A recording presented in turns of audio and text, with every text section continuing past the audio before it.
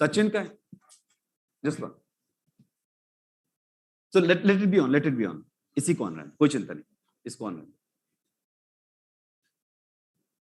इसको इधर ले लो ना बेटा. और पेशेंट कौन है?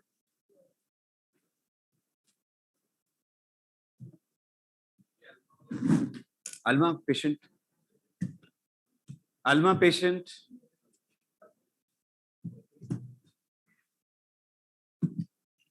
Alma कहाँ है? इसको उधर करो बेटा, इधर कर लो. इसको इधर कर लो.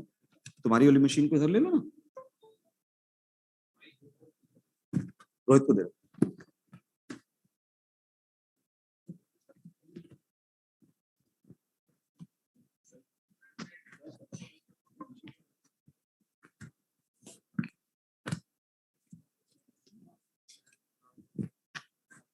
That earlier we used to say 6 sessions, then we move on to 8 sessions, and now we say that okay, maintenance sessions will also be required depending upon what sort of a growth it is, which area you are doing. So even if you are doing a full body, the rate of hair growth is different. Some people will say that, especially females, that I need a session more frequently on my face compared to the rest of the body. Even after 6-8 sessions, the hair on the face comes back early compared to rest of the body. So maintenance depends on the hormonal.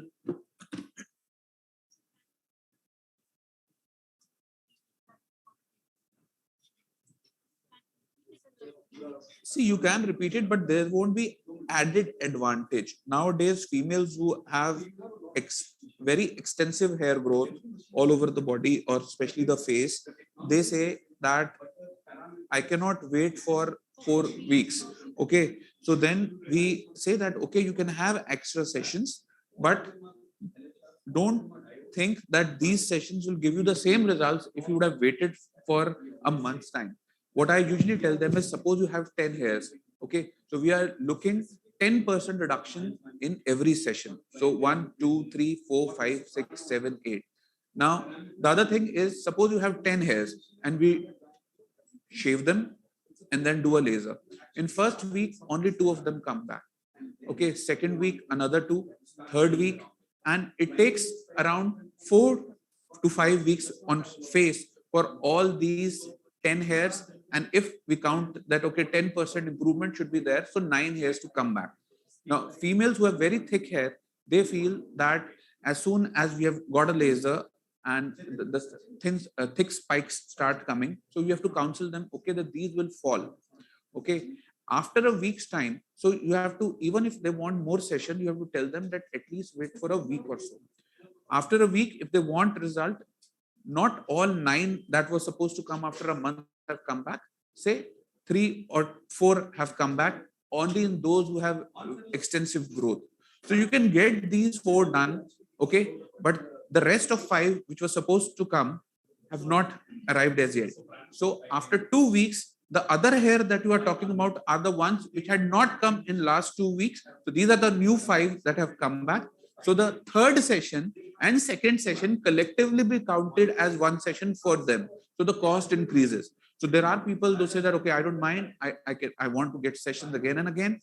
Don't ever do patch sessions. People will come, Dr. Saab, I have 4 hair coming in, 2 hair, and this to just give me patch. Never do that mistake. Okay, because where you are, if you have to do a session, you have to give do laser on the whole area. So I tell them that okay, if you want session say every 15-20 days because you are worried about those hair, you can get extra sessions, but at the end result will be visible only after 8 months, which would have come in 8 sessions if you would have taken once in a month. So first we will counsel the patient, we'll take a consent. As Dr. Anurag sir pointed that what all things can go wrong. So your consent should be a more descriptive one, and you should ask patients if they have any hesitations, any questions. And once the patient is on the treatment table, the first thing is you have to make sure that you clean the area very well, you mark the area very well. Now here in this machine, this is a 100 centimeter square grid. So it's 5 centimeter by 20 centimeters. So as we are doing on arm where you want these lengthy grids. So we have made this one grid and we'll be making another one.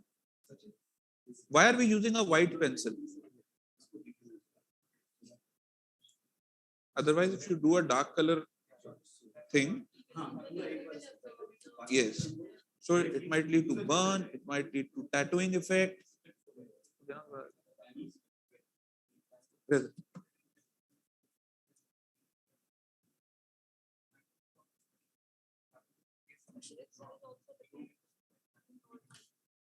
No, no. I'll show you. I'll show you. See, and if you are treating this area, so while movement is there, you might go to the sides also. So make sure you clean some extra area so that you don't go on the side and burn the remaining hair.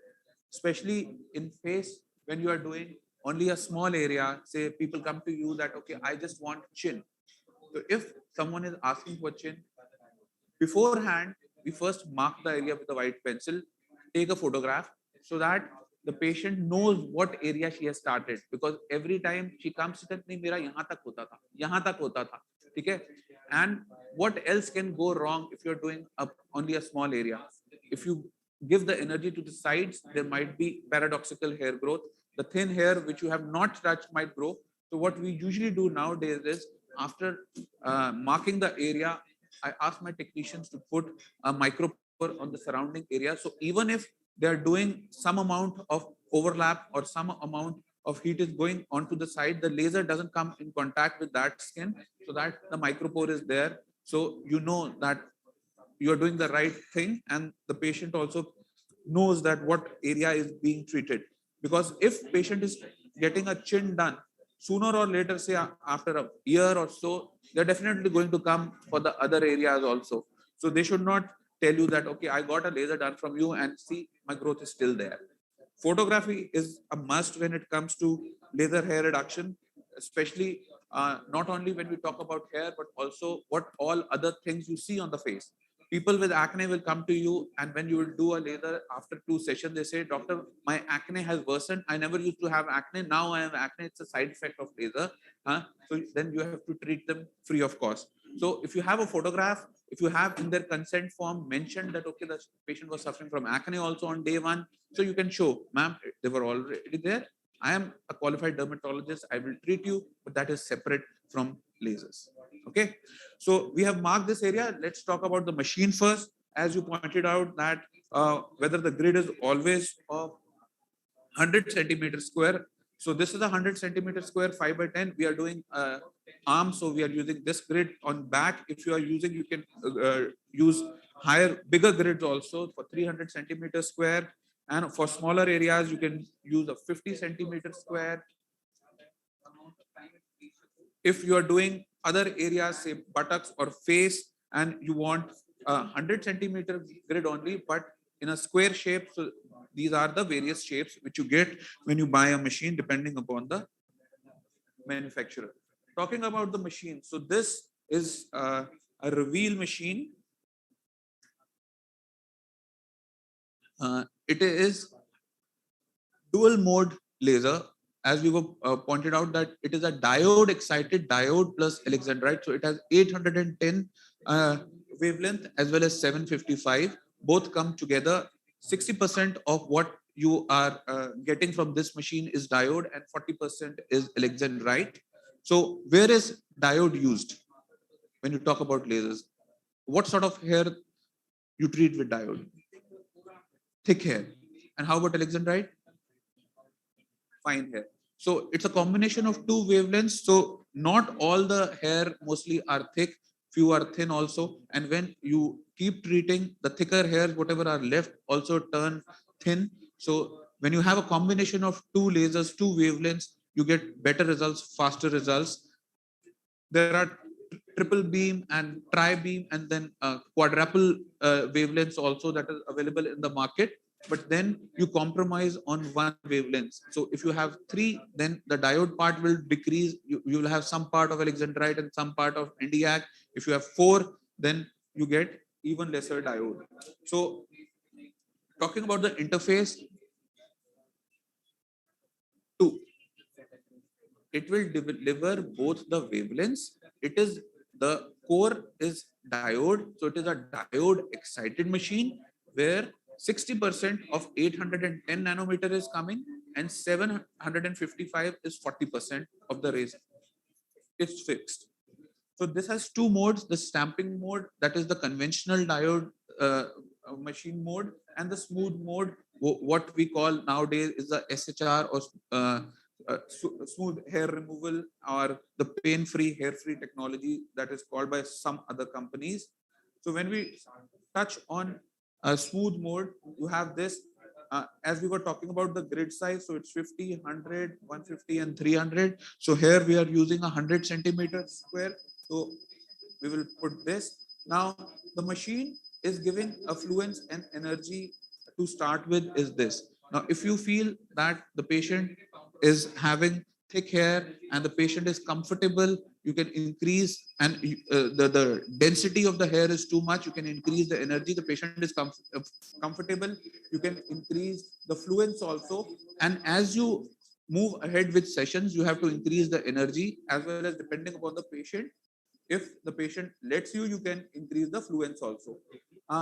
When we talk about the area, there are machines in which, depending upon which body part you are using, it shows that what is the starting routine, what you should follow. Here, as they were saying, a fluence of 10 and energy of 8. So you can increase the energy here a bit. 8 will be too less for this patient. So maybe we will start with 10 and a fluence of 10. Now this also has a mode of SML where you are getting 3 hertz, 5 hertz, and 10 hertz. So depending upon whether the patient is comfortable, they can take more energy in lesser amount of time. So if I take 10 joules and a fluence of 10 joules per centimeter square, if I press M, then the time reduces. If I press L, it reduces further. But then the pain threshold of the patient should be there. And it's not only about the patient's threshold. You should also be fair to the patient in the sense that you should just not decrease the time because you are busy. You might end up burning the patient also. So never start with this L on the first go. It's always recommended to start with S. Let the patient have feel of the machine. Let you and patient both be comfortable. In case you are not getting satisfactory results, then only you should move on.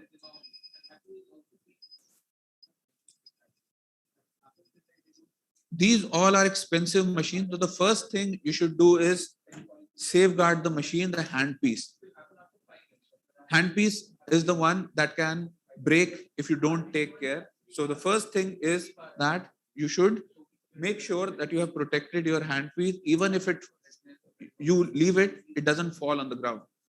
The other thing is cooling is something that is very important. Nowadays, all the machines, they come with a cooling tip. Just give me your palm, give me your palm. See, this can go till -5. Yes, so this can go till -5. The chances of burning a patient is very, very less if you are doing the right thing. Even if you are not having a very cool jelly, the machine itself can take care of that. But make sure that at least the jelly is not in a liquid form.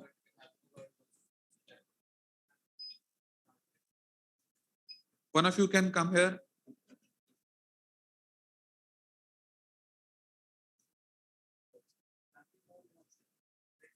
So the spot size is 20 by 10 so that you can use treat larger areas in small amount of time. So I'll show you. How many of you have done a laser before? All of you. So who has done, just please come forward so that you've done. How will you use it?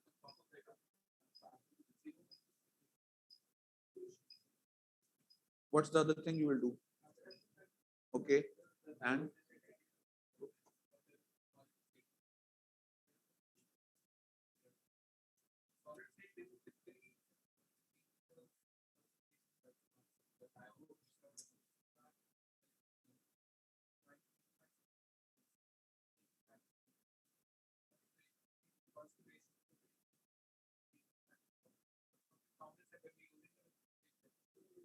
Okay, just first spread the jelly without, just so that you are cooling the area also. Whenever you start with the grid, you first spread the jelly, and when you are pressing it,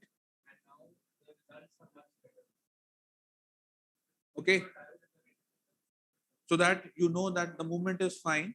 You have to stay inside the grid only, okay, and you have to move fast, okay. Once you are ready, the handpiece should always be in contact with the skin, okay. Don't do this, okay. So both these have to be pressed together, your foot switch as well as this switch, and then it will start to fire fast. Just press it, not that.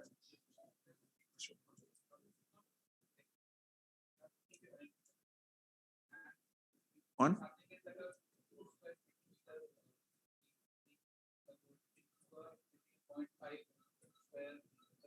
You comfortable? Okay.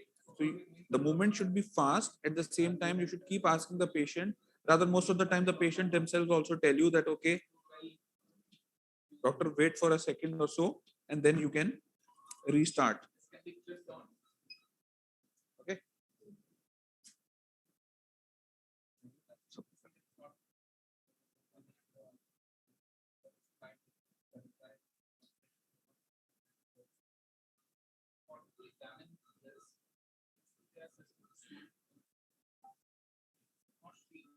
comfortable? See, if you press too hard, you have removed all the jelly. It has already gone to the side. Okay. So you should not be pressing that hard.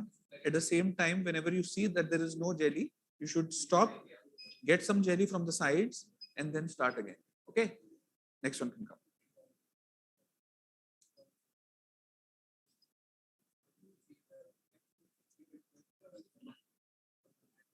So you are starting afresh. So what will you do? Hmm? Hmm?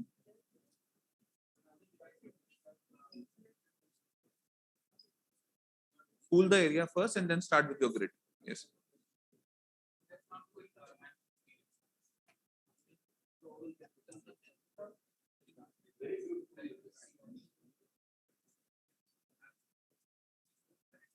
Foot switch.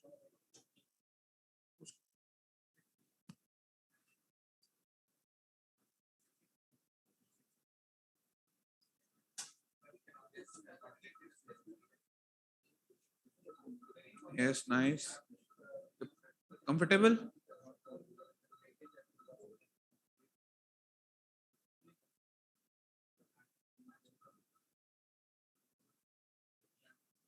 So the motion should be continuous at the same time, the same repetition rate, so that you are giving the energy equally in all the areas. Yeah. Thank you. And the next.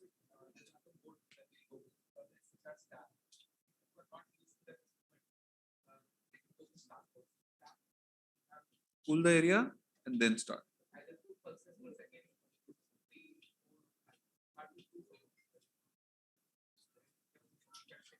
Once you 10 centimeters square. This is another 10 centimeters square. So we are first treating this. We are left with 179 seconds for this. You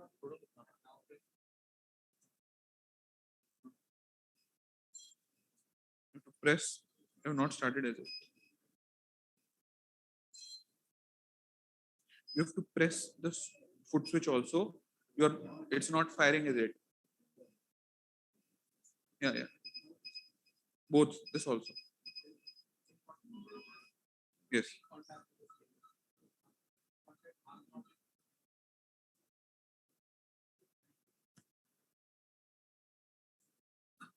Fluence. Energy is the total energy that you are giving. So even if you are keeping fluence low, at the end part, the fag end, if the patient is complaining, there is some bleed, that is fine. Okay. But if your fluence is too high and the patient says there is a lot of pricking sensation, it's painful, then you have to reduce the fluence. थोड़ा fluence increase करें.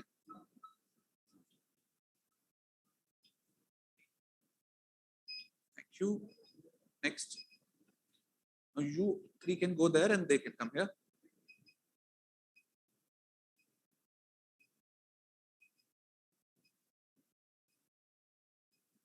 You have used the machine before, na?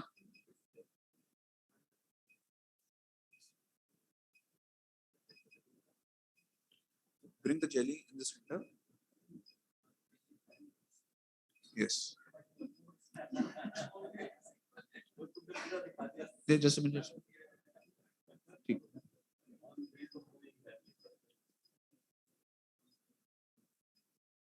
थोड़ा fast. Yes, it's fine. That's fine. थोड़ा fast. See, if you are too slow, then the chances of burn are always there.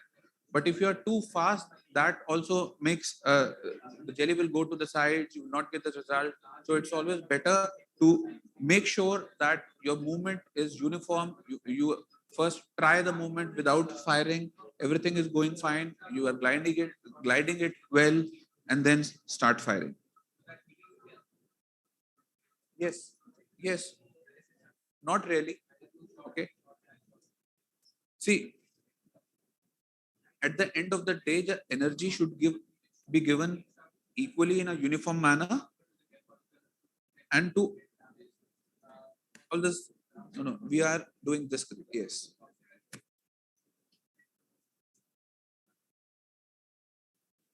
start fine. Perpendicular contact. Yes.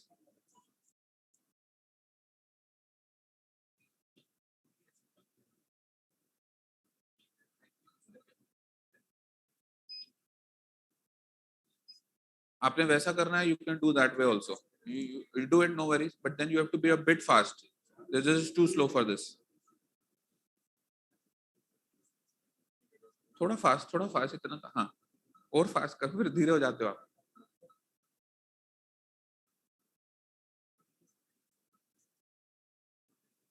Doesn't make any difference in small areas, but in see, if you are doing very slowly, okay, the chances of burn are always there, and then by the time you reach this place, these are already cooled. So at least if you are giving a lot of energy and then move, at least you are giving some energy together, especially if the fluence is low. If fluence is high, that okay, then you can go that way also, it will do.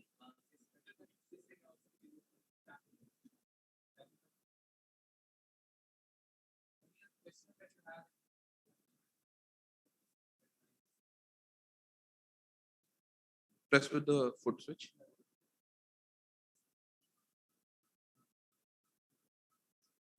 Yes, fine. Nice. Keep going.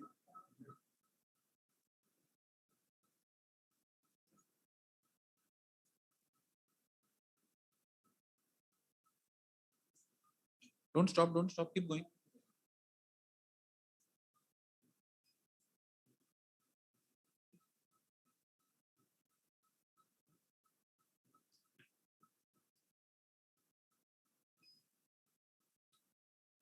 Sure. Thank you. Now we are left with 35 seconds. Ideally, the lesser time you give in between, the better the result will be, because see, this was to start with around 200 seconds, okay, but we have already taken 5 minutes, okay. So the results will not be as good when you give 200 seconds, say in 250 seconds, and when you are giving it in 10 minutes. Anyone left? All done?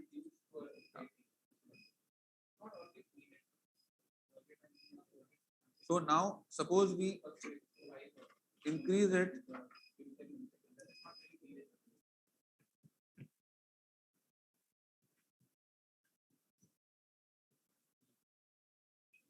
The we have increased the hertz, okay, so it will fire faster.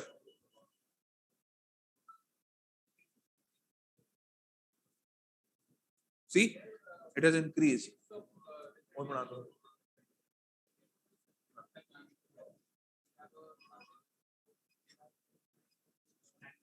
इसमें ज्यादा पता लग रहा है. Approximately 10%.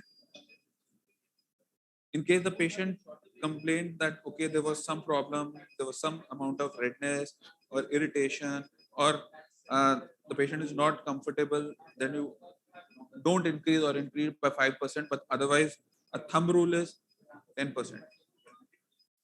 Finish the? अच्छा, हटाओ.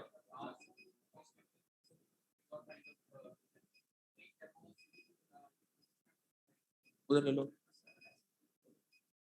चल रहा है ना?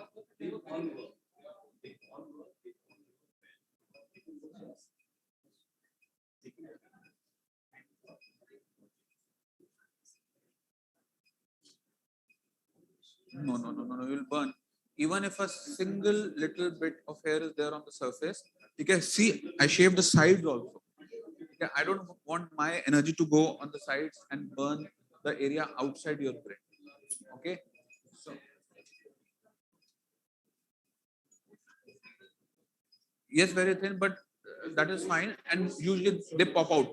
They pop out. In the conventional laser, diode laser, it will pop out. No.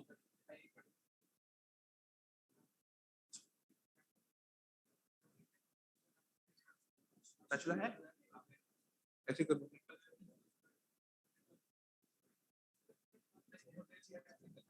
Shirt खराब हो जाएगा.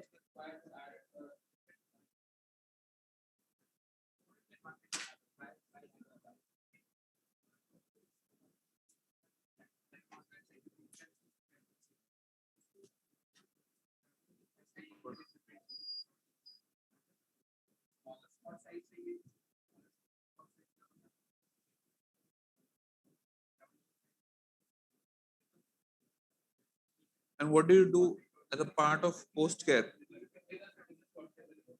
यहाँ sunscreen क्या करते हैं? We usually give a combination of mild steroid and a fusidic acid, something like a Mometef or something. What do you want?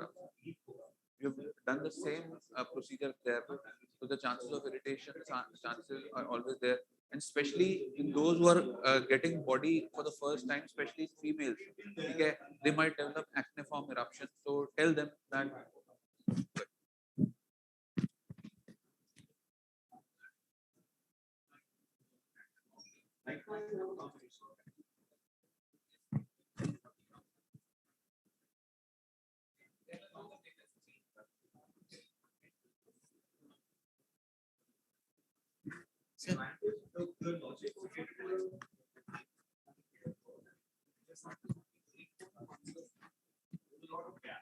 So they thought, the company thought that we should have something in between, keep the entire spectrum of the hair. So that was the logic of getting this particular wavelength here. So a different logic. That's how this particular machine works. Yeah, so over here we are using the stamping mode. So you have a choice between 30 milliseconds, 100 and 400 milliseconds over here. So, pulse duration, of course, what does that depend upon? How do you choose the pulse duration? Anyone? Which is firing for Energy. Yeah. So that's the pulse. So it would depend upon your skin type and hair type. So if you have lighter skin type, you'll probably go in for 30 milliseconds because you're giving your energy in a very short period of time. If you do that on darker skin types, there'll be epidermal heating and burning that will happen. So a very safe pulse duration to choose is 100 milliseconds.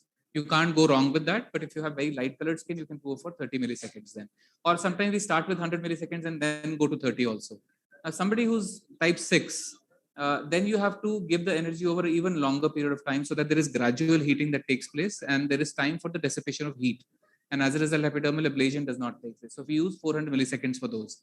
But the longer you give the energy for, the more discomfort that the patient would feel. That is why I think 100 milliseconds is the ideal that we have to look for. Efficacy between 30 and 100 doesn't change much. Just that when you're giving 100 milliseconds, you have to increase the energy levels a little bit. With 30, you have to keep it low because you are really firing very hard in a short period of time. That way. So yeah, if you're stuck somewhere, if you're your hard hair has turned into soft hair, but you still want to work further with it, then you need to go to 30 milliseconds. And you had this option of reducing the spot pulse duration further, right? That was there. After 4 Yeah.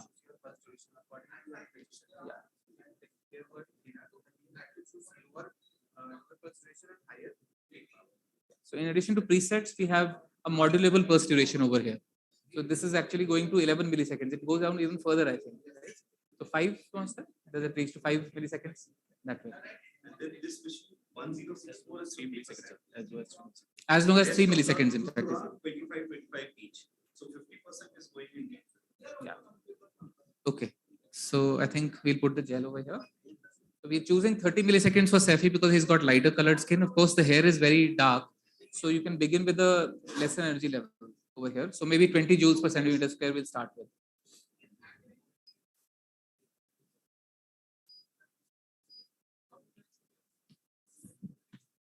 Okay, again, spread your gel over here. Do a test patch always. If you are in doubt, call the patient 2 days prior. Do a single patch over here. It has to be good contact. Any discomfort, you're okay.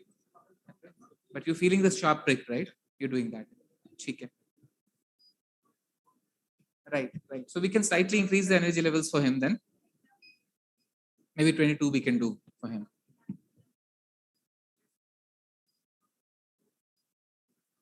About 10% overlap has to be there so that you don't have any skip areas. That way, you'll be able to show the in motion also. Sorry.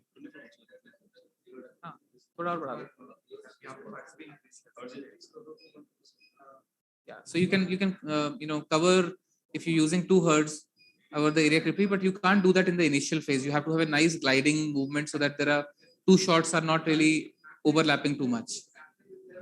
As you can see, in a very quickly, this is getting covered.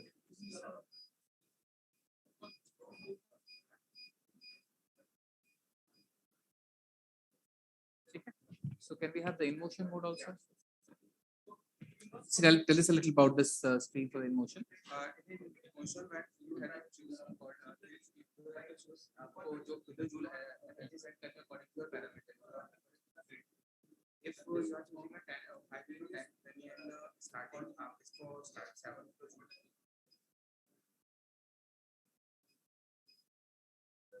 7 kilojoule for your first session, and after first session करें उस condition में आप pulse duration भी according to session by session आपको according to आपको pulse duration को increase करना है and kilojoule को increase करना है.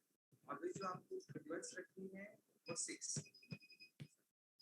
जैसे वहां पे भी रखा था ना, we had kept 6 and 7 as the fluence over here. So we do the same over here. So all machines basically work in a similar manner. There are minor tweaks which are there.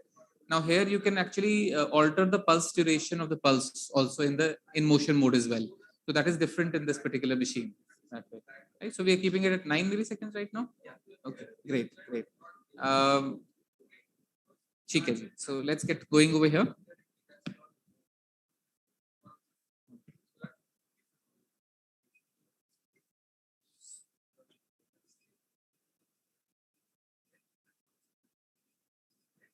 So because of the longer wavelength, as a result of it, safety factor is higher over here.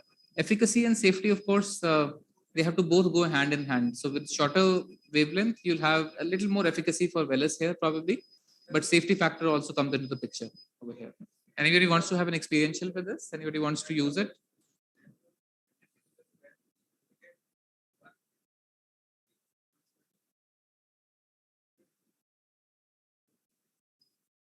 So very important that you be in touch and then fire. I mean, we all know. The importance of the foot switch comes in. Yeah. Most of the machines have a foot switch also. So what happened right now is a problem. Potentially a problem. So all machines have foot switches. Yeah. So you can press the. So you need to press both. Both have to be. So that's like an additional safety mechanism that is there. Everybody has. This is talking about in general. Right. I'm not saying that your machine doesn't have. No, everybody has it. They have all done a Everybody has short circuiting of it. That way. just to make it bigger. Yeah, to make it. Dr. Anand, you want to add something to this? There's one, we'll come to the other machine. But the most important thing which I was noticing was that you need to tell your technicians to do this. Yeah. This is very, very important. Yeah. And once you have used, once again,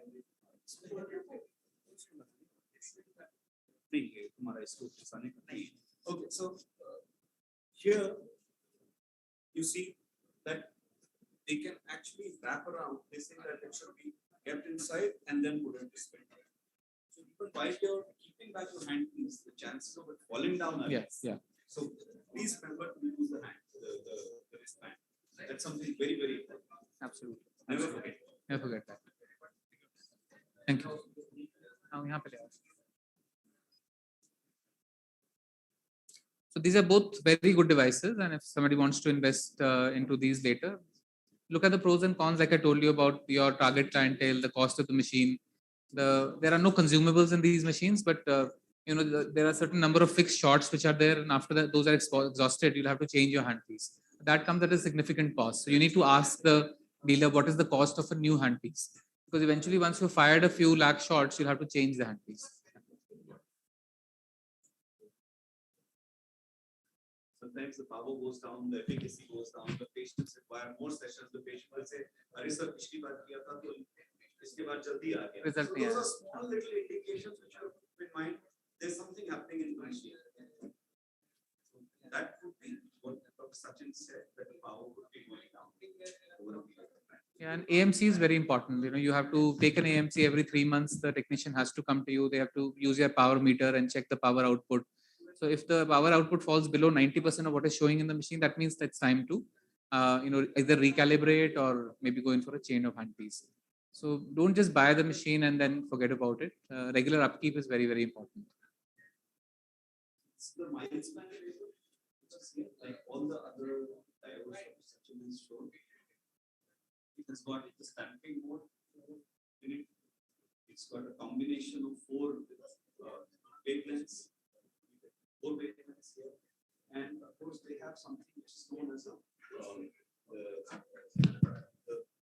the Waxel technology. So now Waxel technology, what it does is that it has a uniform way of delivering the energy.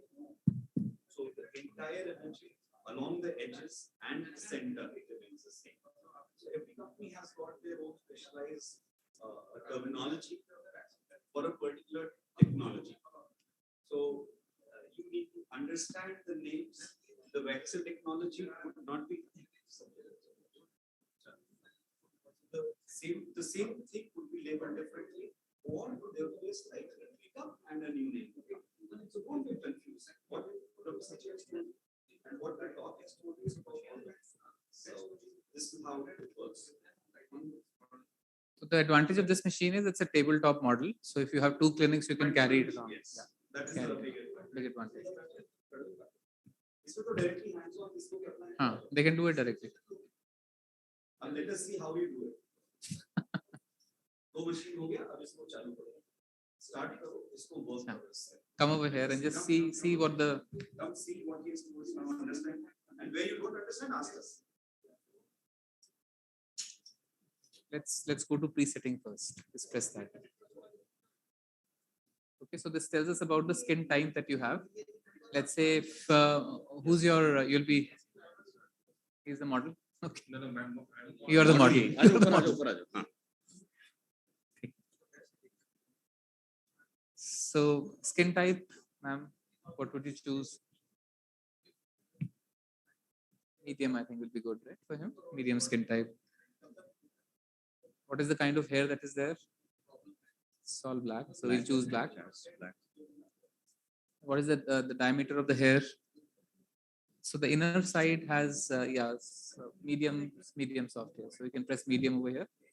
Okay, now this is giving you a predicted fluence of 20 joules per centimeter square, which is what we saw with that also. You can start with 20, 1 or 2 shots. If the patient is comfortable, you can actually slightly increase it. You can customize it also, which you can do with this. यहाँ से कर सकते हो? Yes. So I think for him, preset mode, there is a that machine is not allowing you to go beyond a particular beyond a particular. So 20 पे रहने standard पे रहने भी. These are presets, so which is basically for the staff to work with. Essentially. So let's say we'll take 22 joules per centimeter square for him. Pulse width they are suggesting as 44 milliseconds.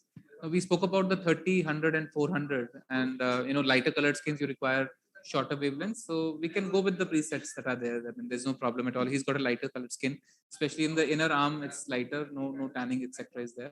Frequency 1 Hz. So now let's take out the handpiece from the portal. Start the gel application. Do everything. How will you do it in your clinic? Let's see. You've already bought the machine.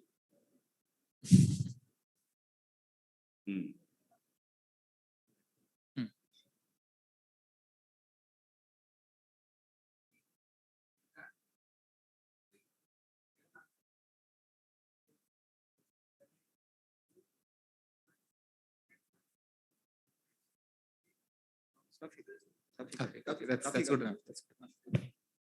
You can chill the gel also. Yeah.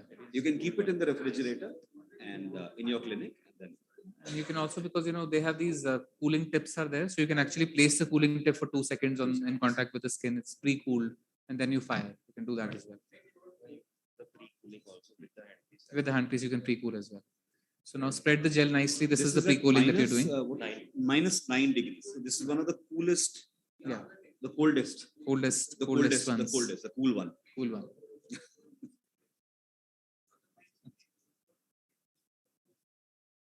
Okay, so you'll have to press the ready button, I think. Okay. It's already done. Yeah. Now it's ready. The red is ready. Okay, so in contact. And in one more contact. thing, never do this. Don't turn it towards your eye and examine it. It should be It should always be down. down. Always be down. Don't Don't turn towards Yeah. your eyes. anybody's eye. Yeah. This So is here, stamping this mode, is stamping mode. So It's we don't stamping have to mode. move it so quickly. You just put it in one place, then Then move a shoot. little bit and then shoot. So you press and then leave the trigger, then move to the next spot and then shoot again. Okay, great. This is how it's supposed to be.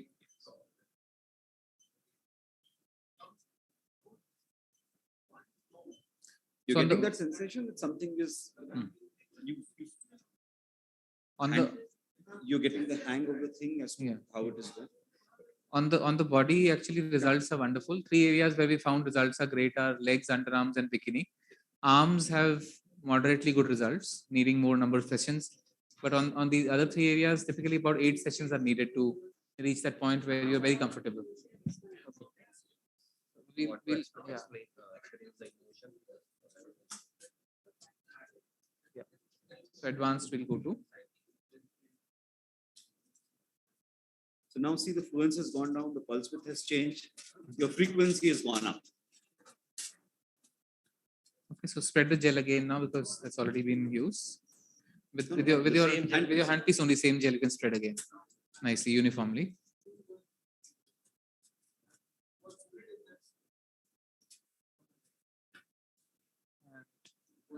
First, let the be in That's the contact and then do the trigger. So this is how comfortably you can do it. It's important that you don't on contours you have to be careful. You have to be at 90 degrees. You can't be like this.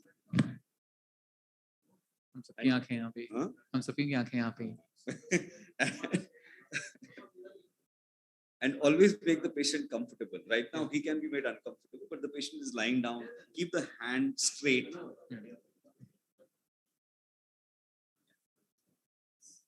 So how much are we giving over here?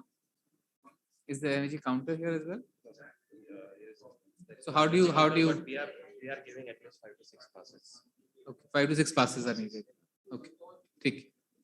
So every machine has their own SOPs are different. SOPs are different. They have their own way of calculating energy, endpoints, etc. So you have to go. But typically, the movement now is more towards multi-wavelength lasers, in-motion lasers. And the best part of this particular thing is that it's the mobility that is there. Handy. Yeah, it's handy. Handy. You can move it around. You can move it from one room to the other.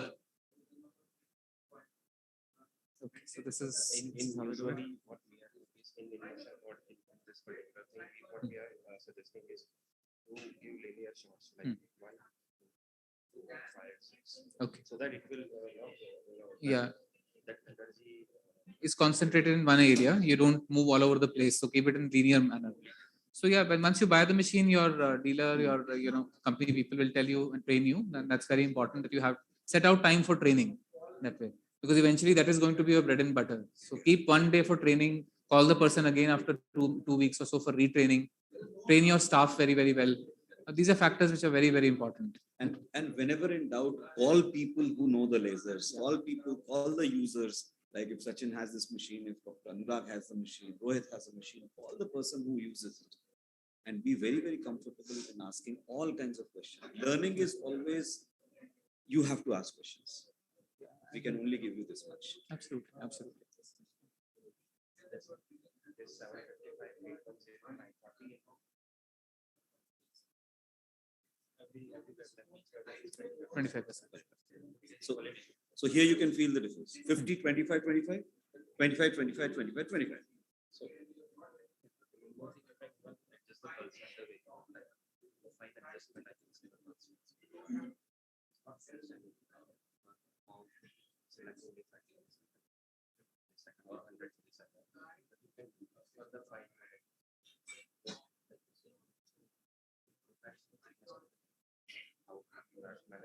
Playing around with parameters.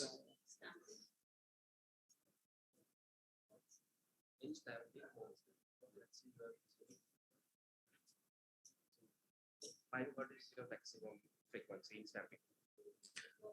Yeah, you can go up to 5. But don't preferably go, go to that. don't go, Do don't go. maximum to 2 hertz because there'll be a lot of overlap. Not needed. Not The needed. control will be lost, and they may be, double pulsing in the same area, and epidermal burns may happen. So do only 2 hertz if you're doing a large area. And if you're wanting to do a higher repetition rate, then go for the SHR mode. SHR mode. SHR mode is In the motion good. mode, you can always go for. And one more important thing, Sachin told you about eyebrows and everything. Please don't venture out initially Yeah. to doing It can be eyebrows and very- other areas. Please don't do it. Earlobes There you can have do. been Eyebrows, mishaps. yeah. There have been mishaps. Yeah. Don't be over enthusiastic once you bought a machine. There is a different set of technique for doing eyebrows. You have to be very, very careful. So do your body, do your face, do your ears, and then slowly Go to the, especially on the lower eyebrow area, it's very, very unsafe. Very You unsafe. have to be, you have to ensure that you have the bone underneath the skin. Pull the skin up and then do it, and cover your eyes with a wet gauze. These things are important. Don't do it in the first 6 months, Don't I would do say. And never let your technician do it. Never. Unibrow can be done. Unibrow you can do. is safer. Unibrow is safe. Unibrow is That you is can do okay. that. The lower Okay. eyelid is the main thing, the difficult Anything part. else you want to know about these machines? Otherwise, you go off to the other one which we have, the reveal. Rohit is there. So we can switch. Ici switch kar denge na. Everyone is come here. You can switch. Yeah, whoever over here can go there, and whoever there can come here.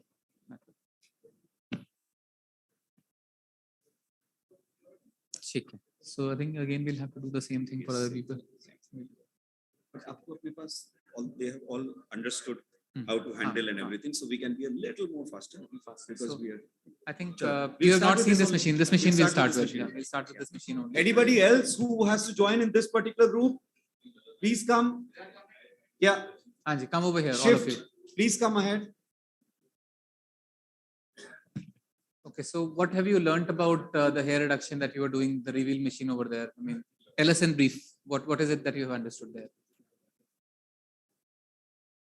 Okay. So no, that's not right. It's a diode. तुम हमारे को test It's करो, not a हम तुम्हारे combination वालों of को that. Test कर रहे हैं. It's a diode which is generating 2 different wavelengths, right? Which are those wavelengths? Okay. Wonderful. So this is also a diode generated machine, and this has 4 wavelengths. Okay. Just tell us about the 4 wavelengths. We have 755, 810, 940, and 106. Every wavelength is distributed equally, like 25%. Yeah, that is there. Okay. So now somebody can come here and start doing the procedure. Come here, ma'am. इसी पे करोगे दूसरे पे? In पे कर लेंगे, because we've- In motion हाँ, करो. it's okay. We've not really done too much. हाँ, redness आ रही है. नहीं है. Password का है ना? Okay, so we want to show the. Yeah. So once you switch on the machine, you have these 3 options which are there. You can go in for the presetting first. So ma'am, press the presetting. Okay, and then choose the skin type. In That लोग is को there. करने दो. इनको Medium. सीधे And सीधे करो. they've already understood. Ah, so that's they can right. start doing it. Okay, what is the kind of hair that is there? Black hair, fine, medium, coarse on this area. Typically, we have medium hair. Yeah. Okay, so this is a whole lot of things that have come in. So did you do the stamping mode over there? You did not do it. Okay. The stamping mode, typically, this is giving some predictable fluences. We can slightly go up and slightly go down in this. Let's stick to the whatever the suggested fluences, which is 20 joules per centimeter square. So now please take out the handpiece from the port. Just examine the handpiece. It's off, so you can look at it. What do we have here? It's a clean. Can we clean it?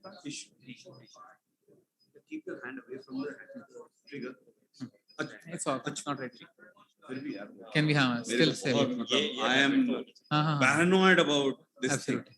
Tissue है tissue. कोई बात नहीं. Okay, let's see this. This is off, so we don't have to worry about it. दिखेगा नहीं. ठीक है. Yeah, and this is a very super cool handpiece. Goes to -9 degrees. -9 degrees. So you can go over this also. Yes, This sir. go over this also. This has got something which is known as a waxed kind of a technology, in which all the entire handpiece would deliver the same amount of energy. So they've compared with different machines as to how they go about it. So every machine has got their own different set of advantages and disadvantages, both. So you need to understand about that particular machine. Like we told the other group, before you buy a machine, look at the post-marketing service. That is one of the very, very important things. Buying a machine is one decision. Buying a good post-survey, a post-marketing survey, backup system is good. Even more important. Yes, It's even more important. we have actually not bought particular machines because of the wrong dealer. Yeah. So even that has happened. A fantastic machine, we decided not to touch it because the dealer did not have a good reputation in the past. So, so it was not a good reputation, not a good record. We did not buy it. So these are important things. Small things. So what do we have here? What is the second parameter that is there? Okay, so what was the pulse width over there? It was not modulable. It was fixed pulse width. But in this device, we have modulable pulse width. So pulse width, what does it depend upon? I mean, how do you decide the pulse width of a laser? Pulse width is typically that energy in a pulse delivered over a certain stretch of time. It can be less, it can be more. Now, if you give a certain amount of energy over a lesser period of time, there'll be more heating. And if you do it right, there'll be better results also. But also we have to look at the skin type. Now, if you use a large amount of energy in a short pulse width in a darker person, then there'll be epidermal ablation that will take place, blistering will take place. So typically, in the older machines, we used to have 3 fixed pulse width, 30 milliseconds, 100 milliseconds, and 400 milliseconds. We can take this as a guide when we are trying to decide our pulse width. So 30 we used to use for lighter skin people, type 2, 3, maybe even 4 in some people, which were not tanned. 100 we used to use in type, again, 5 typically, which is the typical North Indian skin type. And 100 milliseconds we would use in darker skin type 6, the Southern Indian skin type. That way. So here we have, I think, a lighter colored person, and predicted pulse width is 40 milliseconds. So we'll stick to this. This is about 30, which we typically used to do. Okay. What is the third parameter that is there? Frequency. So somebody who's starting out, they should start with 1 hertz only. We are doing the stamping mode over here. But once you're a practitioner or you are used to doing it, then you can increase it to 2 hertz. But you have to be careful. That movement has to be there. Overlaps have to be minimal. This goes to 5 hertz also, but don't go to 5 hertz. Stick to only 2 hertz right now. Okay. So once we are ready to fire. Now the machine is live, so you can't look into it. You have to wear your glasses. The patient has to wear their glasses. Everybody has to wear it. We don't have enough glasses. That's why we are not wearing it. We put a cooling gel in this area. It's already put a bit. Okay. Now, important thing is contact over here. Your handpiece has to be in firm contact with this. Okay. It has to be 90 degrees. Now, if you put it here, it should not be hanging out like this. If you're doing this part, which is contouring down like this, you have to move it like this. It will be stable that way. Now this will be stable. Yes. Now the problem is, if you do this, what is the chromophore of a LHR device? What is the color of melanin? So what is the color of his band? So it has to be the base has to be white in color. That's very important. Yeah, keep like this. So we have Otherwise, he'll have a hole in the pant. Airless trouser. Hole in the कोई pant. रेशा नहीं है. Chalo, let's press it and let's press the trigger. Great. Now, when we move to the next spot, there has to be a 10% overlap so that there are no skip areas. Why?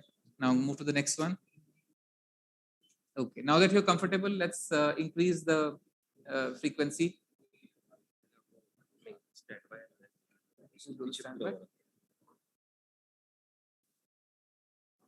You do this. Frequency. Now we are ready. Now you can glide it a little bit. Okay. First, move the handpiece on the skin to understand how it is. Gliding has to be done. And now you do it. This is also pre-cooling. You're cooling the skin so that chances of burns, PIH, etc. would not be there. Okay. Now. Okay, so this is how 2 hertz basically works. Feel the Right? change of the hertz, how to move with the hertz. And this is very simple to understand. You do it in 2 patients, you'll understand it. Yeah, that's it. So important thing is this is a tabletop model. It's easy to move around. You can share it with your friend. It has 4 wavelengths, right? 25% each, equal distribution. How do you decide what wavelength machine to buy? It depends upon the target clientele that you have, what kind of skin type they have, right? So there are certain machines which have shorter wavelengths more, or their percentage is more. Some machines have longer wavelengths more. Like there are certain machines with 50% of 1064. That's a longer wavelength, which is safer for darker skin types, etc., etc. So if you have darker skin type, go for such a machine. If you have somebody with lighter skin type, then go for a machine which has a triple wavelength, maybe with 755 nanometer, which is shorter, greater absorption in melanin, works well for vellus hair. That's the advantage of that. And somebody who's like this has got, it's a mixed bag. All possible wavelengths are there. Everything. Yeah, everything possible. So I mean, eventually, see if you're doing the SHR where you're moving it, it doesn't matter if you have 2 wavelengths or 3 or 4. I mean, one, of course, compared to that, 2 wavelengths will be better. But if you have 3 or 4, maybe it won't make so much of a difference. The idea is to heat up the entire tissue. The heating causes conduction and transference of heat to the hair follicles, your germinal centers, and that is what we want to heat.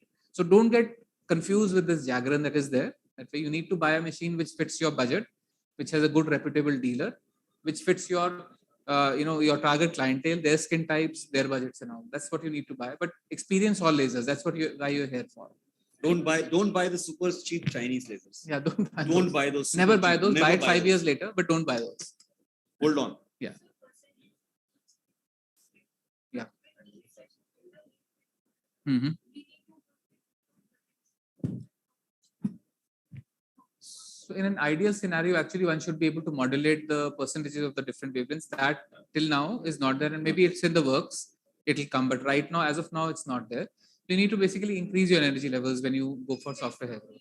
That's the only way. That's Energy the only fluence. Yeah.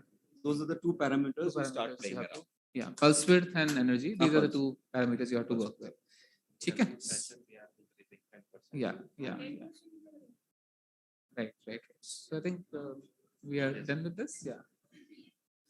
To secure it in the port nicely so that it doesn't fall. This is a lot of money. ठीक है, आप करें इसको आगे. This is Then- the most expensive part. Yeah, this is the only part. It's about 80% of the cost of the machine. Yes. You crack it and you crack. Yeah. So smaller machines, see it's got easily Hmm. lift it Also- up and take it to a different clinic. Yeah. You can lift it and take it to another clinic of yours. आपने उस स्किन्सी को दे दिया है वैसे. Huh? Is that? There's a at-home laser. अच्छा उसको दे दिया इन लोगों ने? अच्छा ओके ये वाली है. चलो But अब it's reverse. it's very handy that way. It's a good machine. It's a nice machine. Plus 4 wavelengths, wonderful. Okay, now we move to the second device. So this is the Primary's HR. It's a triple wavelength laser. It doesn't have the 755, so basically it's playing with the safer wavelengths over here. Right? It has the other 3, which are there out of the 4 that were there in this one. Can we switch it on, please? Who's the model? Safi only. Fine. बुला लो उसको, Safi. बुला लो. So who will be doing the demo for us today? Please tell me. Maybe ma'am, you can start. Come over here.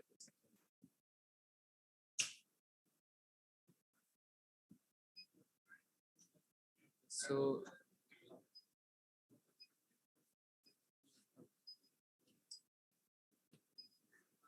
Safi, आओ. So in the meanwhile, let's assess Safi's skin. I hope you're doing the other arm now.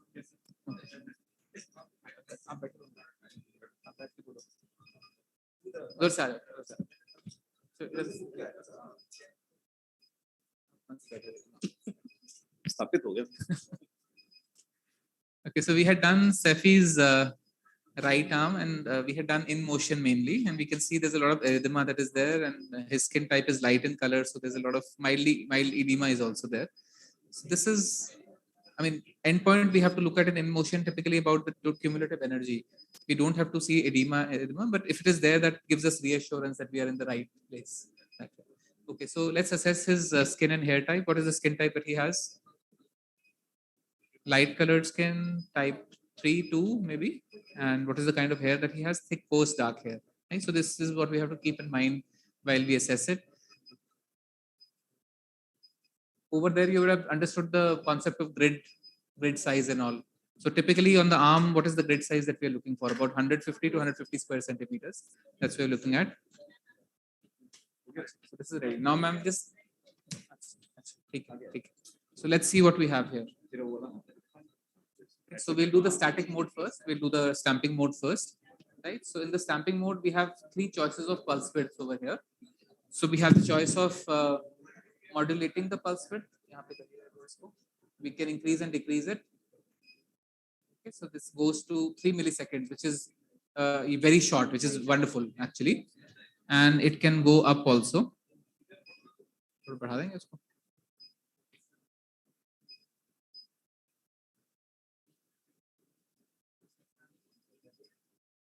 No, pulse width we want to increase.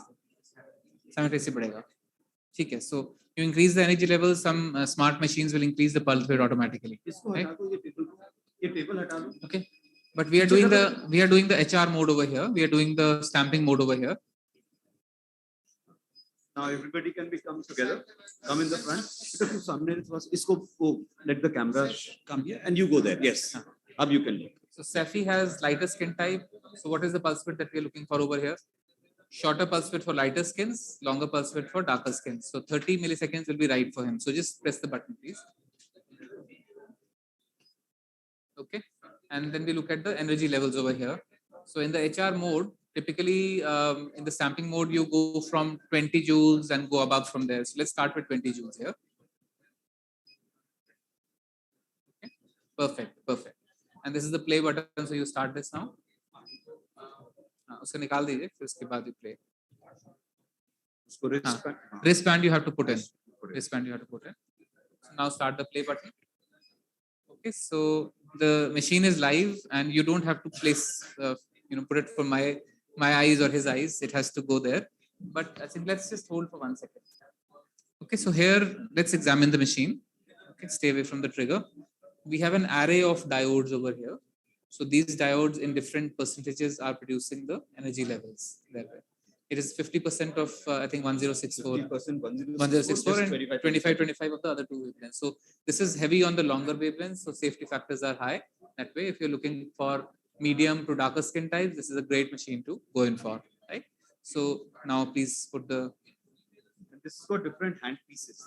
One is a combination hand piece. Yeah. Then you have a separate hand piece which you can use for 1064. You have a separate hand piece which you can use for the the Alex. So this is the blend hand piece, and it says that these are the 3 energy.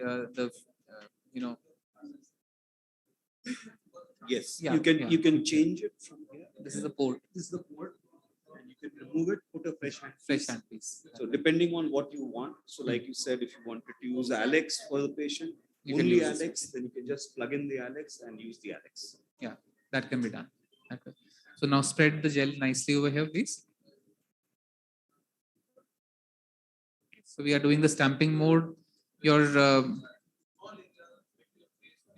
tip has to be firmly in contact. It should not be hanging anywhere. So just be in contact nicely and fire 1 shot.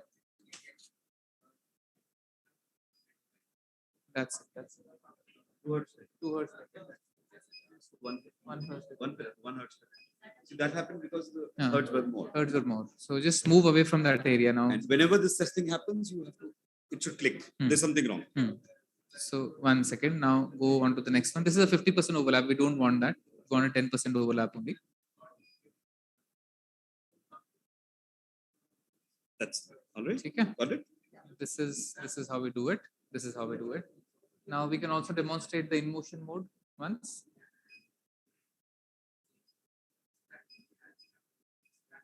I think if you're going to mark stamping नहीं किया सबको एक बार Stamping करा देते हैं. सबको everybody do stamping.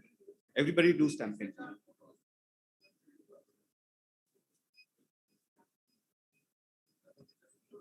आ गए.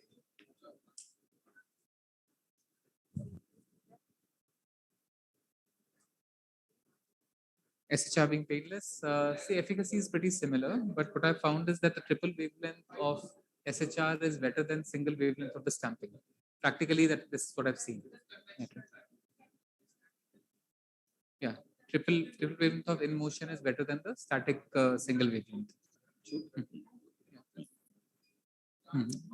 Yeah, move it away. Too much overlap is happening.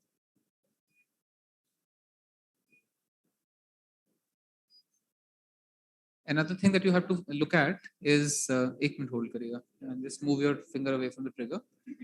So this is our working surface only, right? So that is why we need the 10 to 15% overlap, because laser is firing only in the central window, whereas what we see is a bigger area. We have to be aware of it, and each machine has this circumference is different. The non-working area is different for each machine. So you have to be mindful of that while doing this procedure. So anybody, yeah, you can finish this and maybe somebody else can do it then.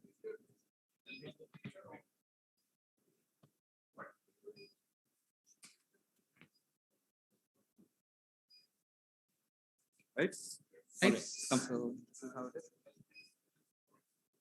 Now we'll go to the in motion. One page Correct? लोग hand करने दो.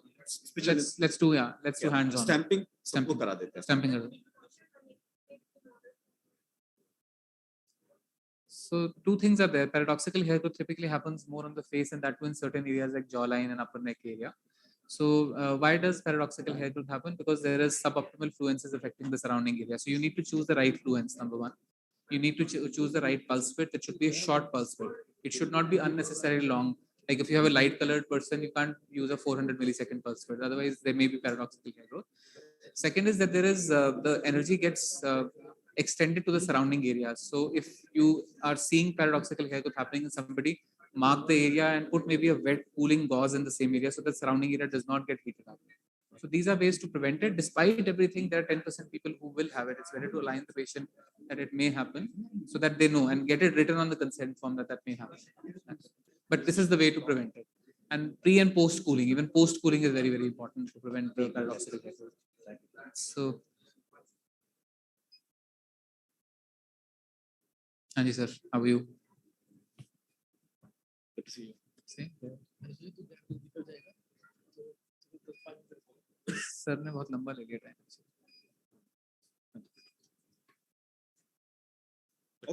We started late. ठीक है stamping के लिए ठीक है, stamping के लिए आइए और कौन करना आ चाहता जाओ है? फटाफट. अपन को क्यू स्विच पे भी जाना है अभी. हाँ. अपन एलएचआर पे नहीं रुके.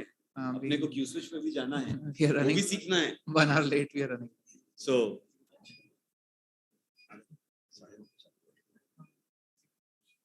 Finish होना चाहिए. Our workshop should have finished by now.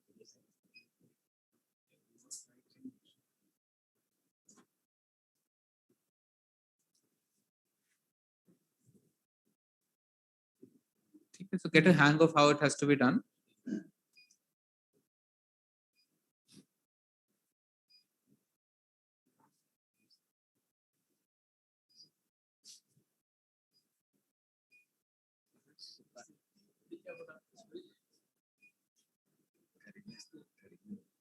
भेजते हैं.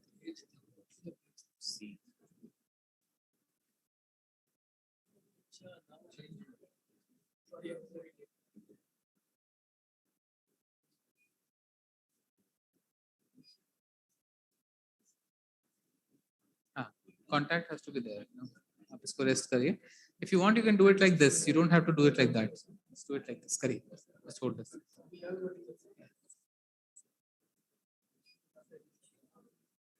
I think areas where erythema is present on the face and all, you can do it. On the body, if you're doing SHR, you don't require separate cooling. If you're doing the HR mode and you see a lot of edema, erythema, then you require it, not otherwise.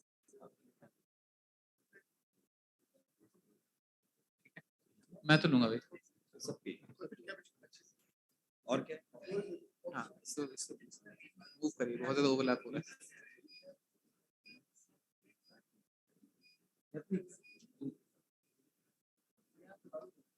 बस. ठीक है. All got the hang of how stamping works. Fine. So this was the second machine which we talked about. We've shown you. So prime blaze.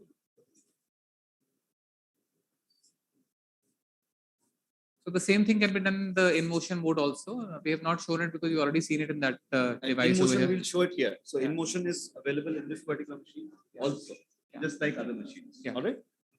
So you have to have these things. You have to have your in motion. You have to have your modulable pulse widths. So when you choose a device, please look at all these aspects. Just don't go by the name of the machine.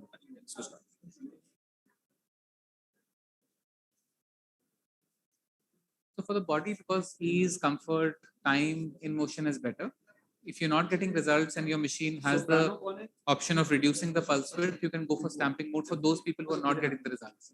Sometimes you do a combination of the in motion and the stamping also. So it all depends upon how the results are and what kind of, if it is a tough case, you can combine things together as well. Like on the face, sometimes we do both the modes also. So they work in different ways, to be honest. Both have their own advantages and disadvantages. There's no perfect mode. So that's why I have both the modes available so that in case you need to mix and match, you can do it. Yeah. In general, till the triple wavelengths came in, the stamping mode had a better result. But what we have seen is that after that, like I have the gold standard single wavelength diode generated laser. And I find that the triple wavelength works better now. But when I had the single mode SHR, the stamping used to work better. Let's start with this. With the machine. Okay, so I'll. So who will be doing the thing now, ma'am? Anybody at the back? You want to do it? Now you have to do the SHR. SHR you have to do now. Come.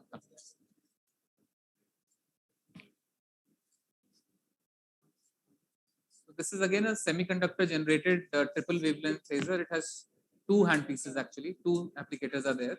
So this is a 4 by 1 centimeter one. This is a 2 centimeter by 1 centimeter one. So you'll use the 2 centimeter one on a smaller area, and on the body areas you can go in for the 4 centimeter one. So let's start with the 2 centimeter because that will be easier to work with first. Okay, so please select the applicator. Let's select over. So what do we see? We see three options here. We have the HR mode, we have the SHR, which is the in motion mode, and we have the SHR stack. Okay, SHR you have seen there, right? So SHR stack means that you can have bursts of 3 pulses, in fact 2 pulses, 3, 4 and 5 pulses. Let's start with 2 pulses for you for the SHR. Now this is the second thing you have to look for fluence. Typically what fluences were you using there in that machine? Start with 6 to be comfortable. This is a more powerful machine, larger handpiece. Start with 6, and this is the total energy that we have to give. Now in a 100 square centimeter area, we have to give about 8 to 10 kilojoules in total, and that we can calculate over there. So now, ma'am, get going, please. Spread the gel. So in SHR, typically you have in this machine a regular SHR has 10 hertz pulse repetition rate, which means 1 shot, 1 second will have 10 shots. But here you can choose between 2 shots, 3 shots, 4 shots, and 5 shots. If you're doing, let's say, an area like the upper lip where 10 hertz will be too much for you, you can choose 2 hertz over there. If the patient is uncomfortable with 10 hertz or 5 hertz, you can use 3. Repetition rate, it's the pulse repetition rate. Yeah, that's what it is. Okay, so we have to give how much? 8 kilojoules in this whole area. Spread nicely, and you are doing well because you're doing this round and round mode. Now let's start. Now you can press the trigger. How much energy supplies like 10? It's per grade area 10 to 12 kilojoules is good enough. And you can always increase it later if you want to that way. Okay, so energy per pulse about 6 is minimum. Less than that would not work that way. So somebody has lighter colored skin, you can go to 7, 8 also. But 6 and 7 is good. But the grid energy has to be about 6 to 8 kilojoules in total. Okay, so now that she has done the stack mode, we can go back and we can go to the SHR mode now. So this will fire, 10 pulses per second. Again, we'll keep the same pulse energy of 6 joules per centimeter square. And here it tells you, it calculates the energy for you. This is a negative counter. So 12 kilojoules energy is there, which you can give. And once you start doing it, it will go down to 11.5, 11, 10, like that. Right? And this is the grid size. You can modulate it. So this is about 150 let's say about 100 square centimeters. So it will reduce the total energy required, but we can always go to 6 kilojoules here also.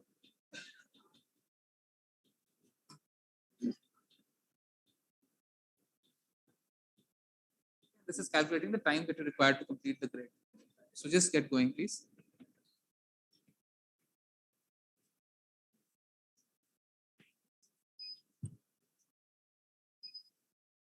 Okay, so 10 hertz, lot of shots, less overlapping. Keep asking patient comfort. In case it's too hot, you can reduce it to, the stack mode, 5 stack or 4 stack you can go to. Okay. I think we can give it a break right now because it will be uncomfortable for him. This is how we have to do it. Right? Then another person can do the HR mode now. Oh. 10. Okay. You want to do it, man? So we can go to the stamping mode. So please press that button now.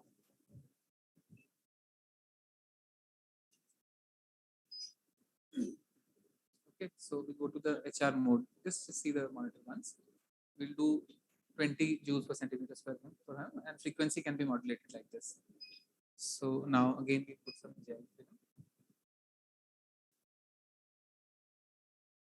HR is the stamp mode. Let's first, yeah, the entire tip has to be in contact with the skin. That way, press it gently into the skin. That way, the hair follicles will come closer to the diode. Okay, now move to the next one. This is a 50% overlap. We want lesser than that. So go in for 10% overlap. Just move away a little further. Okay. Now, once you get a hang of it, we can increase the, yeah, I'll be stopping for 1 minute for you. Once you get a hang of it, you can increase the frequency. Yeah, this is a larger area. 20% actually would be good, but typically 20% will be better actually. You're right about this. 20% will be better. So we can now go for 2 hertz, and you can just move and glide along the entire area. At the end of the day, result depends on the total energy delivered. In the HR mode, yes. In the SHR mode, yes. In the in motion mode, yes. But here, when we're doing the stamping mode, it's the energy per pulse that is important, and the pulse width that is more important. Okay, that's it. That's all we do. So, any 1 or 2 queries which are there, we can take it up later. I think more or less everybody has understood how the machine works.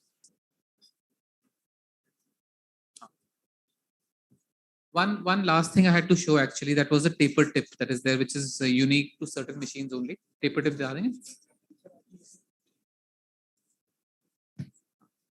so suppose you're doing areas like eyebrows, etc.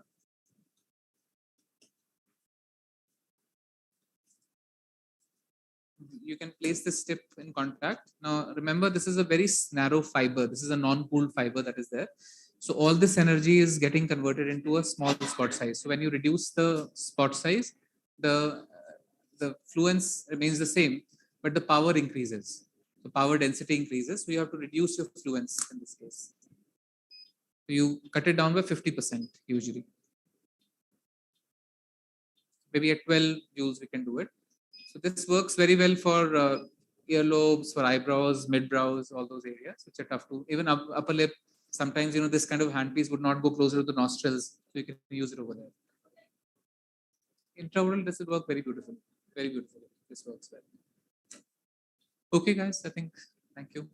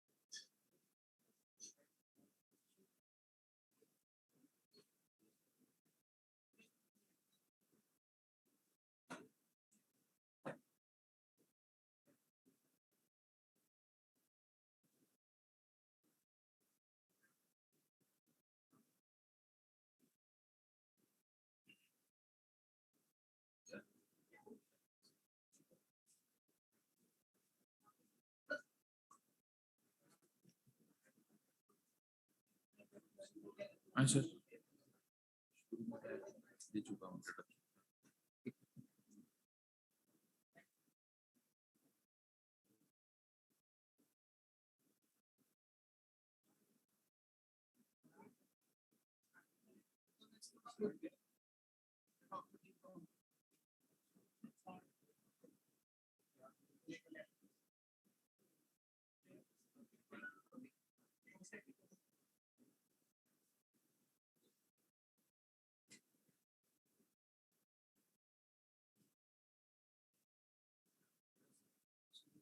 हाँ दे दिया दे दिया.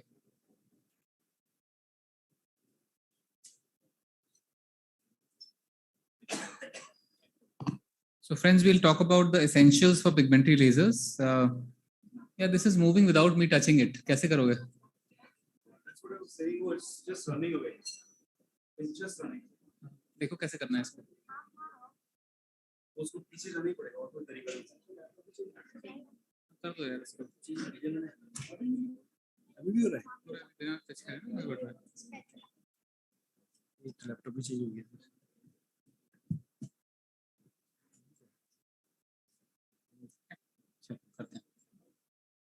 So pigmentary lasers are, in fact, almost an essential part of laser practice if you're doing any aesthetic practice. In fact, we used to buy LHR devices earlier, and now a lot of people are buying pigmentary lasers before their LHR devices because there's a lot of competition in the LHR market. That's why. So we have two options available. We have the nanosecond lasers and the picosecond lasers. So nanosecond, we have typically the Q-switched Nd:YAG laser, whereas in the picosecond, the picosecond laser can be generated either by Alexandrite or Nd:YAG laser. Picoseconds are quite expensive, so somebody who's starting out, probably for them, unless they have some financial backup, it's better to go in for a Q-switched Nd:YAG laser. That's what we'll begin with.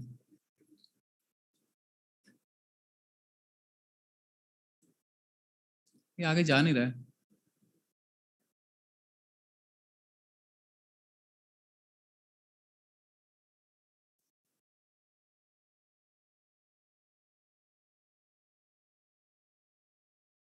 दोबारा try करें.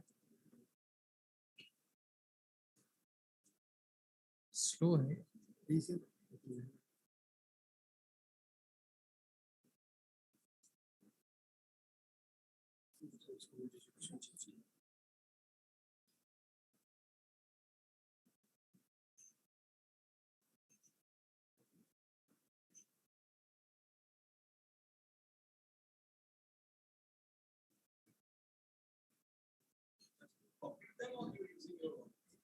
I've copied them.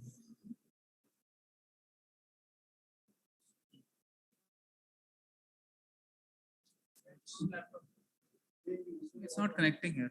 उसमें और problem होगा.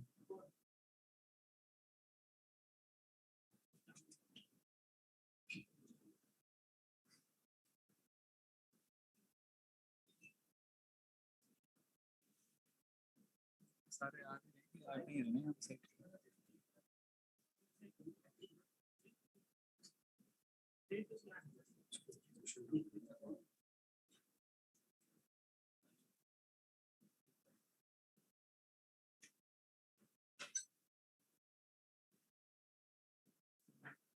So important to understand the theory part is going to be taught to you, and then we will quickly go on to the pigmentary.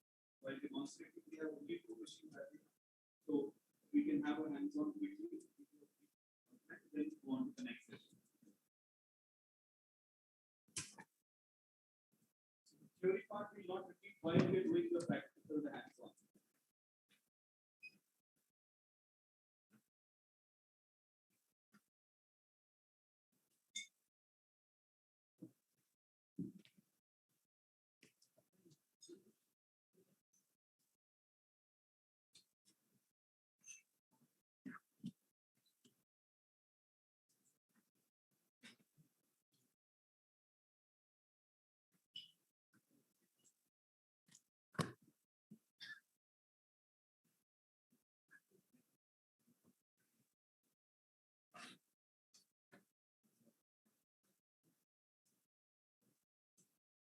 देखते हैं आगे जा रहे हैं.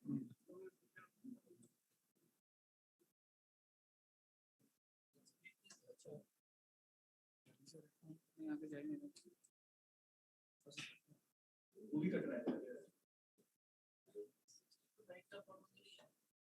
वो आगे भी नहीं जा रहा, इट्स नॉट मूविंग।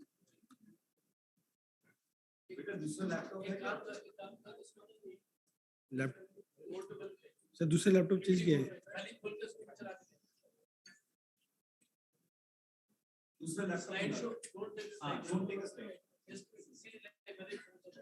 ठीक है। उसी ग्राफिक में देख।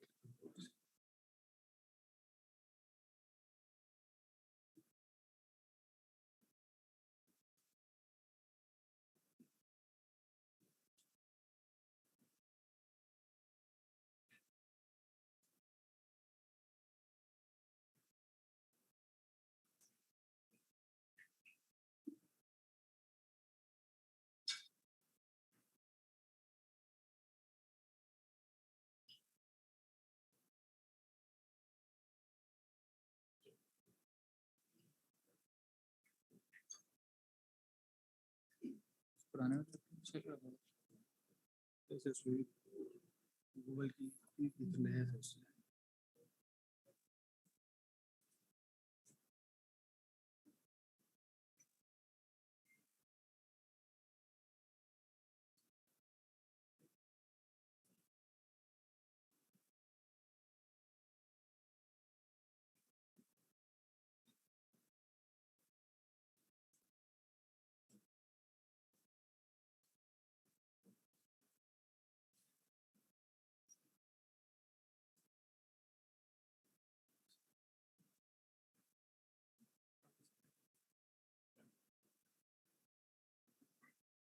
आगे बढ़िए।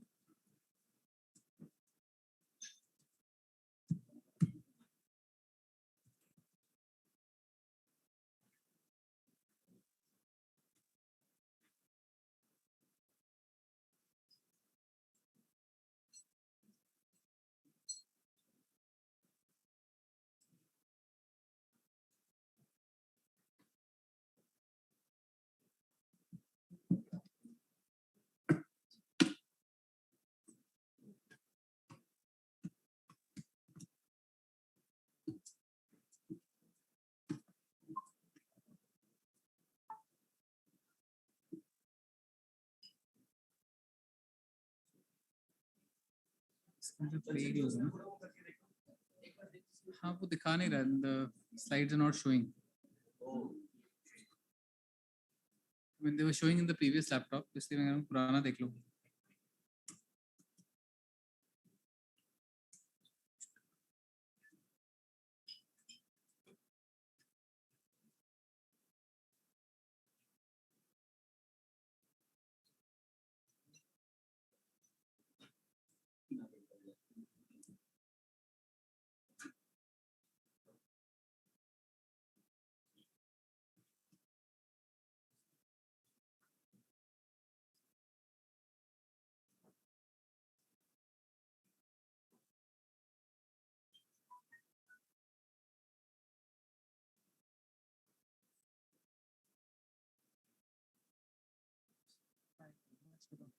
इसमें Windows 2010 है। उसके आगे है 16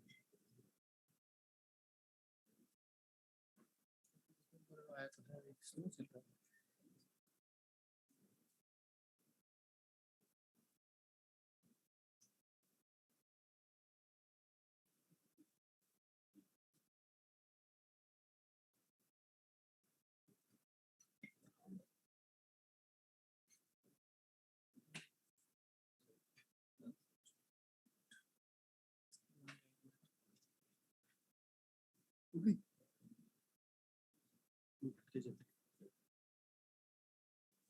ये स्क्रीनशॉट पे चला गया। तेरा लैपटॉप लगवा देना, दूसरा लैपटॉप लगा देना।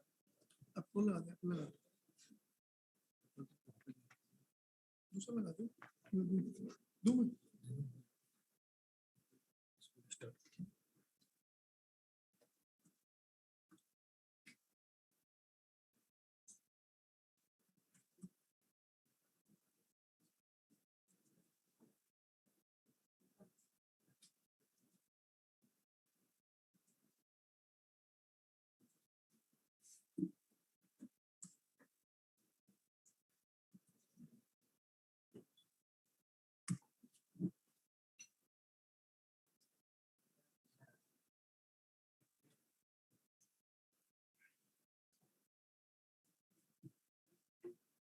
डायरेक्टली से लगा के देखना.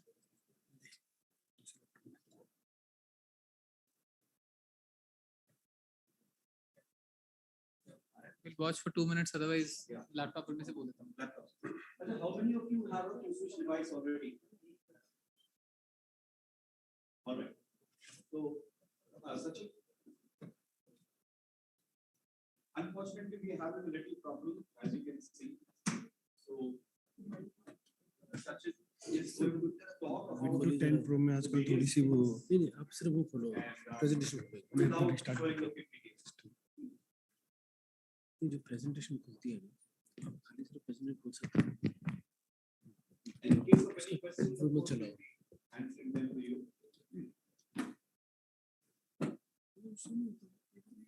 So what we'll do is that we'll just take this screen here and we can all gather around here.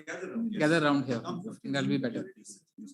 Yeah. नहीं आई खाता हूं इसको लार्ज कर दो वो चलता रहेगा ना एक बनवाना ये जो नहीं आ रही नेटवर्क स्लो हो जाता है सुन इंटरनेट से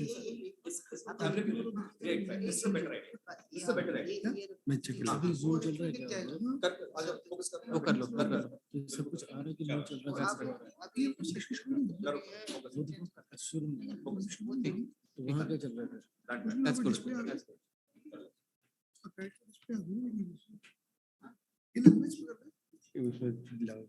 रहने दो, उसको तुम अपने हिसाब से कर लो. अभी इसको हम लोग यहाँ से बीम करके डायरेक्ट कर रहे हैं. एक पॉइंटर दे दो मेरे को. पॉइंटर दे बट दो. उसमें क्लियर नहीं आएगा सर देखते हैं, ट्राई करते हैं. ऐसा दिखाना स्लाइड चेंज होना ठीक है.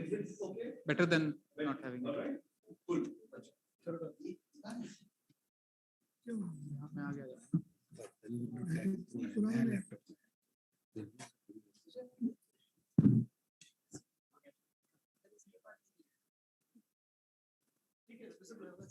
Is it visible at the last, at the back?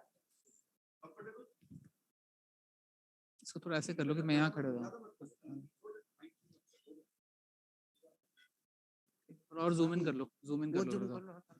Attach करना बस जल्दी खोलो ठीक है. Okay, I think this will work. So pigmentary eraser is essential for थोड़ा सा पीछे करो. इतने पे रहना, चलेगा. इतने पे चलेगा. so we have two options, either the nanosecond one, which is the conventional Q-switched Nd:YAG laser, or the picosecond one, which is really trending right now, but the costs are very high. So somebody who's starting out maybe should not look at doing that. So we'll speak mostly about Q-switched Nd:YAG laser only. Now, each laser has a laser tube and there is an exciting medium, which is in this case either a flash lamp or there is, xenon flash lamp typically is there or diodes are there. So when we stimulate the laser tube, it produces 1064 nanometers. And there is something called KTP, which is used as a frequency doubling agent that way, which produces then 532 nanometers. So typically a Q-switched Nd:YAG laser produces these two wavelengths only. Now, this is a continuous beam laser. How do we turn into a pulsed laser? That is done by a process called Q-switching. So there is a variable attenuator like a shutter, chopper, wheel, or prism that is put inside the tube, which goes off for some time. When it is off, there is a lot of energy accumulation that takes place. And then when we open the tube, there's a large emission that takes place, which produces high energy and high repetition rate, which is the typical of a Q-switched Nd:YAG laser. Now, of the two wavelengths, 1064 has a higher affinity for melanin, has a lower affinity for melanin, as you can see over here in the graphic below. But it is also safer for that reason. You can use it for darker skin types as opposed to 532 nanometer. 1064 goes a little deeper because of longer wavelength. The 532 goes more superficial. So if you're dealing with superficial lesions and light colored skins, 532. But typically 90% of our cases, we use 1064 because we are dealing with darker colored skins. Even freckles, etc. Mostly we deal with that only. Unless you have a super white person, then you can go in for 532 for that person. Where is 532 used? It is used for red colored tattoo ink. It is used for sometimes if you have any other red lesions, you can use it there. If you have dark lips, you can do a combination of 1064 and 532 at a lesser influence. If you have a nevus pilus where you have some lentiginous component as well as the caphole macule at the back, the caphole you can do at 1064, the lentiginous component you can do at 532. That is typically how it is. And of course, red colored tattoos we use it for. And there are certain additional wavelengths also which you'll hear about. There is 585, 595 nanometer. Now these wavelengths are produced, they are not typical laser, they are lights. You can clip in a solid die handpiece through which the 1064 passes, and it produces a 585 or 595 nanometer light. Now this light is golden color, so it's called gold toning. Why is it helpful? So there is deeper penetration because of longer wavelength as compared to 532. There is lesser energy production, so lesser heating, so it's safer than 532. And there is greater absorption in red color. If you look at the graphic below, this is 532 is there, and the second peak is actually 585, 595. So there is greater absorption in red color. So you can use it for inflammatory acne, rosacea, telangiectasia. Then there is 660 nanometers, which is similar to the ruby wavelength. This has high absorption in melanin. If I go back to this, you can see that typically around 694, 660, there is higher absorption in melanin, but there is lesser absorption in the hemoglobin, oxyhemoglobin. So the competing chromophore is taken out of the picture. Now, what are the machine particulars? If you have to buy a machine, you have to look at the beam profile. It has to be top hat beam profile or true top hat beam profile. Gaussian mode typically is seen only in tabletop model. There are certain machines, and one will be demonstrating here, which has the Gaussian as well as the flat top beam profile. What is the advantage of flat top beam profile? The advantage is that there are no hotspot. As a result, you have uniform results. Chances of post-inflammatory hyperpigmentation are lesser. As you can see the Gaussian mode over here, there are some points of bruising. That bruise will or may turn into hyperpigmentation later. Whereas in the top hat, this is uniform energy distribution that takes place. Where does Gaussian score? Now, if you have freckles, you can use Gaussian mode. So if your machine has Gaussian, that will be great. You can use it when you're doing tattoos at the end, when only a small amount of the tattoo is remaining. You can focus your Gaussian beam in that, because almost 70% of the beam is in the tip. It's like a conical thing. The tip has 70% of energy levels, whereas in a top hat one, there is 100% distribution all across the beam profile. So these are the advantages. That's why many good machines have both the beam profiles. The other thing to look for is pulse duration. We know that the TRT, thermal relaxation time for melanocyte, is 50 to 500 nanoseconds. TRT of melanosome is 10 to 100 nanoseconds. Your device has to have less than 10 nanosecond pulse duration for it to be effective, for it to not damage the melanocytes enough to cause PIH. These machines are notoriously unstable, so there may be variation in the pulse duration from one pulse to the other, or the energy output. So you have to have a strong and stable machine. Also, ideally, twin laser generator tubes are important. One that produces 1064, one that produces 532 nanometers. That way, if one tube is down, you can use the second one at least. Both the wavelengths are not out. Now, what does a Q-switched Nd:YAG laser do in our modern practice? We use it for pigmentation, melanosis, sometimes for melasma as well, but not always. It causes dendritectomy. So we have melanocytes, they have dendritic processes, they transfer melanin through the dendritic processes into the keratinocytes. So now you can see this in this ultrastructure, dendrites have been eliminated, and you only have a central cell that is remaining. So as a result, transference of melanin into the keratinocyte will be impaired. It will be disrupted, but you need to keep doing it multiple times. The other thing that you have to look at while buying a machine is the pulse energy, the amount of energy that each pulse is produced that way. Now, typically in 1064, there'll be numbers you have to try and look for 1600 millijoule pulse energy. In the 532 nanometer mode, you have to look at about 500 millijoules. Fractional should produce about 3500 millijoules. So when you look at the brochure of a laser, you need to see the efficacy of it. You have to look at these parameters. And if you want, you can take a picture of this also. What is important is high peak power as well. Now, peak power is energy produced in watts divided by the pulse duration. So if you have a shorter pulse duration, you will have high peak power. If you have higher pulse energy, there'll be higher peak power. So these are the two most important things. But also what is important is the pulse repetition rate. Now, typically most machines have 10 hertz pulse repetition rate. There are certain machines that have 20 hertz pulse repetition rate. In a second, you are firing that amount of pulse energy 20 times. So the total energy per second is more. Now that machine will be superior as compared to a 10 hertz machine. Then spot size is essential. Now certain machines, even the good ones, have 2, 5 and 10 millimeter fixed spot sizes. You need a step up spot size of 1 millimeter, starting from 2 millimeters going to 10 millimeters. 2 millimeters to take care of things like freckles, lentigens, and 10 millimeter for the toning that way. Also, you have to look at where your target tissue is. Your tattoo ink may be superficial, dermal melanin will be much deeper. So you should not overshoot that and you should not undershoot that. If you're dealing with dermal tissue, you can't have a 2 mm spot. If you're dealing with something that is in the superficial dermis, you can't have a 10 mm spot size. You have to have maybe a 6 or a 5. That's where these variable spot sizes are very, very important that way. Also, what is important is you can concentrate energy by varying the spot size. If you have, let's say, 1000 millijoules of pulse energy, if you reduce the spot size, you'll be able to, the effective fluence will be more that way. So you can hit the tissue with greater power with a smaller spot size. That's why spot size as well as pulse energy, both are very important.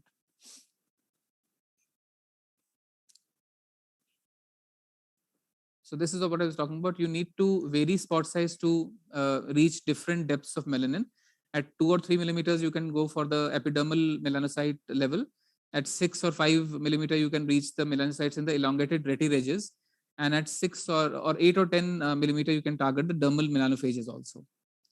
So calibration is important because, like I said, the system is very unstable. Sometimes it will be powering at a lesser power than what the machine, the screen display is showing. So either you have a great backup and you call somebody every 3 months and check for the power output, or you can have a power meter with you, or you have a auto calibration port in your device. That way, if that is there, then you know that if the calibration is miscalculated, it is less than 90% of what the screen is showing, you need to call your service people and get it recalibrated. Microsecond mode, as you know, 1064 also gets absorbed in water. So we take the advantage of that by increasing the pulse duration to 300 microsecond. We heat up dermal water, and that causes dermal heating, neocollagenesis, helps in open pores, anti-aging as well. If you combine it with the nanosecond mode, you call it dual toning. So this is a word that will come up multiple times. If you put carbon solution first, then you heat it up with a microsecond mode, then you do a nanosecond, that is called carbon laser toning. So I think we all know this mostly, and people who don't know this will help them clear the clutter. And the carbon laser toning can be used for acne, acne scars, open pores, as well as an anti-aging. Okay, now another thing to look for in your device is the pulse to pulse mode, where you're splitting one pulse into two pulses with a lag period. Now the lag period can be anywhere between 80 microseconds to 120 microseconds. If you have a shorter lag period, like this picture will show, you will be hitting the same area again, which is what is desirable, with a gap to cool off the heating that is taking place. But if you have a longer pulse, the gap between the two pulses, you'll actually overshoot that point, and you basically are doing only one pulse in that area, so which is not desirable. So have lesser interval, shorter interval between the two subpulses is very important. So then you'll talk about the different handpieces: zoom, collimated, and fractional. Ideally, you should have both. There are certain machines which have zoom and collimated in one handpiece only. Zoom handpiece means that you can change the spot size. So if you're doing, let's say, a tattoo, you would want a smaller spot size. If you're doing freckles, even smaller. If you're doing dermal, so that's where you'd use the zoom handpiece. Now, zoom handpiece, when you move it away from the surface, it loses power. So it has to be very close to the surface. Whereas collimated handpiece, if you move it a little away, let's say 4 millimeters away, 5 millimeters away, you will not have loss of power. Since we need to do laser toning away from the skin, collimated handpiece is used for that. It usually has a fixed spot size of 7 or 8 mm. That is there. Fractional handpiece is important. It allows to concentrate the beam into fractions. As a result, each fraction or the total energy in one pulse is much more than in a non-fractionated beam. The advantage of this is that the heating of tissue is much lesser, and there are studies for that. There's about 30 to 40% less heating of the epidermal surface that takes place. So chances of post-inflammatory pigmentation, which we see in treatment of melasma with the Q-switched NDIs laser, will be lesser. Indications, you can couple it with maybe a fractional laser, like we had done erbium glass laser here, and you can tackle Becker's nevus in 3 sessions. In fact, in 2 sessions, about 40% clearance has happened. Another Becker's combination with erbium glass as well as fractional CO2, post 2 sessions, post 4 sessions, post 7 sessions, post 8 sessions, it's almost 80% gone. So Becker's was said to be something that was almost non-treatable, but when you combine technologies, you can actually treat it.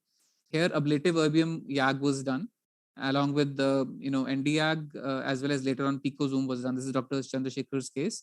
And about 40-50% of the pigment is still left, but there's a great change that has taken place. Melasma is controversial whether you should treat it with pigmentary lasers or not. In cases of refractory melasma, this should be the third line therapy for you. Telling the patient this is not going to eliminate melasma, but once you've done your hydroquinones, etc., and the melanocytes are in a detuned mode, they're not producing enough melanin. You need to empty out the melanin already present in the epidermis and dermis. You can go in for lasers. So either you can go in for a gold toning or you can go in for a fractional mode with this. But if you use multiple pulses in the same area or different spot sizes, multiple pulses in the same area, there'll be enough heating and there can be darkening of pigmentation like what we can see here. Darkening of PDLs is also possible. So important that if you're dealing with pigmentation, use low fluence and low repetition rate, and probably the quick pulse to pulse, the pulse in pulse mode can be used for that. If you use large energy levels, or if you use a Gaussian mode at high energy levels, you can have confetti-like depigmentation. If you also do multiple times laser toning, you can see these depigmented spots are happening. That's because of melanocyte deaths that taking place. Happens much more in the Gaussian mode profile. So if that happens, a 65% TCA touch has to be done. There'll be scabbing, crusting, and hyperpigmentation will take place. Gold toning can be used for inflammatory acne. It's again second, third line therapy. It's never a replacement for the medical therapy that you do, but it quickens the clearance, reduces inflammatory erythema also for rosacea. This works very well as well. But when you have your device, you would use it for multiple purposes. So onychomycosis is well documented. I do use it routinely. It can be used for resistant cases or people who can't take oral medicines because of various contraindications. There you can use it. Periorbital hypomelanosis. This is Dr. Anuj's case that is there. Great change that has happened. Again, 6 sessions of Q-switched Nd:YAG laser. Ideally, one should be using corneal eye shields, but if you're careful and you learn the technique, patients are wary of using a corneal eye shield. You can be on the bone, you can cover the eye and can manage very well. If there is opportunity, we'll let you know about that. Tell the parameters right now because we thought we showed the periocular and the nail. So that question will come up to finish it off. So with nail, basically idea is to heat the tissue and you'll do that in the microsecond mode. You'll do in the genesis mode. Typically, you'll do about 2.4 joules at 6 millimeter spot size. Then after that, I also do a nanosecond mode because you blast off and the acoustic heating that takes place also helps to clear the fungus. So then maybe a 6 millimeter at a nanosecond mode also we can use. We can probably go for 4 joules per centimeter square in that. Periorbital, you need to do a combination of 3 different types of spot sizes. A lot of us do 3 millimeter, then we go to 6 millimeter, and then we go to 8 millimeter or 10 millimeter phosphide also. That way, based on patient's comfort and discomfort, at 3 millimeters, typically we do about 6 joules per centimeter square. At 6 millimeters, we typically go in for about 2.4 joules. And at 8 millimeter or 10 millimeter, you can go in for about 1.4 to 1.6 joules per centimeter square. The 3 passes about 1,000-1,200 shots to cover this whole area. Will be helpful. Lip lichen planus pigmentosis, LPP, in fact, in general, it's well documented now. It's part of our protocol to clear out pigment in lichen planus pigmentosis after the initial lesions. The activity of the disease has healed up. Tongue pigmentation also, do it with an open mind. Sometimes you get good results, sometimes you don't, but very often you get great results as well. This is Dr. Swapnil Shah's, I think, paper that he had presented. This is about treating xanthelasma with Q-switched Nd:YAG laser. Corneal eye shields were used, basically very high energy levels to blast off the skin. Epidermal ablation has to be done. Couple of sessions are required, and sometimes results are very surprisingly good. The scarring is very minimal in this as opposed to radio frequency cauterization or a carbon dioxide laser. Now, tattoos, we do a combination, always a fractional laser followed by a pigmentary laser. If you're doing R0 method where you want to minimize the number of sessions, you'll use perfluorodecolin that is available as a patch also, which you can place, and that will cause optical clearance. So you do one pass, there'll be a little bit of frosting that will take place. Then you put the patch over there, frosting will clear up, and immediately after you can do the second pass. The second pass should have about 25% less energy as compared to the first pass. Now, last thing would be about picosecond lasers. Now, the pulse duration here is in 750 to 850 picoseconds. Like I said, alexandrite also, Nd:YAG also, both they can be sources for the generation of the picosecond energy pulse. Practically speaking, it helps in 2 things. It helps in the fine tattoo particles. So as a result, the number of sessions for tattoo removal reduce, and the ghost shadow tends to reduce. Typically when we do tattoo with Q-switch, 90% improvement takes place, 10% of the ghost shadow remains. This helps in better clearance of that because it's able to take care of the micro particles also, which then the macrophages can engulf and take away. And second thing is, which a lot of my colleagues are doing, acne pits as well as hyperpigmentation. So once the acne settles down, you use it, and both the pitting and the pigmentation gets controlled. It works very well. The downside is high cost. Here we have a graphic which shows, one is using 4.8 joules per centimeter square energy levels in 5 nanoseconds. The nanosecond laser, you can see the heating of the polyacrylamide thread that is there, and in 750 picoseconds, it's much more. So energy is concentrated, and you can shatter tissue in a much better manner with this.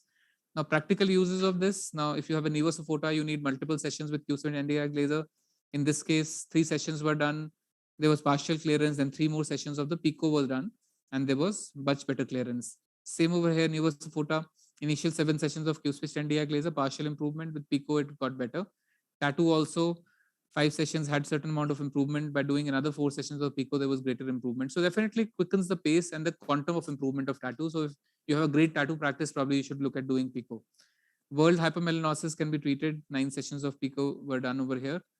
Melasma, you can use Pico. Now, some people say that in 1 session, they'll be able to clear melasma. It doesn't happen. Melasma always comes back. You have to, this is just one of the tools that you're using to tackle melasma. Pores, you can do Pico toning. Scarring, both acne scarring and post-traumatic scarring, you can do. 5-6 sessions are needed for this. Seborrheic melanosis, PIH, we all use this. All pigmentary lasers can be used, not just the picosecond. And lip hypermelanosis, this is a very in-demand indication that you use, and maybe when we are doing it, we can tell you the parameters for Q-switch. This is the parameter for Pico only. I think with this, we'll go in for the demos now. Thank you. All right, once again, we'll divide into 2. First, we'll do the harmony, and rest will go to the right.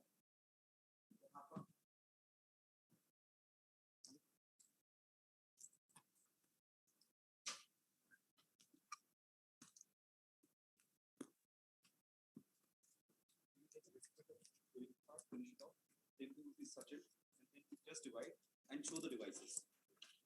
So if you finish off the hands-on, plus about the device, and then while we shift, we'll just talk about the machine. We'll not do the hands-on on all the machines. Okay.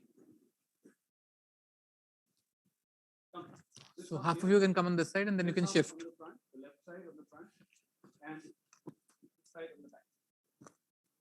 Come.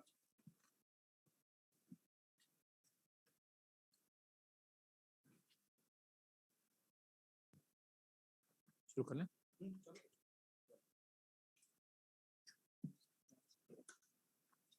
बताते हैं इनको एक बार. So one of you can come in front, and you can press the buttons while I tell you. Please come on. That's a start button you can press. So this is a fractional Q-switched Nd:YAG laser, good for pigmentation as well as collagen modulation.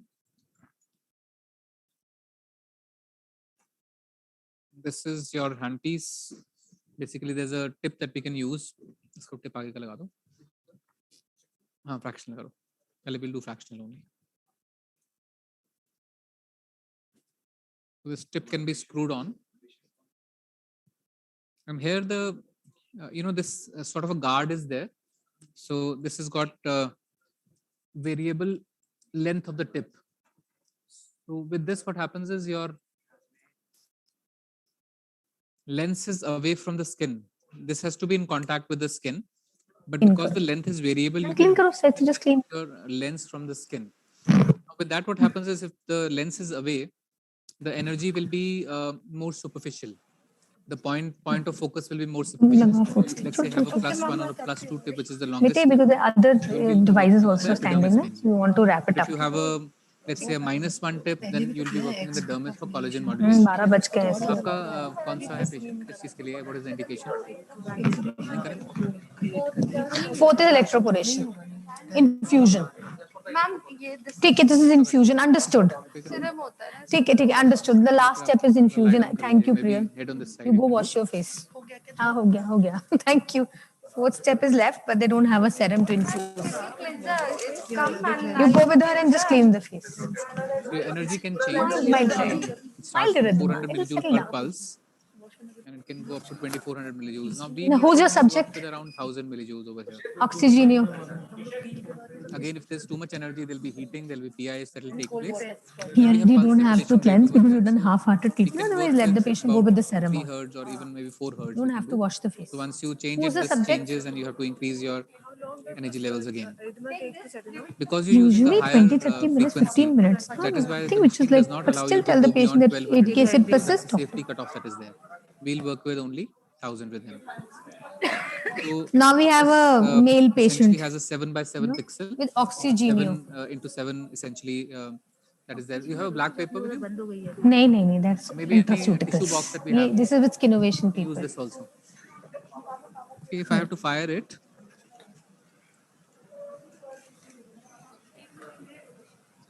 Anjit. First, clean the face, bhai. Clean किया हुआ है? Over here, Okay. So the first 5 by step 5 is we have in this area. tripolar. इस पे आता है। ठीक है, ठीक है। Okay, so in theirs, they're doing first a tripolar. Energy level Theirs was third step, here it's the first step. like this. But if we keep the energy levels higher, there'll be a lot of surrounding, as you can see, surrounding areas also. So it gets less fractionated as you increase the energy levels. That is why we have to we want a fractional treatment to be done. So we want to keep the energy levels on the lower side. Let's say we can, because you'll be doing the demo, we'll do 800 millijoules per pulse, right? So when we fire it, it'll go on like this. We have areas which are not being treated, and that's why the PIH will be much lesser. आम पे करें आपके? आम पे कर लेते हैं. I think that will be better for you.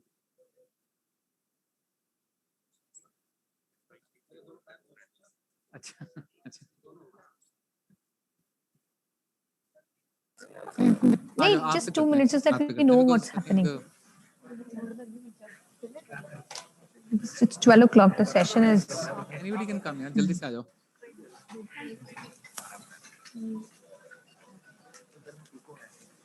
So typically, clear lift works on collagen stimulation. So it was initially used for anti-aging only. So when we're doing it for anti-aging, we have to make grids and we have to give a certain amount of energy inside. What do you feel? Warm sensation? So Are face you can be feeling warm? divided. गरम गरम लग रहा है आपको या comfortable हो And आप? you will give about. So this is हाँ, the वो सो गए मजे से. ऐसे बहुत लोग सो जाते हैं. of energy would give it. Okay. Right. So as we will So keep this is the firing, first you will step. see that the cumulative energy also will keep on going up. It's going. Then second, but Piyush, second This is a step. time-consuming process. You understood. What we're doing here So is more first of step a is demo the for you to tripolar. have a hang of the Second, machine that way. oxygen, which is basically your infusion. No. Caps. Okay. Right. C2 bubbles, We make and a it'll grid like oxygenate the this, skin. and we have to keep going in. The important thing is that the tip has to be in contact with the skin. There will be a bit of heating that will take place, mild erythema that will take place. Now we are starting with something called a zero tip. But when we're doing the face, we start with a minus tip. Okay, so you have one for oily skin, then you have one for. Because it is going deeper, we need to slightly increase the energy levels. Let's say. Okay, so you have like 3 options available. We can customize as per the patient that we are treating. Once you've achieved your desired energy, which will take a bit of time, as you can see the Pre-bridal, nice. cumulative energy, then you change your tip to a zero tip. Sure. And give it, then you go to a +1 tip. As you go for longer tips, there'll be That's more the second step, right? noise that will be created, and you need to slightly reduce your Ask energy innovation. levels. Because we are going more and more epidermal now. Purely a hands-free facial Hmm. into your clinic. You want to try? We Try. have Try. Come on. Try. What's then you'll understand. Again the gel, no? Huh. This is the oxygenio. Now you can see the change in And the. in this, there is no aqua exfoliation, right? See, so there's no. So if you have very sensitive skin, you don't want to exfoliate, you can do this. There Just are do more this. melanin, and as a result, there is more now noise that is coming in that area. What are you using glycerin? So anybody wants to try it once? Please start with this one. Okay? This. You're ready with the subject here also? हाँ. Clean कर लीजिए face, जिसका भी करना है. So tip has to be in contact. That's important.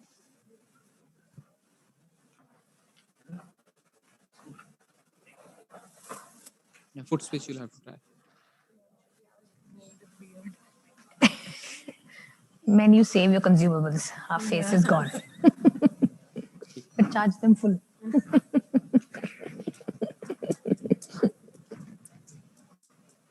Bas, come on, Piyush, because then we're running out of time. It's taking too much time.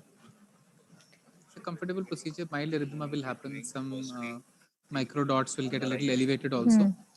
So they tell us that this is the depth of penetration. This is the new research that they found out, that the superficial plus tips goes to only 20 to 100 micrometer deep. And the deeper tips, the -2 tips, they go to 1500 to 2500 micrometers under the skin, which is quite significant because it's about 1.5 millimeters to 2.5 millimeters. So that's causing a lot of deep modulation. This is a plus superficial one. Yeah, +2. you must have. But if they're sporting this look, then what will you do? So this is Otherwise, you ask a them good shave guide last prior. where your target tissue is. You can reach over there with If this. they're sporting this look, they won't shave. Okay. And third step? Third step is the infusion with ultrasound. Okay. So understood. Thank you, Piyush. Thank you. Thank you. मजे ऐसे. So many people actually snore. There's so many people who have to sleep. It's fine.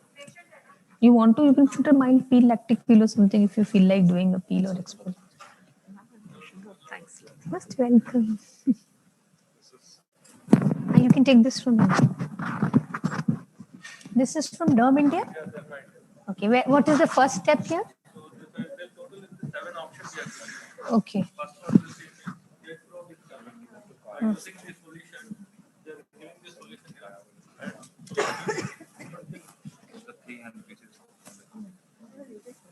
So they're giving these solutions here. This is Derm India. So they're giving these solutions as a part of. So you can add this solution by using the jet probe. You can cleanse the skin. Okay. So this is cleansing or aqua exfoliation only, no? Okay.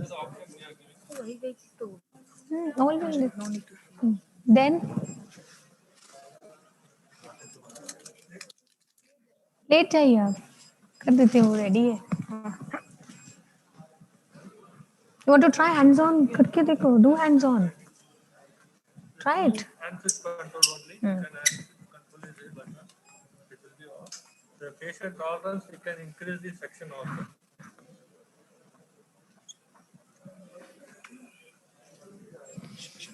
Suction ज़्यादा है. Suction कम कीजिए please.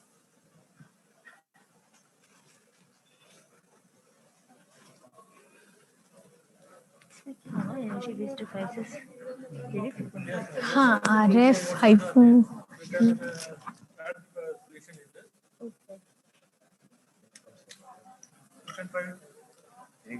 What is this? Scrubber. The dry skins will be removed by using this. Okay. Can I see this? All the colors use. I might see that. Learn everything. Whatever you get to learn.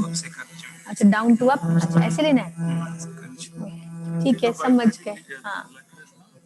ठीक है. So the bracket we remove. Oh. Okay. Right. Nice. This is not a part of this equipment. This is also part of it. Okay. And then Groups will be coming. 7. Second. Then third. You can use it the serums. Any vitamin serums you can add in this. Do you provide serums? Or? Yes, ma'am. We are providing serums. That details I will give you. This you can add the serums and you can spray by using.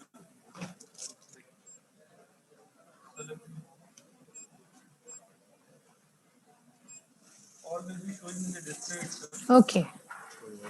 You do this, sir. Just spray with this. Okay. And then fourth? And then we are giving two options in this. RF for penetration also you can use and lifting also you can do. Right. This for under circle, dark circles and all. Right. And ultrasound probe is there. Okay. So there's an RF probe and there's an ultrasound probe also. So after doing this serum, you use that. Yes. This is for penetration purpose. Okay. Serums or anything you can add. Basically ultrasonic then it is. Yes, ultrasound. Yes. Rather than ultrasound, ultrasonic. And then before and after cooling system also is there. For skin cooling also we can do it. So do we have to keep this in the refrigerator? No need of this. Automatic cooling will be coming. Okay, as soon as we switch on the machine, this will become cool. You can see after 2 minutes, you have to make make the ready mode. After 2 months, just make the skin cooling. Right. So you no need to have that roller rod Cool or stick gel take pad. कर. Okay, so the first step was aqua exfoliation. Yes, ma'am. Second, And then scrubbing, we are giving scrubbing. lightly. Then third You can step. apply the serum. Third step is spray. Fourth is ultrasonic RF, and fifth is cooling. तो दो रह गए. This is the outcome, the vibration can see that there will be. Right. And And then you see this this. dermoscope, we are giving हाँ. extra iron. Yeah, see dermoscope पर देखिए. इसने इस वाले dermoscope से कुछ नहीं See, देगा. नती cool. मेरी facial है. Patient, Never forget that. what we are doing now, we can show to the Sure. patient. So patient can So visualization comes where? here in the display itself. After Like- course, Zoom. Okay. How do you zoom? just as the Very interesting. See? adjust the zooming also.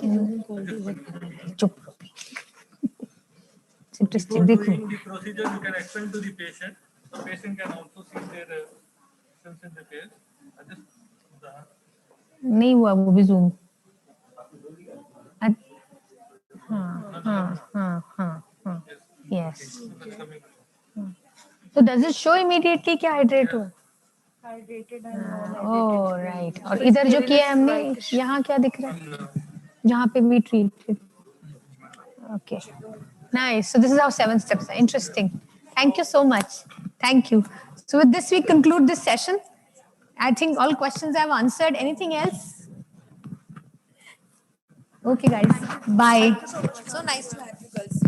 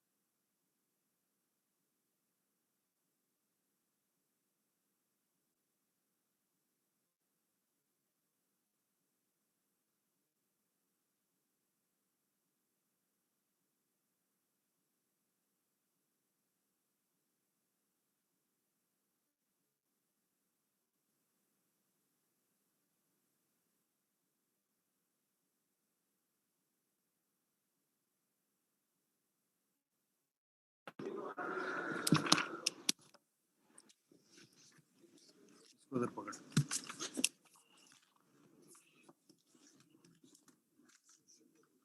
ये अलग लेके आए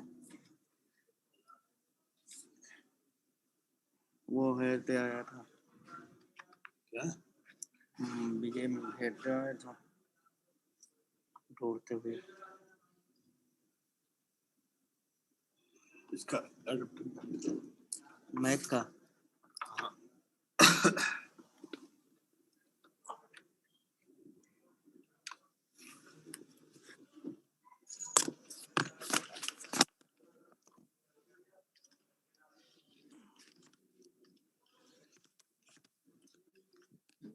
ये मिला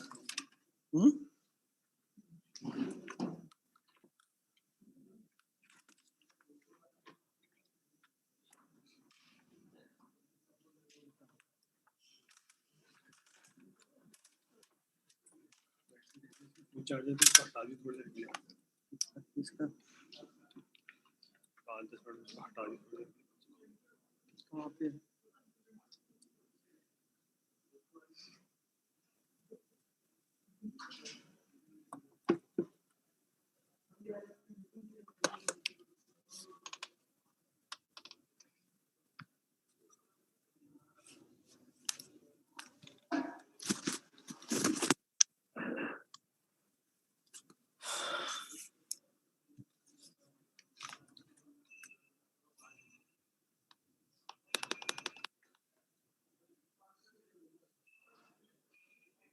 क्या चल रहा है? ठीक है चल रहा है अभी भी चल ही रहे हाँ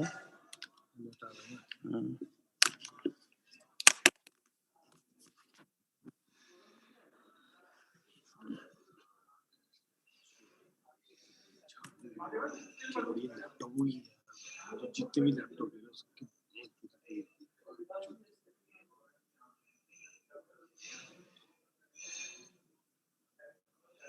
चलने को ही तैयार नहीं हो रही है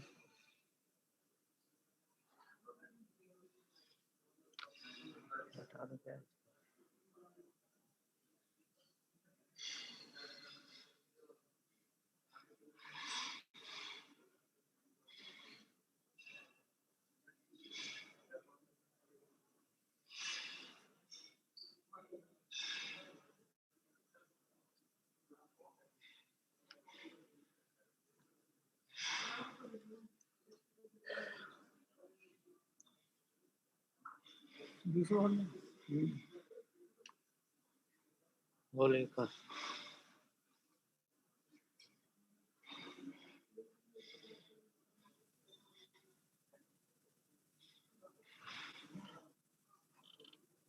मुश्किल हो रहा है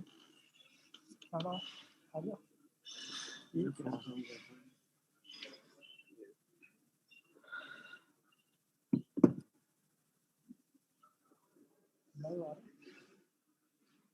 वीडियो इसमें लगेगा यहाँ से पता चलेगा तो इसके सीट नहीं आ रहा चेक नहीं किया था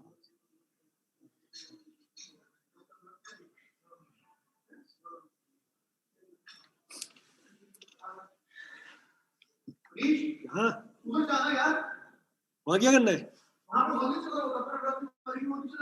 तो यहाँ पे तो पहले अटैच कर लूँ ना इसको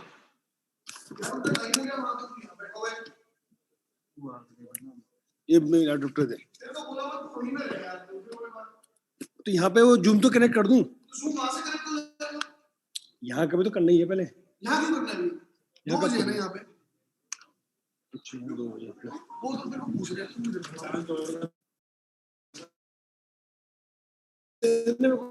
हैं आपके पास है आपके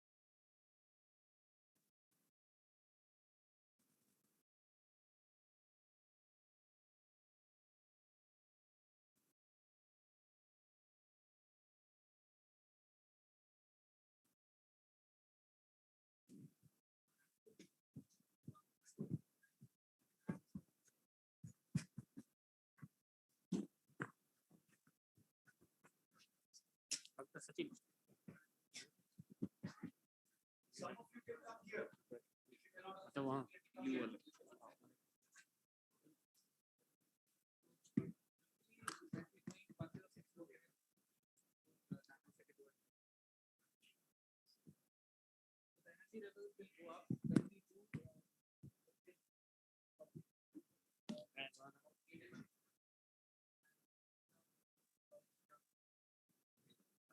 माइक नहीं लगा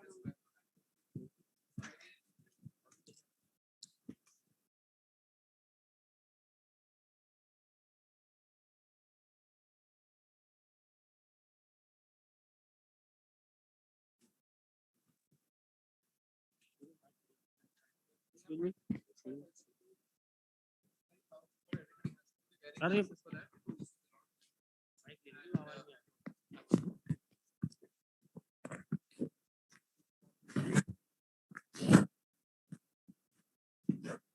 So 5:32, one has to be wearing your glasses. Everybody has to be wearing glasses. So we would not be demoing it right now. We can show the Genesis mode right now. In fact, आप एक बार 1064 बताइए. Some of the people have joined later, so I'll show you what I'd shown to the other people already. So in the nanosecond mode, if we fire the laser, you have to have, when you're buying a machine, you have to have a uniform beam profile. It has to become white uniformly. There should not be any hot spots left. There should not be any black spots left in the middle. We'll do the Genesis mode now. That is the microsecond mode that I had spoken about earlier. So this is for collagen dermal heating, essentially. So if you feel the difference, if you have it on your hand, you'll feel only warmth. You can see a plume being risen over here. When we're doing carbon laser toning also, we use the Genesis mode first to heat up the carbon particles. And you don't see much difference in the color. So Genesis mode is not for pigmentation. Genesis mode is primarily for anti-aging that way. And there's a fractional handpiece that can be applied over here. Have you bought that right now? We don't have, but in this machine, sir, fractional handpiece can be changed directly from this. Yeah. This is a similar tape, just like that. And we are attaching the tape, and it is becoming the fractional tape. Wonderful. And this machine also has auto calibration, which I was speaking about to you earlier also. So that there is any power drop, you will get to know. First, the machine will calibrate, then it will be ready to fire. That Sir, way. This machine delivers 6 crore shots with one single flash that is there, and we have some preset. Presets are already there. 6 crores. I think they have a sort of a warranty kind of a thing for that, because in case you run out of the shots before that, you can always approach them that way. So these are advantages. It's a very compact machine. I like the fact about it, and a very simple interface that is there. So I think this is a good addition to the available machines that we have. That's fun. And it looks like a solid machine. This articulated arm is very fragile. If it is not solid enough, then the mirror alignment will be altered, and you will have a defocused beam, not a focus beam over here. Great. So I think we'll move on to the carbon laser toning. Dr. Anuj will demonstrate that.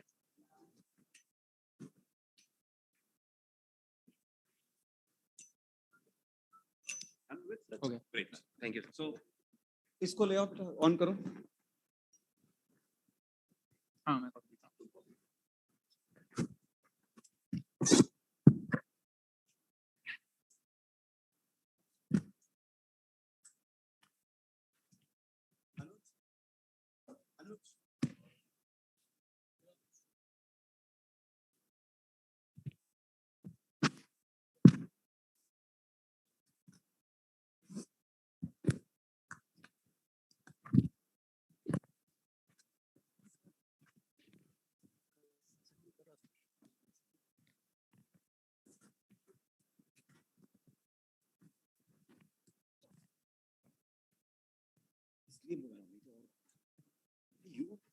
हाँ मैं क्या कर रहे थे continue कर लेते हैं माफी माफी उसको पीको करनी है इसके बाद जो पीको देखा जा यस सर जी सर सचिन तू भूल गया मेरा आंसर क्या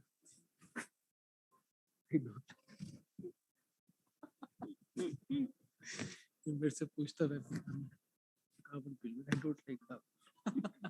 He doesn't like carbon. He doesn't do carbon. I do it everything without carbon.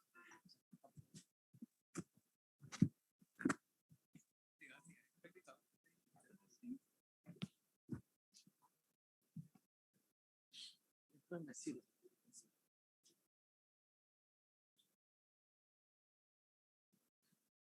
बोला भुगता नहीं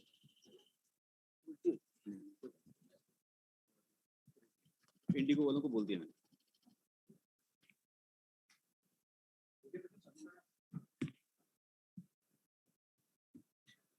वो आ जाइए आप where is the oh this is I would like you to have a look here please.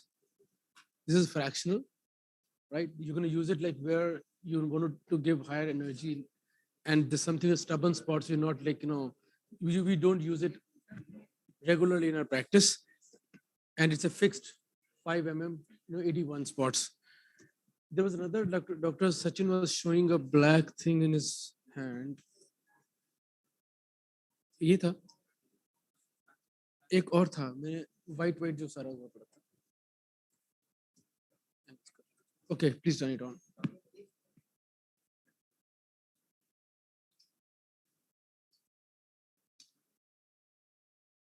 This is collimated. Okay.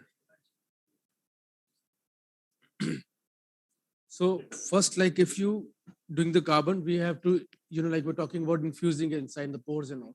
So that has to be done with Quasi long pulse mode. If you use the Q switch, it burn the carbon.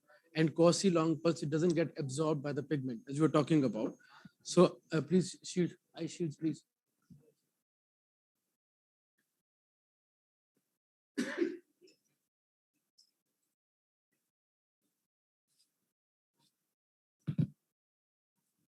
So this is the frequency. You can alter the frequency. Let's keep it around like 5 or 6 as we are beginning. You can keep it 7 or 8 in case if required. I just want to show you only one thing, and that's. Okay, let's have a look, please.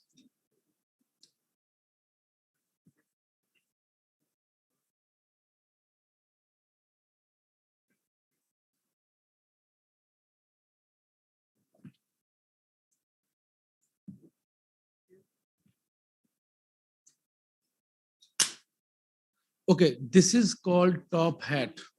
Whenever you're buying a machine, always see this first.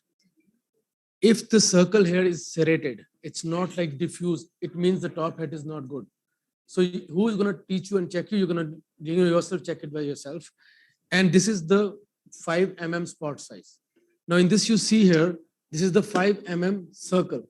So it means when I'm using it on her, so I have to be work like that so that it should not be overlapping it too much and giving high energy at one place and burning it. The same way 10 mm, 8 mm. This is the one where you're going to check the energy also and whether the top head is moving nicely or not. Please give the sheets. तो डाल दीजिए आप दे दो मुझे दो या please do it thank you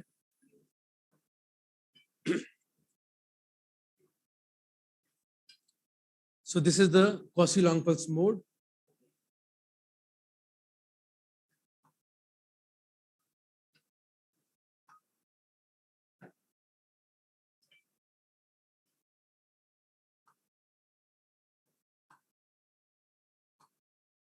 Usually like we keep it Quasi long pulse PTP off, and when you just work it on your hand, you'll see that you're going to feel a very warm sensation.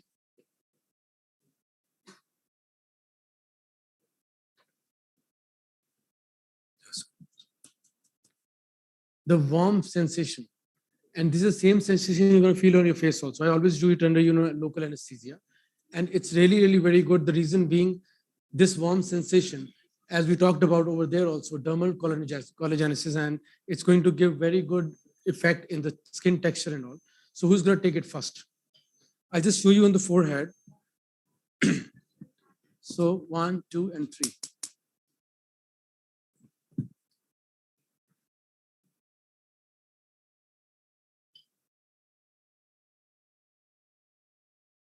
Zoom दे देता हूँ. This was the nanosecond mode. That's why you saw a lot of lesion of carbon.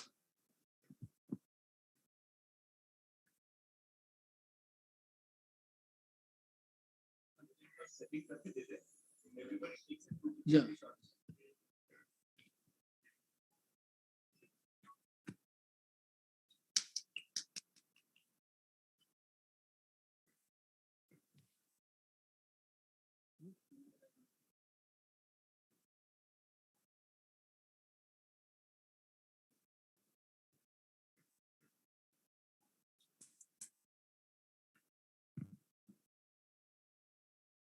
ये shift हो जाता है इसके ऊपर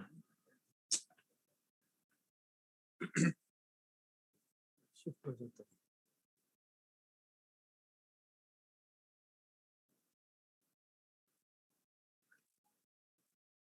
इसको on करते शिफ्ट हो जाता है या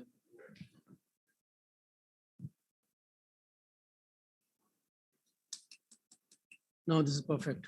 So you see the the fumes coming over. So whenever we pressing PTP on, it was getting shifted automatically to top hat. So we have kept it PTP off only here.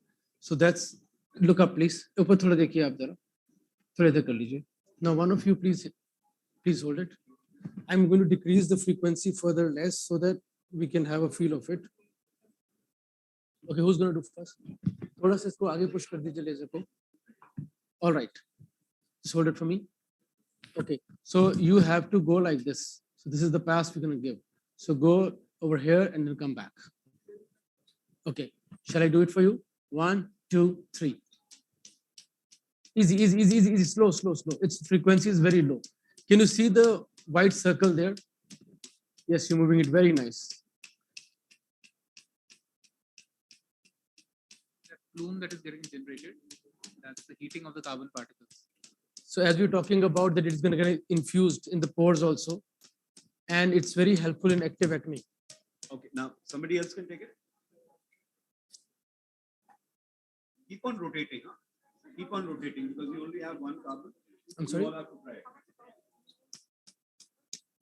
So it's a collimated one. You remember talking about the zoom and collimated. So distance doesn't matter in this case. Yes, that's right. Because if you use the the Q switch mode, it will blast the carbon. Next. Yes, that's right. That's right. Who else is there? To save the lens. Please keep shifting. Shifting. Please Yeah, keep yeah, on yeah. shifting.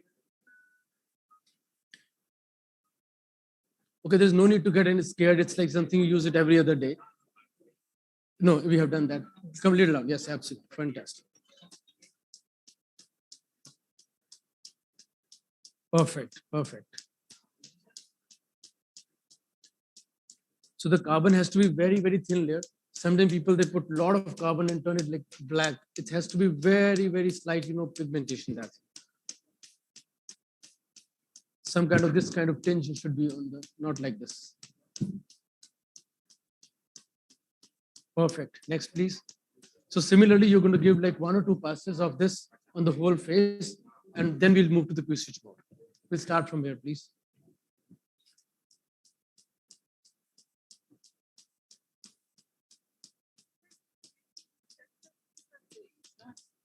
Preferably, yes. And little away also doesn't matter. But it should not be, like as close as possible. Yes.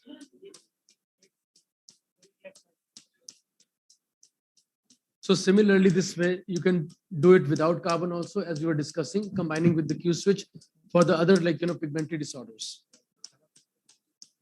I usually do the Q switch first, followed by the quasi long pulse.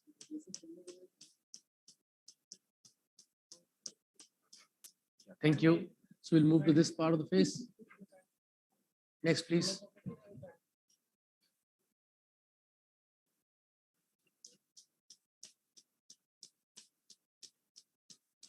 So when we increase the frequency, it's going to run very fast. So whenever you start working on the face, first start working on the black paper so that you have an idea first, and then you start treating the face.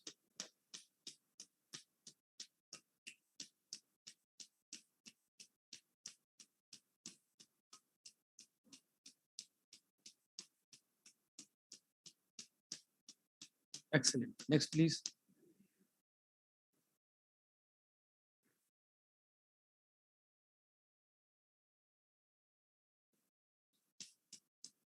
Shall I?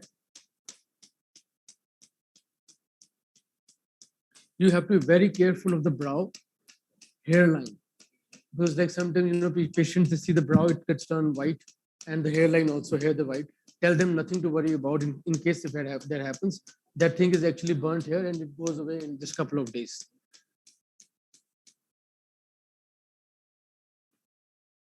And the other thing, beautiful thing about this laser is that laser is very helpful in doing the bleaching of the hair.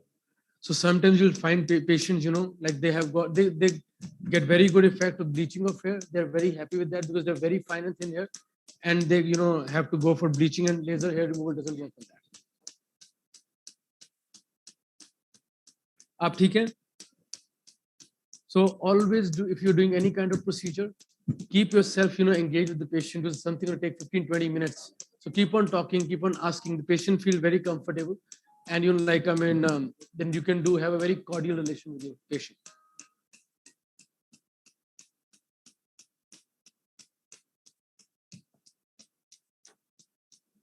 Next, please.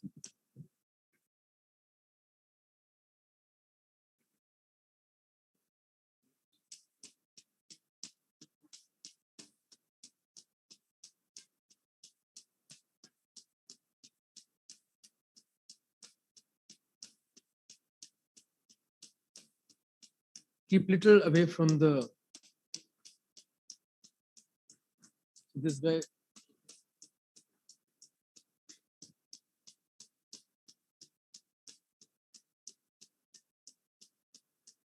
Perfect. Little away, please.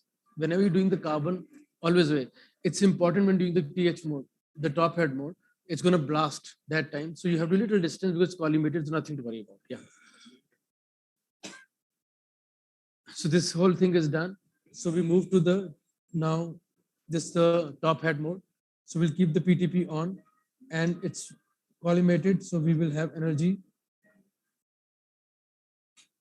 around 1.6, 1.7.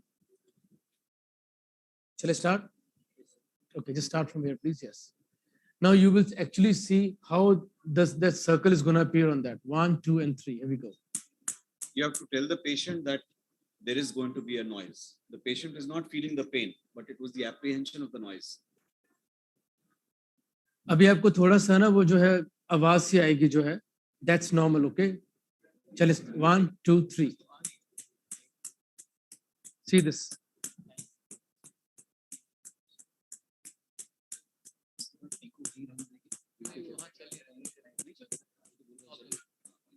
Now, can you see that? I would like you to have look at there. See its frequency 3, and look at the way it's working. So at frequency 8, you have to move faster. Try and be 90 degrees to the skin. That's always better. Unless you hit the areas which you don't desire to hit. This is what Dr. Sachin meant. Now see, this is, and look at this. Right? चल रहा है लेकिन बहुत slow है. So 90 degree is a rule in any procedure you do, whether it's laser, it's MNRF or anything, always do 90 degrees.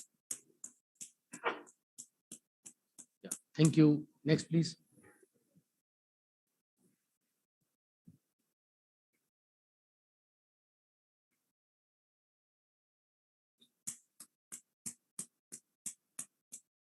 As a rule, like for the patient, like comfort, I always put local anesthesia before doing any kind of procedure, especially NDAG also.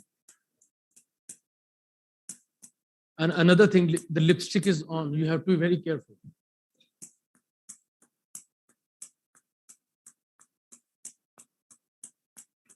So one patient I would like to share, she was, wearing lipstick, and one of my, assistants, she did hair removal laser on the lip also, and it got burnt. Especially darker colored lipstick. Yeah.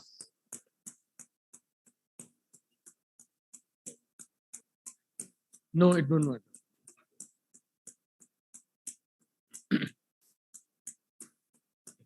Next, please. Thank you. I think almost we are done with this. Almost. Anything else? Feel free to call anything, ask anything if you have any questions. Yeah. The same technique you can combine for the other, indications as we talked about over there.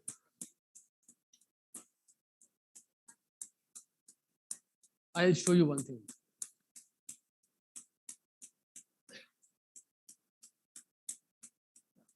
Thank you.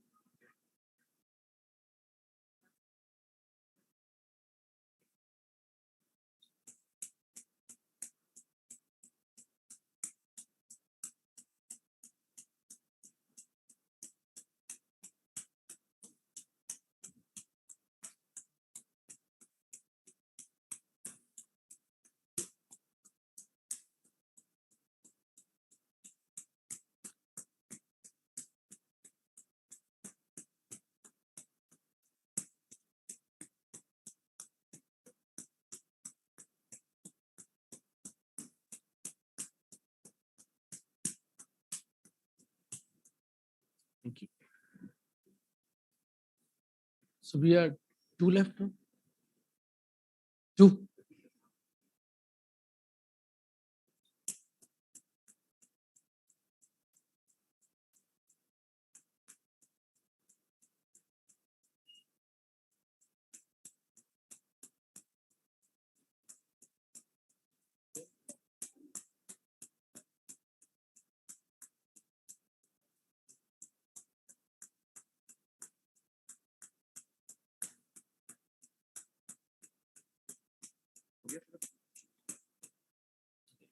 Everybody done? Just do the forehead. So only 1 left now? No, everybody has done it. The She's second there. now. Fine. Finished off.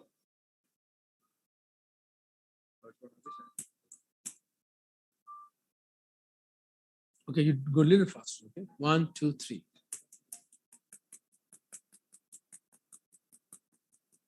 Yeah. We'll go to the peacock. Okay, many times patients are wearing diamond, nose. So you have to be very careful. It's going to reflect. I see that there is something in the brow also. So you have to be extra careful. Otherwise, you might hit the brow over here. So be little. It's a circle. Okay. So don't chase the dot. Always remember that circle. 1, 2, 3.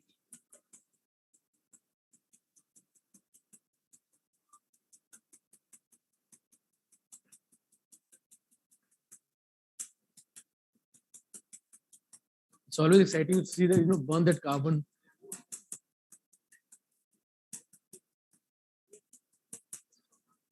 Yeah. Yeah. You're fine? आप ठीक है?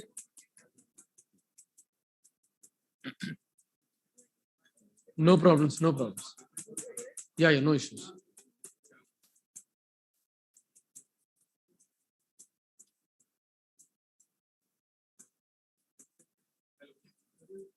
Just do that also and we are done.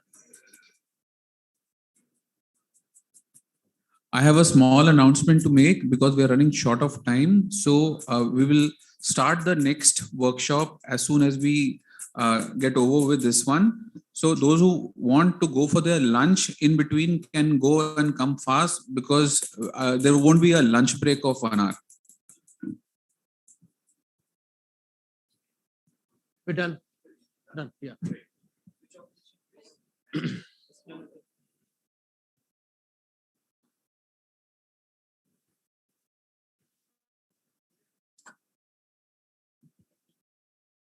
इसको पुल कर लेते पीछे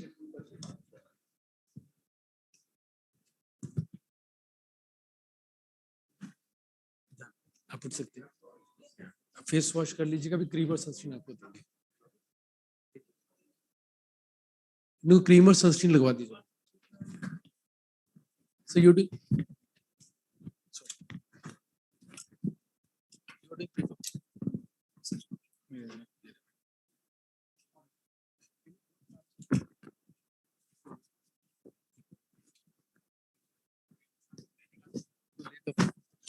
We have a small video to play by one of our sponsors. Devi.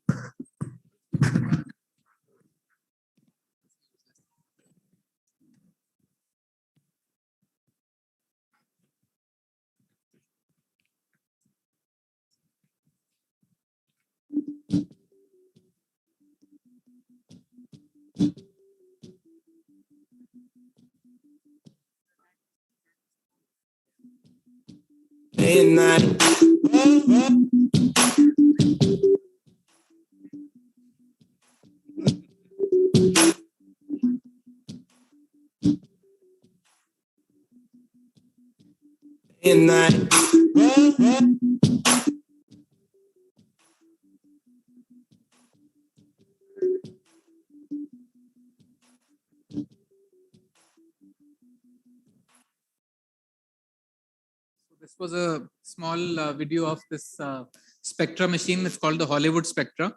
I just want to detail 2-3 salient points that are there. It has IntelliJ beam, which basically means that there is more homogenization of the the beam profile that is there. Plus, it has a hyper surge resonator, so there is peak acoustic pressure that they say exceeds even the picosecond laser. So basically, acoustic pressure is what is breaking the pigment. So even though it has a wider pulse width, still it produces more pressure. And then it has multi-depth fractional handpiece. So the fractional beams are going to different depths, which is great because it can work on different planes. And it has PTP plus, so pulse and pulse is more superior than the previous machine. So that was the video that was about.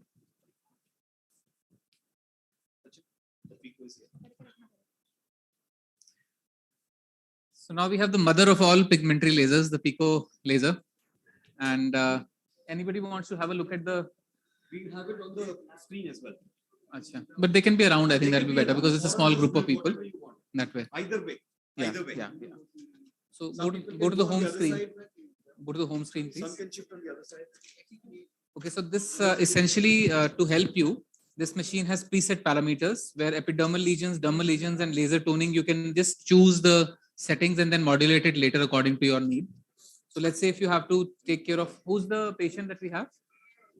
क्या है आपको बताओ toning करना है इनका अभी मैं लेता हूँ एक मिनट लेता हूँ so let's say if you have to do capsular macules or freckles, so freckles will do 532 nanometers, but you can also do it at 1064 nanometers. So we choose that. Now if you notice, the fluence here is relatively lesser because the power of the machine is more.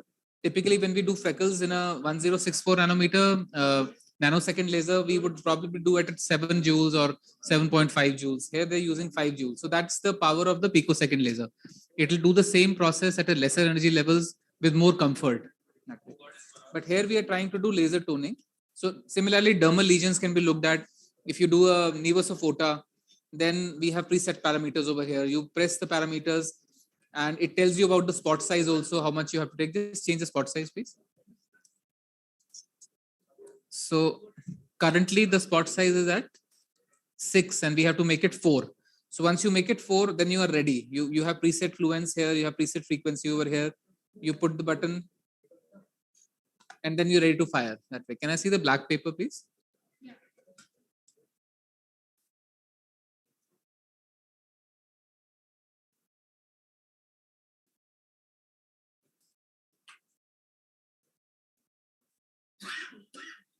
On kar.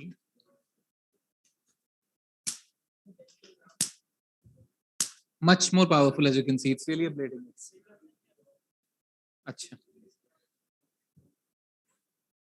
So it is much more powerful, and you can see the top hat beam profile. There is uniform distribution of the loss of color that has taken place over here. Now, what we are doing for this gentleman here is let's go. We are doing laser toning for him. There are various indications that are there: toning for pores, toning for bleaching hair, toning for general melasma, etc. Now, this gentleman doesn't really have any major concerns, so we can do just pico toning only. So when you choose it, it says you have to change the spot size. Change color, spot size. Okay, so now we are ready. It gives you an energy of about 2.3 joules per centimeter square and frequency of 10. iPads दीजिए please. इसको हटा दो बेटा. Flat रखो इसको.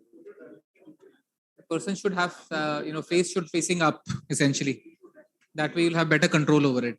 iPads इनको नहीं देना. इसको हम पहन देते हैं. Ready है?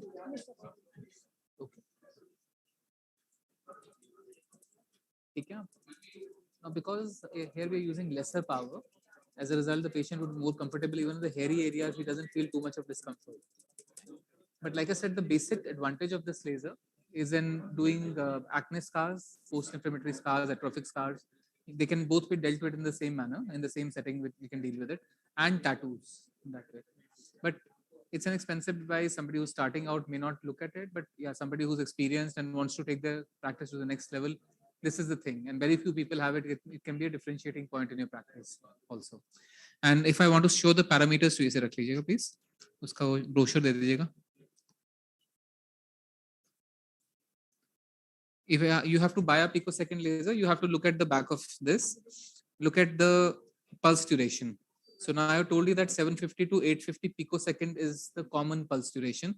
This is 450 picosecond. The shorter the pulse duration, the more powerful the machine is. So this is how you can compare your machines when you're planning to buy one that way. Spot size, I told you 10 mm has to be there. So it is 10 mm over here. Then energy levels per pulse. Now, Pico doesn't need such high energy levels. We saw the 1064 nanometers, which was showing 1500 millijoules. Here 600, 800 is good enough that way.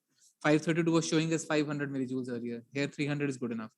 So that's how you can know about laser physics, decipher what the device tells you, not go by what the reps tell you, and make a decision on your own. Thank you. Okay. ਹਾਂਜੀ. Right.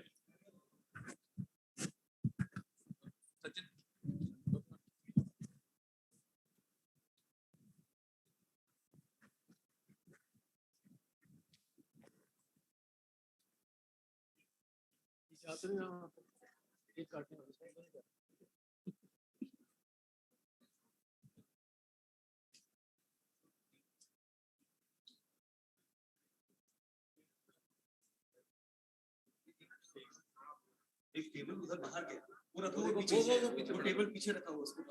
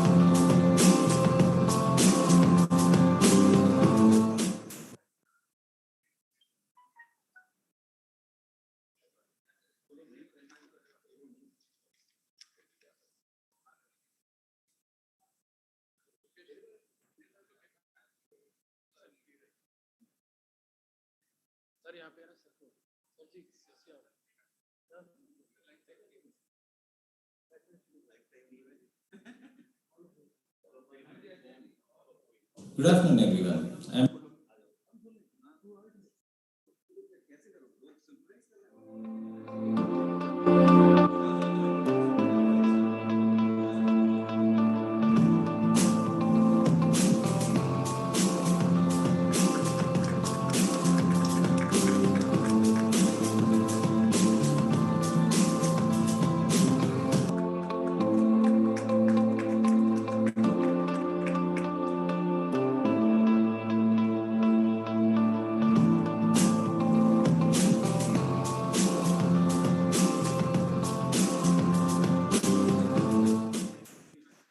Good afternoon, everyone.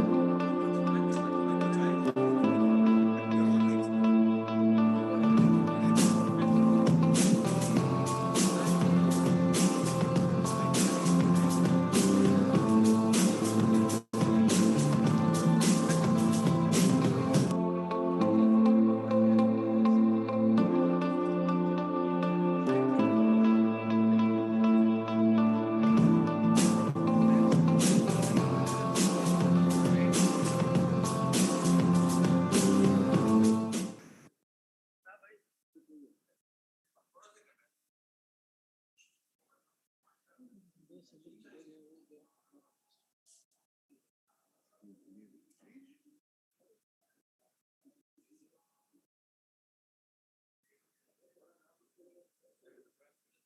afternoon, everyone. I am Dr. Raj Kirit. I am a consultant dermatologist in Celesti Skin Laser and Hair Clinic from Hyderabad. I thank the COSTUM 2020 to invite me for the talk on substitution radio frequency. See, substitution radio frequency is a new technique and a new technology which has been evolved for the past few years and is coming in vogue. There has been different forms of radio frequency energy which has been used for rejuvenation of the skin and also for other indications as well. Now, how does this radio frequency work? We know that there has been unipolar, bipolar, and other forms of radio frequency which is applied in dermatology and cosmetology use. The unipolar is using of a single electrode, whereas the bipolar we have two electrodes. Whereas this radio frequency machines, what we use in substitution, is either fractional or a microneedling devices or this substitution radio frequency, which is bipolar electrode mechanism. So what happens with this technology is that it creates a zones of wound healing columns, either horizontally or vertically. In case of microneedling and fractional radio frequency, it is vertical, whereas in substitution radio frequency, it is horizontal or towards the planes of the skin or the fascia. Now, how does this radio frequency energy or the surfacing mechanism work? It causes tissue damage due to volumetric heating, thereby causes release of MMP1 and MMP3 pathways and release of PPAR gamma and release of TGF beta, thereby adequate activation of fibroblasts can happen. Also, this consequence of the cascade pathway can upregulate the collagen formation and stimulate the collagen pathways, thereby resulting in neocollagenosis. The effect of radio frequency causes the firmness and liftness. How does this happen? There is a microthermal zone formation or a thermal zone which is damaged and the wound healing happens, and neocollagenosis and contraction of fibrous septa can happen. And there is a long-term effect of from a short-term treatment. There are three effects. That is, the one is lifting, firming, and smoothing effects. The texture becomes smooth. There is a lift of the skin, and then also the filling effect of the skin is also seen because of the neocollagenosis. So we have to. There are two tips. One is the blunt one, and the other one is the pointed ones. So these blunt ones can actually be used as a cannula for filling effect also, and the pointed ones can be used for these special sites. Now, coming to the direction and the movement of the tips, one is the linear method, the second one is the tunneling method, and third is the fanning method. In the first linear method, that is what we use for the acne substitution scars, where we pass through the needle multiple times. There is a tunneling one, we use it for the, especially for the fat pockets, like the under eyes, that particular area is filled up with scars, even on the other side of the cheek. So today I am going to present, and this is the other wire where we connect the. So I haven't started the procedure yet. I mean that we are just doing the substitution over here. So now you see that we haven't started the RF now. And now you see that there is some amount of resistance there. But when we start the RF there, now you see the resistance comes down. And you see there is minimal of oozing only. There is not much of any oozing at all. So now you see over here that what we are doing is a linear method. We are going into the same star like that. And the tip of the probe can increase the temperature, local temperature can be raised over there. And it is not targeting the epidermis but only the dermis. Then we can do the tunneling effect also. So we can just increase there. Slowly we can do that way. We give multiple passes so it becomes a tunnel over there.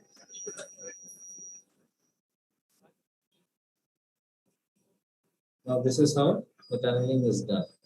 So that there is a tunnel or a path beneath the epidermis so that we can inject some plasma or filler. Now this is the tunneling way. Now the fanning method, what we are going to do is this way.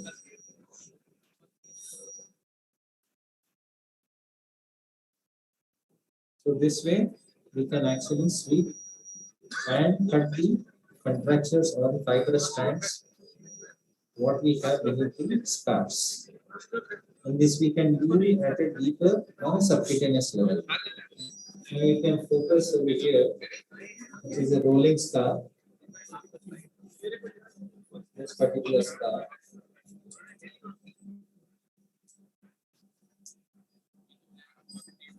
So now you can see I'm cutting the bands over there. So imagine a blunt one which is cutting the cannula. So the blunt one is able to cut the fibrous strands over there because there is an increase in the temperature and denaturing the collagen over there. Now you can see the cannula over there beneath the scar. Initially, the tip is the only one which generates the radio frequency energy, not throughout the cannula. So we restrict the time duration to just 3 minutes, and now we can see that there is not much moving at all. In RF substitution, the advantage is that because there is the RF energy, the coagulation also happens along with the substitution. Now we have extracted the PRP and we have kept it ready. So now we connect it to this end of the cannula. Then go in, deploy it, then keep on in this.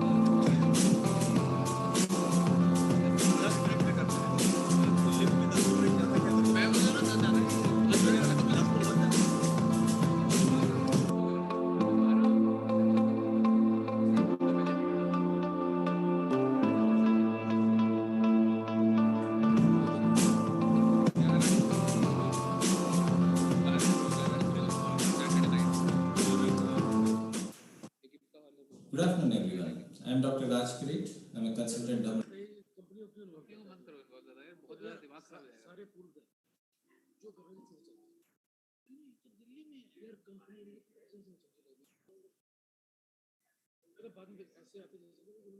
Dermatologist and Celesti Skin Laser and Hair Clinic from Acaad. I thank the COSTUM 2020 to invite me for the talk on substitution radio frequency. See, substitution radio frequency is a new technique and new technology which has been evolved in the past few years and is coming in vogue. There has been different forms of radio frequency energy which is being used for rejuvenation of the skin and also for other indications as well. Now, how does this radio frequency work? We know that there has been unipolar, bipolar, and other forms of radio frequency which is applied in dermatology and cosmetology use. The unipolar is using of a single electrode, whereas the bipolar you have two electrodes. Whereas this radio frequency machines, what we use in substitution, is either fractional or a microneedling devices or this substitution radio frequency, which is a bipolar electrode. So what happens with this technology is that it creates a zones of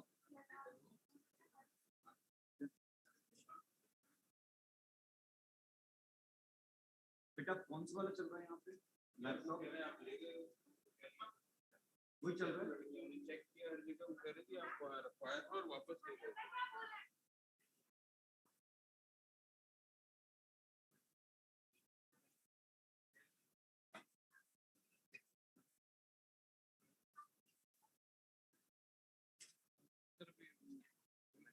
fractional year green colour की हाँ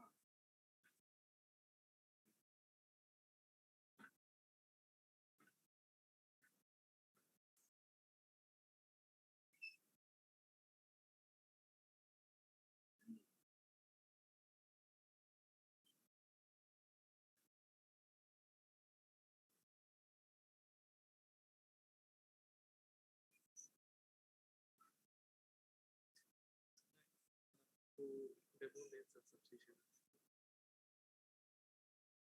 देखने लगा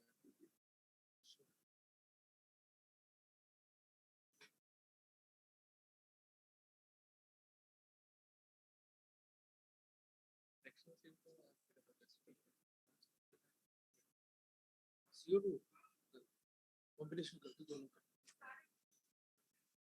का combination इसका क्या करना है अभी ये बैठता नहीं इसका नेक्स्ट जो मॉडल जैसे सेलिना है उसको इनकॉर्पोरेट करते हैं इसको जो सब्सिडी आ रहा है जो ये इस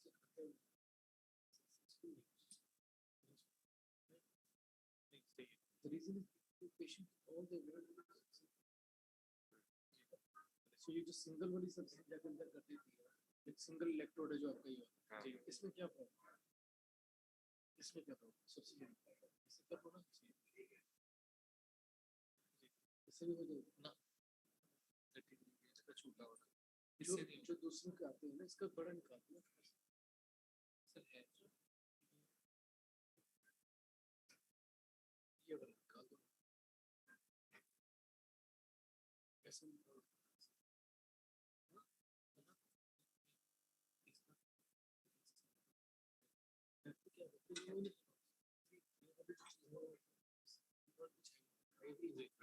what is he what I tell you is that you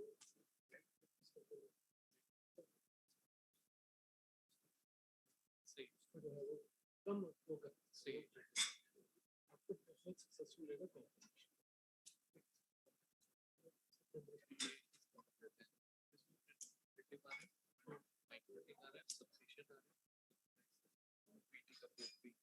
वो तो आपका इसको ही हम CO2 के साथ कंबाइन कर रहे हैं जी जी चलिए नेक्स्ट मॉडल अभी इसी पे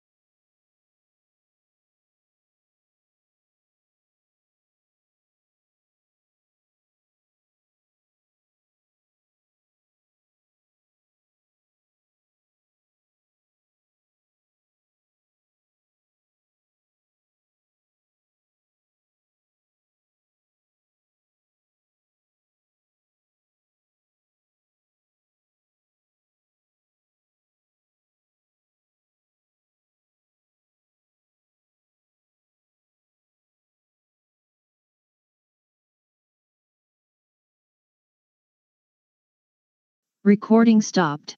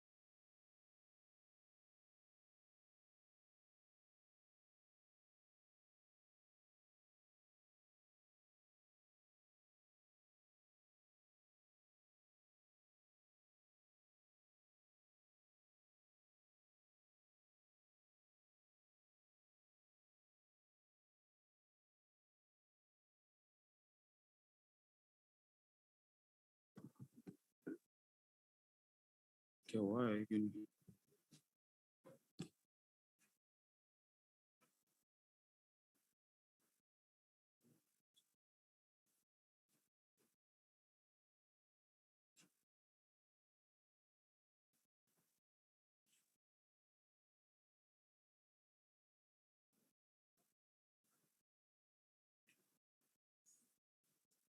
प्ले करूं?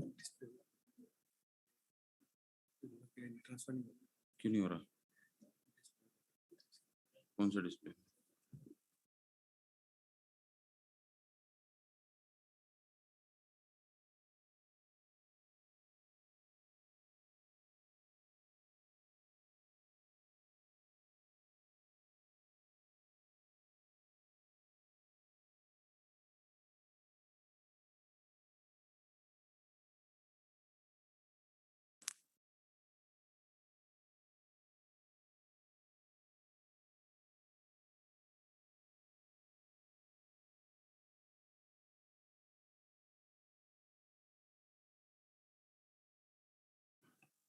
Recording in progress.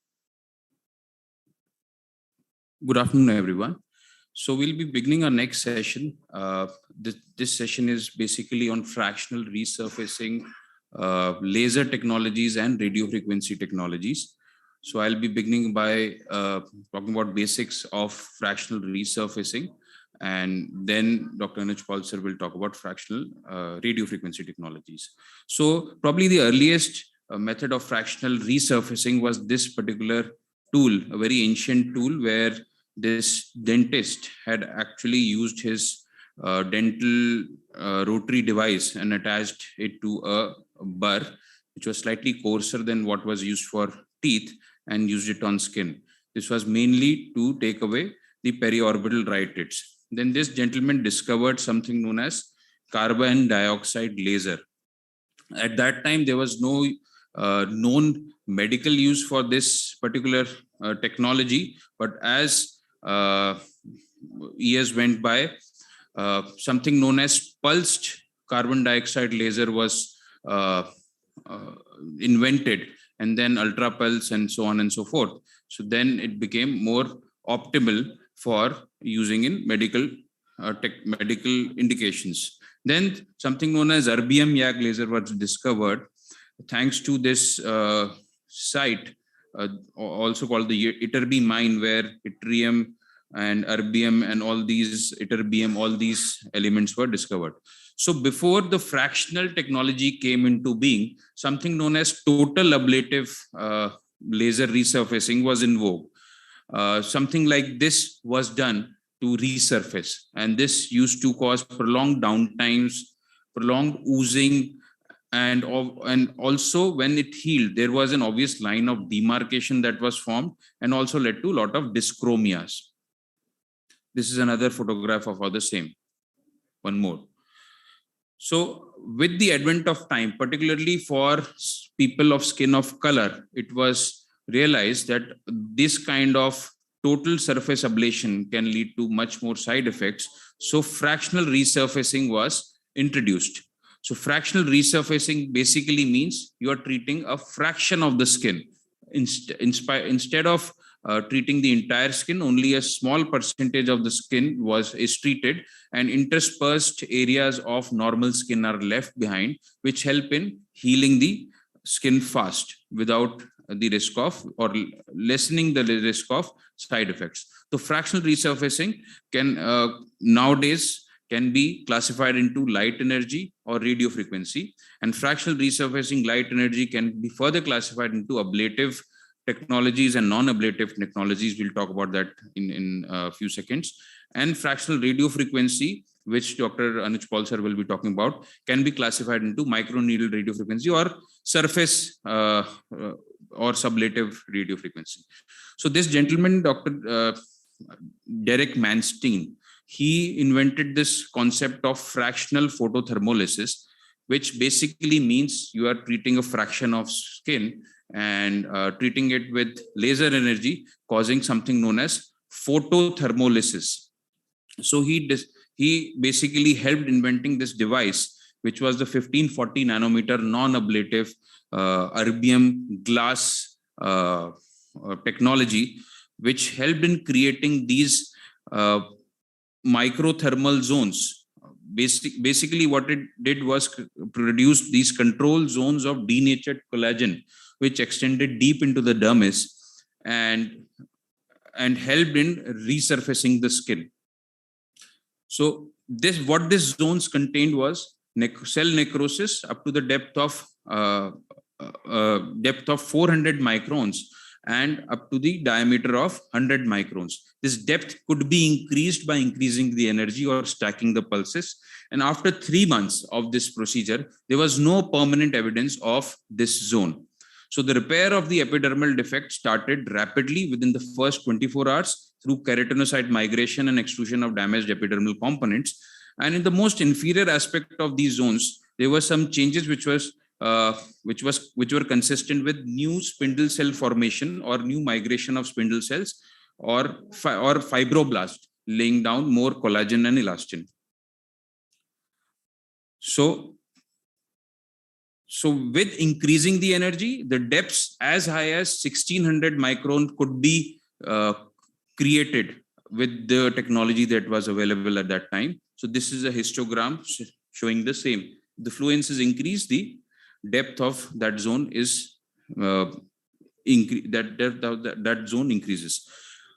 Further on, in 2006, Hantash et al. Described a unique phenomena where they discovered extrusion of substances by something known as transepidermal elimination through these zones. They discovered some congorite stains in these zones, which told us that amyloid is probably extruding through these zones. As this technology became much more profound and there was more and more publications, so at every 10 nanometer there was a new wavelength with different companies, and they used to primarily target anti-aging and scars as the indication. This was one of the initial devices that was introduced in the Indian market space, and the Palomar Lux 1540. And this was some of the initial results of this particular device. One can see the kind of edema and erythema that could be produced with this device. This is the kind of modest sort of results which could be achieved after 2 sessions of this particular device. So erbium 1540 erbium glass, as talked about before, is something known as non-ablative wavelength. There is something known as ablative wavelength. The difference between the two can be depicted through these histograms. So in the non-ablative technology, the microthermal zones undergoes necrosis, but the debris stays there. Whereas in the ablative technology, the debris evaporates into the skin, and there is much aggressive tissue damage that happens. Among the ablative technologies, there is something known as carbon dioxide laser and erbium YAG laser. So the difference between the two is erbium YAG has a higher coefficient of water absorption. So almost the entire energy that is emitted is used up in the ablation. Whereas in carbon dioxide laser, there is a zone of ablation, then there is a zone of necrosis, then there is a prominent zone of coagulation, and beyond that there is something known as zone of reversible thermal damage. So basic difference between the two is that the zone of coagulation is much more in carbon dioxide laser compared to erbium YAG laser. So this is the kind of immediate post-procedure appearance that can be seen in a fractional carbon dioxide laser. You can see this grid of white dots as well as erythema and edema. This is the kind of initial outcomes that could be achieved with about 4 sessions of fractional carbon dioxide laser. One can appreciate these improvements much more than the initial erbium glass technologies. But the downside of fractional ablative technology is much prolonged downtime, much pronounced risk of post-inflammatory hyperpigmentation, particularly in people of skin of color. So occasionally we do come across patients, if not taken care of properly beforehand, not primed properly, and no photo protection also not done properly, they tend to develop post-inflammatory hyperpigmentation, although that can again be treated by routine medical or procedural management. So there was this Cochrane review, which was published long back in British Journal of Dermatology, fractional resurfacing for acne scars. So it showed that ablative fractional photothermolysis produced the improvement range in much higher zones compared to non-ablative fractional photothermolysis. However, PIH discomfort and erythema of ablative fractional photothermolysis was much more than non-ablative.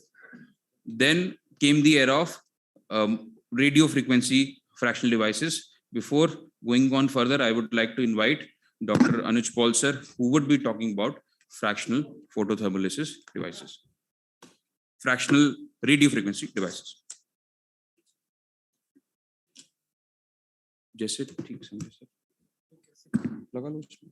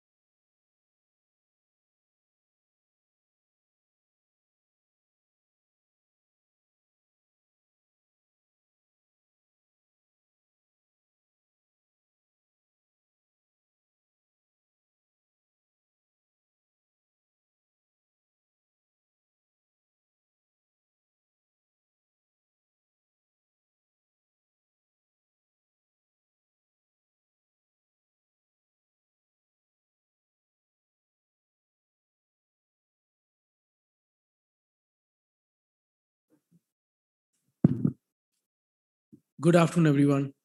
So, how many of us have experienced MNRF ever? Can you raise your hands, please? Lasers? Do you all have lasers? Yeah. Okay. If you really ask me, CO2 laser is the mother of all lasers. There is nothing in the world which can give you better than CO2.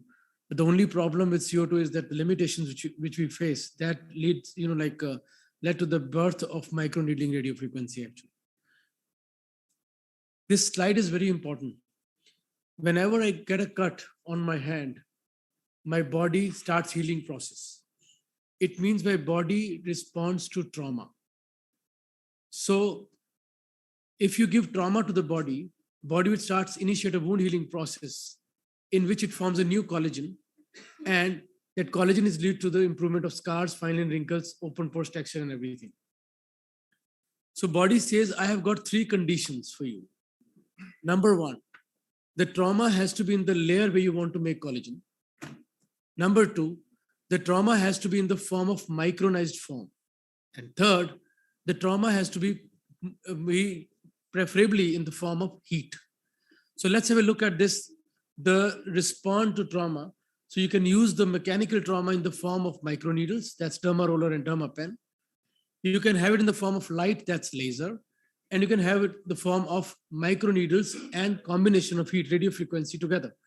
So if you have MNRF, you can have the result of both these technologies together if you use it wisely and at the area where it is required.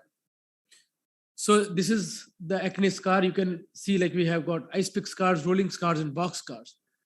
So do you get patients with the same scar? Answer is no. They have got a platter of scars in front of you. They have superficial, deep, and like medium depth scars also.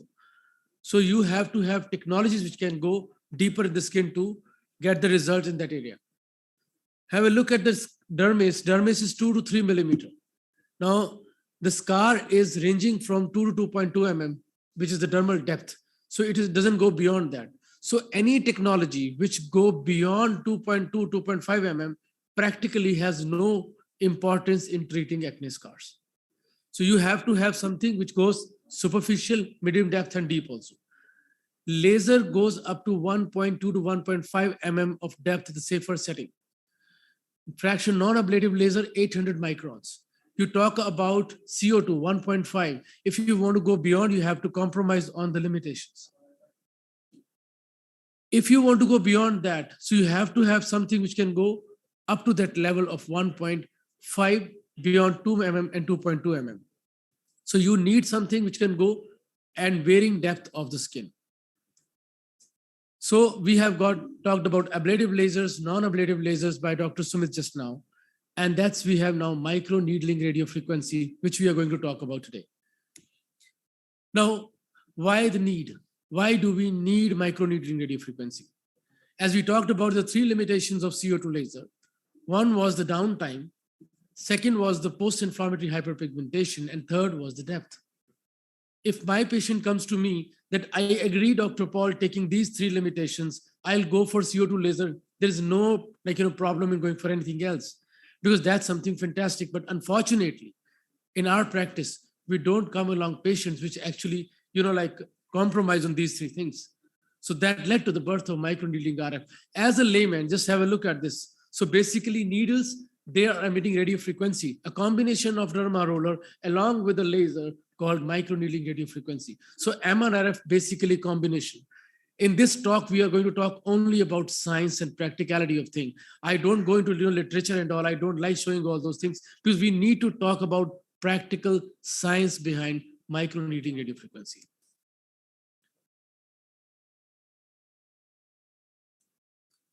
ये move नहीं हो रहा आगे. Excuse me.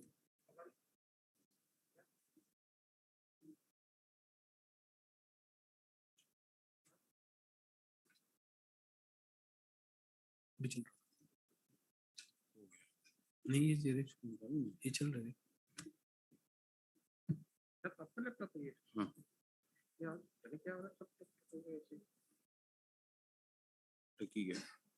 ये तो कर रहा कर सकते हो.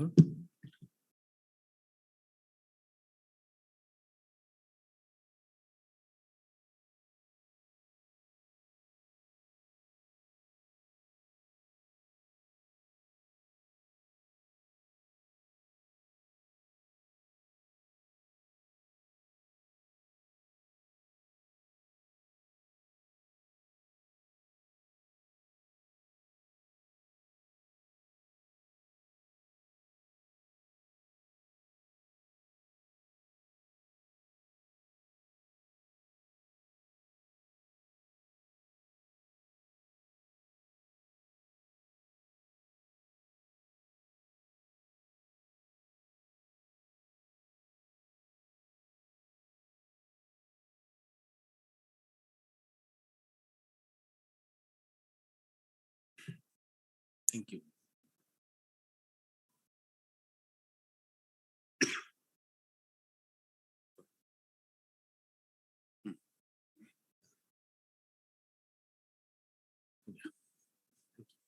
So, sorry for the technical glitch. So we're talking about the combination of microneedles and radio frequency, that's MNRF.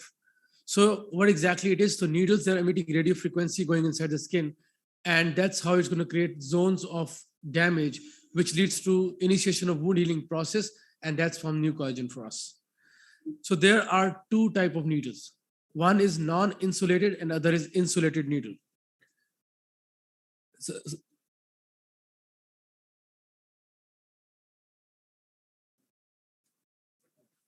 So that's a needle for us.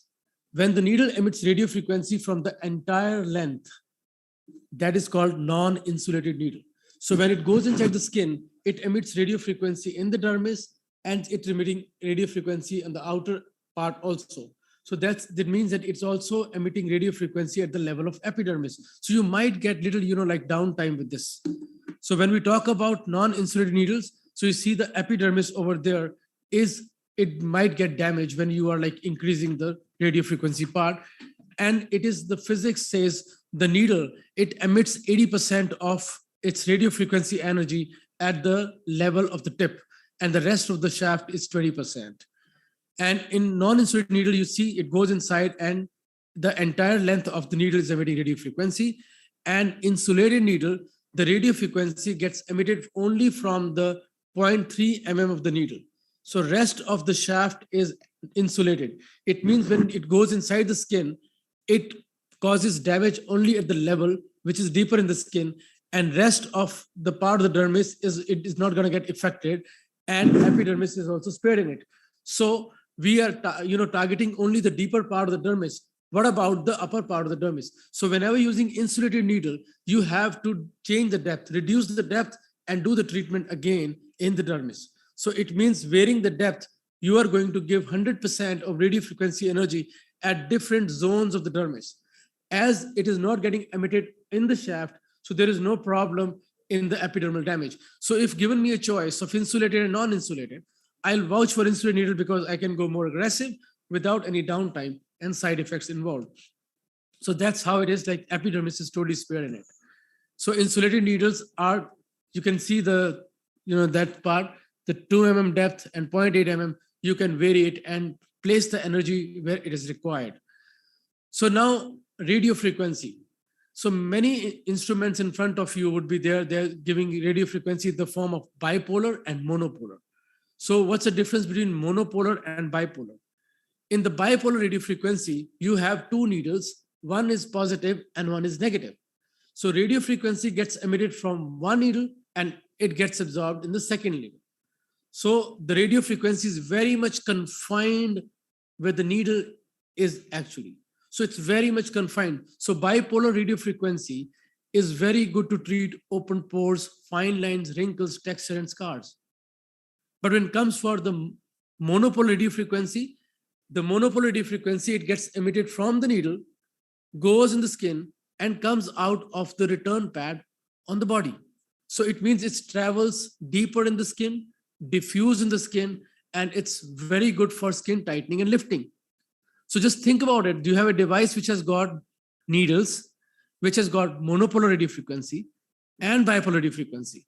You can do everything. You talk about anti-aging, you talk about, like treating a submental fat, you talk about treating, fine line, wrinkles, even, go under the eye, and lifting as well, 4 millimeter, go deeper in the skin and do the treatment. Go deeper in the 3 millimeter dermis and do the skin tightening. So you can have combining both these. So whenever you're buying a device, you have to see whether it has got insulated or non-insulated needle, one. Second, whether it has both bipolar and monopolar radio frequency or not. If you have got all four, like all your anti-aging and all your scar treatments are done with one device. So let's have a look at this slide. Now it says that the fun thing over there, this is the laser, fractional non-ablative laser. You remember Dr. Sumit was talking about it. This is erbium glass or erbium fiber laser. It's a laser which heats up the dermis. In histopathology, if you see, this is the collagen remodeling happening in the non-ablative laser. And contrary to it, this is the ablation you get with the CO2 laser. And the histopathology is just like that. When you see and compare, this is the fractional resurfacing, and this is fractional resurfacing non-ablative. So have a look at this. This is insulated needle. Now in insulated needle, it is happening only in the dermis and there is no damage to the epidermis. So histopathology looks as non-ablative laser. So when you talk about the non-insulated needle, the damage is happening in the whole dermis with the epidermis also. And look at this, it is as close to fractional ablative laser. So it means if I've got non-insulated and insulated needle both, I can have result as close to fractional ablative and non-ablative laser also. So this is what I want to highlight over here. If you have insulated, non-insulated both, you can take care of the upper epidermis with your non-insulated needle, and with the dermis, you can take care with the insulated needle. So you can always, like switch one with one, session with the insulated, another session non-insulated. So that's how you get the result. So I would like to, discuss about a technique which you have devised and working on past couple of years, and it has just, published in Jackass. This is Vozet-Vital technique for scars. I think we are very much clear right now about the insulated needle and multiple depth. So based on that, we are going to take it from here. We are going to combine insulated needle using monopolar and bipolar radio frequency, multiple depth in the same session. So let's have a look how you do it. So equipment is MNRF, depth would be 0.5, 0.8, 1.5 and 2 mm. As I told you, acne scars are never beyond that depth. So you don't need anything which goes 3 mm or 4 mm to treat acne scar. The company people that come to you say our needle goes up to 4 millimeter. So you can treat acne scars very deep also. If the dermis doesn't go beyond 3 millimeter or 2.5 millimeter, how can you have a scar in the 4 millimeter depth? What are you going to do with the 4 millimeter depth needle to treat acne scar? It doesn't make any sense. So you don't need that kind of depth to treat acne scars. So radio frequency is monopolar and bipolar. So this technique I have named Vozet-Vital technique. So in Vozet-Vital technique, we are going to use multiple depth rotational stamping with bipolar radio frequency followed by crisscross monopolar radio frequency. So multiple depth means we'll give multiple passes of one depth. Let's say you choose 1.5 millimeter. You keep it like this and fire it and rotate it 30 degrees and fire it again, rotate it 30 degrees and fire it again. So it means at one plane, we are going to give 3 shots. Change the depth and do it again at the same, change the depth and do it again. Have a look at this. So there are 3 depths, but epidermis is totally spared. So you mean to, I'm talking about 6 to 9 shots in one, like different planes at one area. Why it is not going to cause any problem to you? Because you are acting at different depth of the skin. You need to understand that this is the advantage of insulated needle, that you can go aggressive in the skin without any side effect. Hope it's clear to you. So we move further and we choose a depth of 2 millimeter because we want to have tightening also along with the improvement. So which radio frequency gives tightening to us? By monopolar. So monopolar radio frequency at the depth of 2 to 2.5 millimeter, now give a couple of passes in the same area. You are combining, achieving results in the scars and pores and wrinkles along with your bipolar, multiple depth, and with the monopolar 2 millimeter deep, you are actually doing the skin tightening also. Let's have a look how you do it. So this is what we're talking about, multiple depth rotational stamping. So at the same, because we cannot change the number of needles. It's not like laser. So at one depth, when you rotate it, you are going to have multiple, like area of damage in the skin at one plane. It's basically increasing the density in that area. So this is rotational stamping. So 2 millimeter, 1.5, 0.8. So we are at the different depth of the skin. And crisscross monopolar for the tightening, 2 millimeter.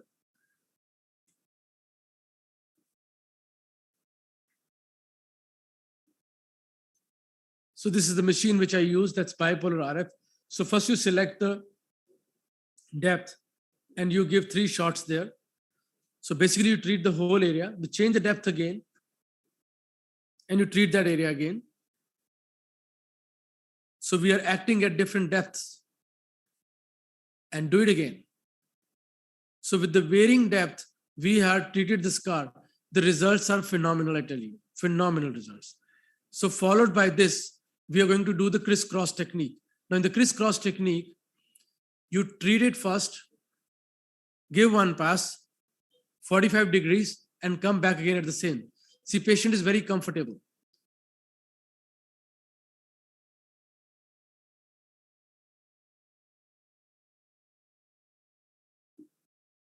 So let's have a look at this patient. This is patient pre-treatment.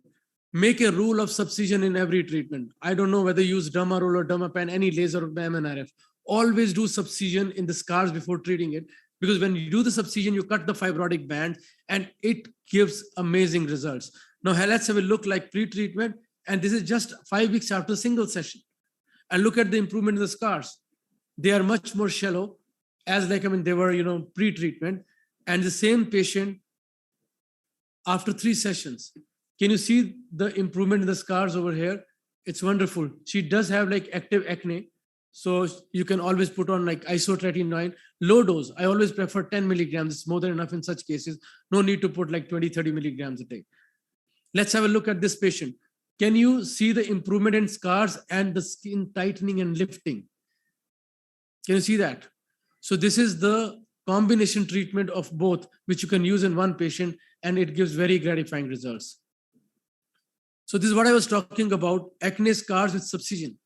So before the advent of the laser, name the treatment which was used for acne scars. Just go and Google it today. You will find subcision. Subcision used to give so good results. So there was no laser, there were only subcision. Imagine if you combine your subcision along with your any modality, it's going to give you wonderful results. So always do subcision whenever you're treating scars. This one patient like pre-treatment, after 2 treatments, and after 4 treatments. So look at the results she has got. There is, 70-80% result, more than that, and patient was really very happy after that. Another patient, I always combine, MNRF with gel peels. They're pretty safe. They don't have any kind of side effect, no peeling, nothing.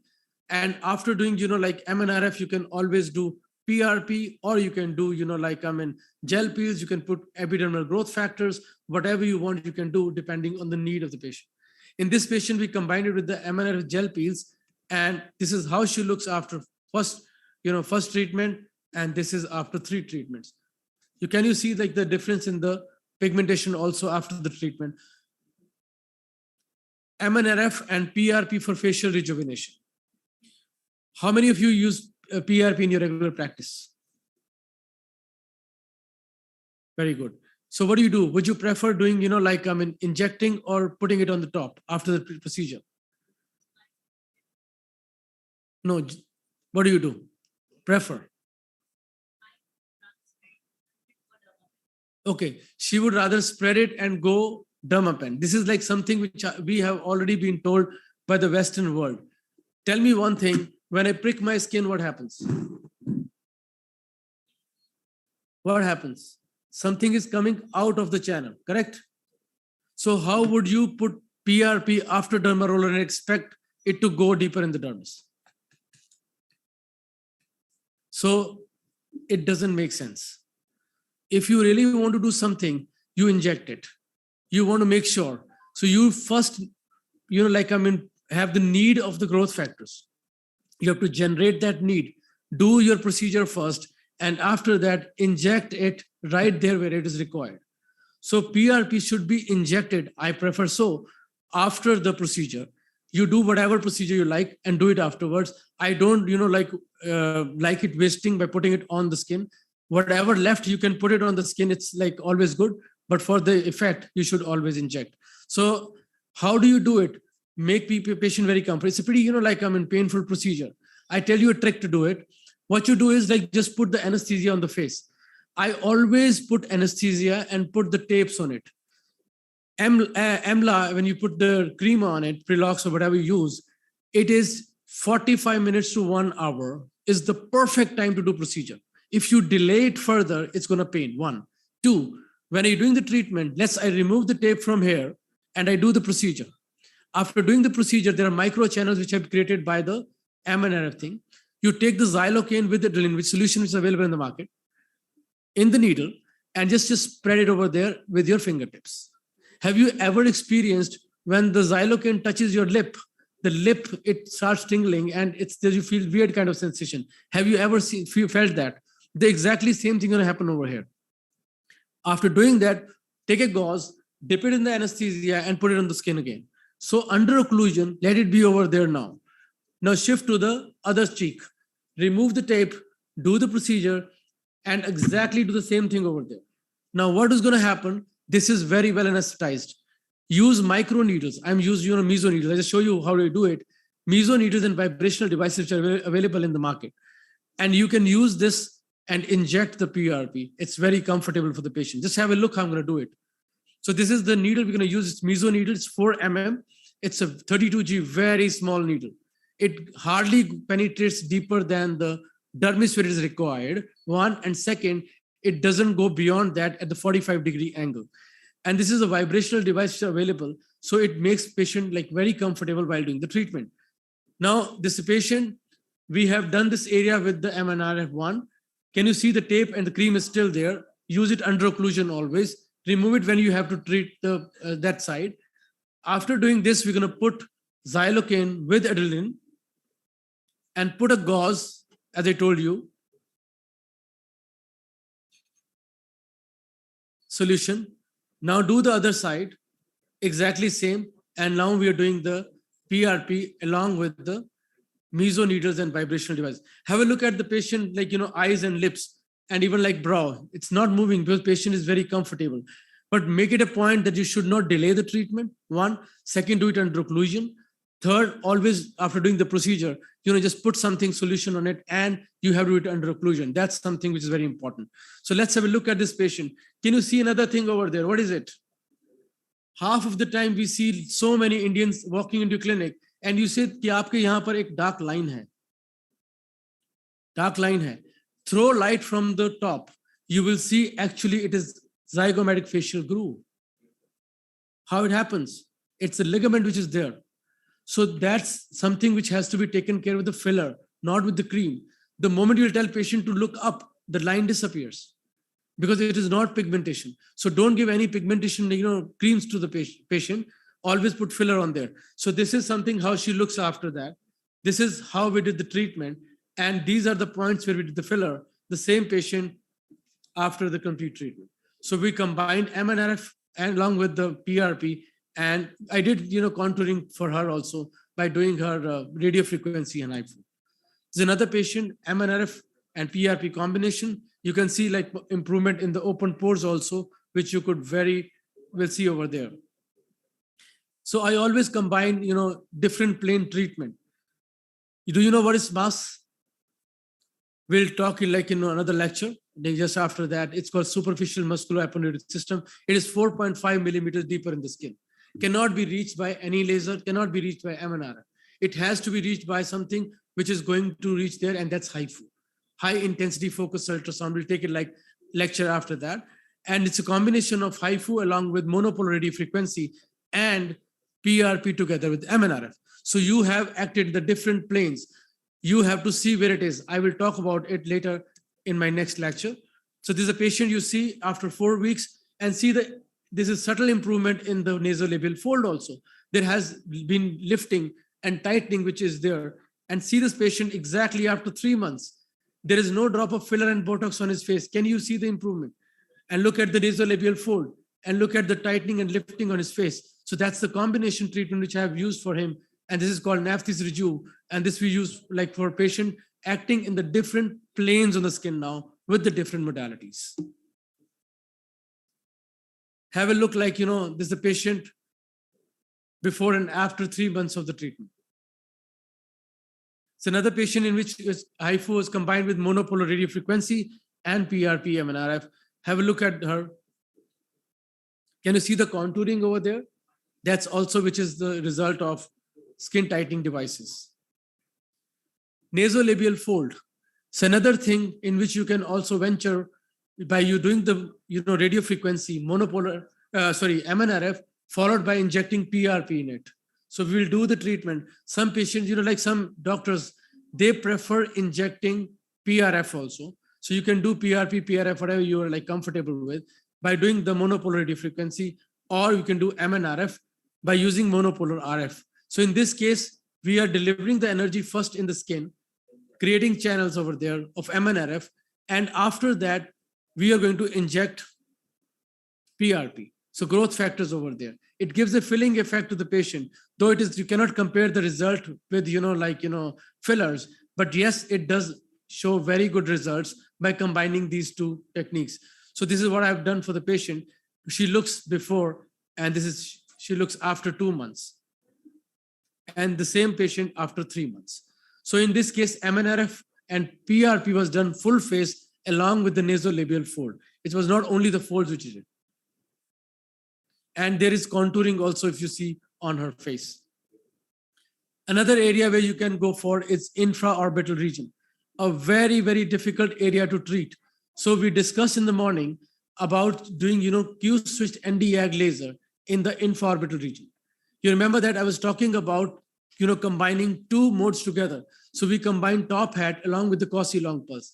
And I told you Cauchy long pulse was for dermal remodeling. So anything which is going to do remodeling in that skin. We talked about anything which can damage the skin, initiate a wound healing process, can give you skin tightening, correct?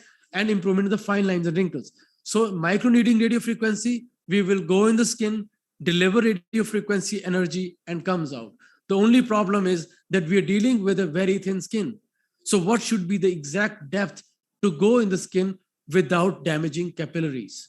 This is like something which is very important for you to when using MMRF. So it should be not more than 0.5 millimeter to 0.8 millimeter, depending on the skin type. Because many patients, they have got, skinny, they have got very thin skin under the eye. So you cannot, use deeper depth. Otherwise you'll end up in getting bruises over there. So we'll do the MNRF over here, followed by injecting PRP. You can do that. So I'm doing stretch the skin. The depth is 0.5 millimeter. We are doing the MNRF very slowly and gently. Now,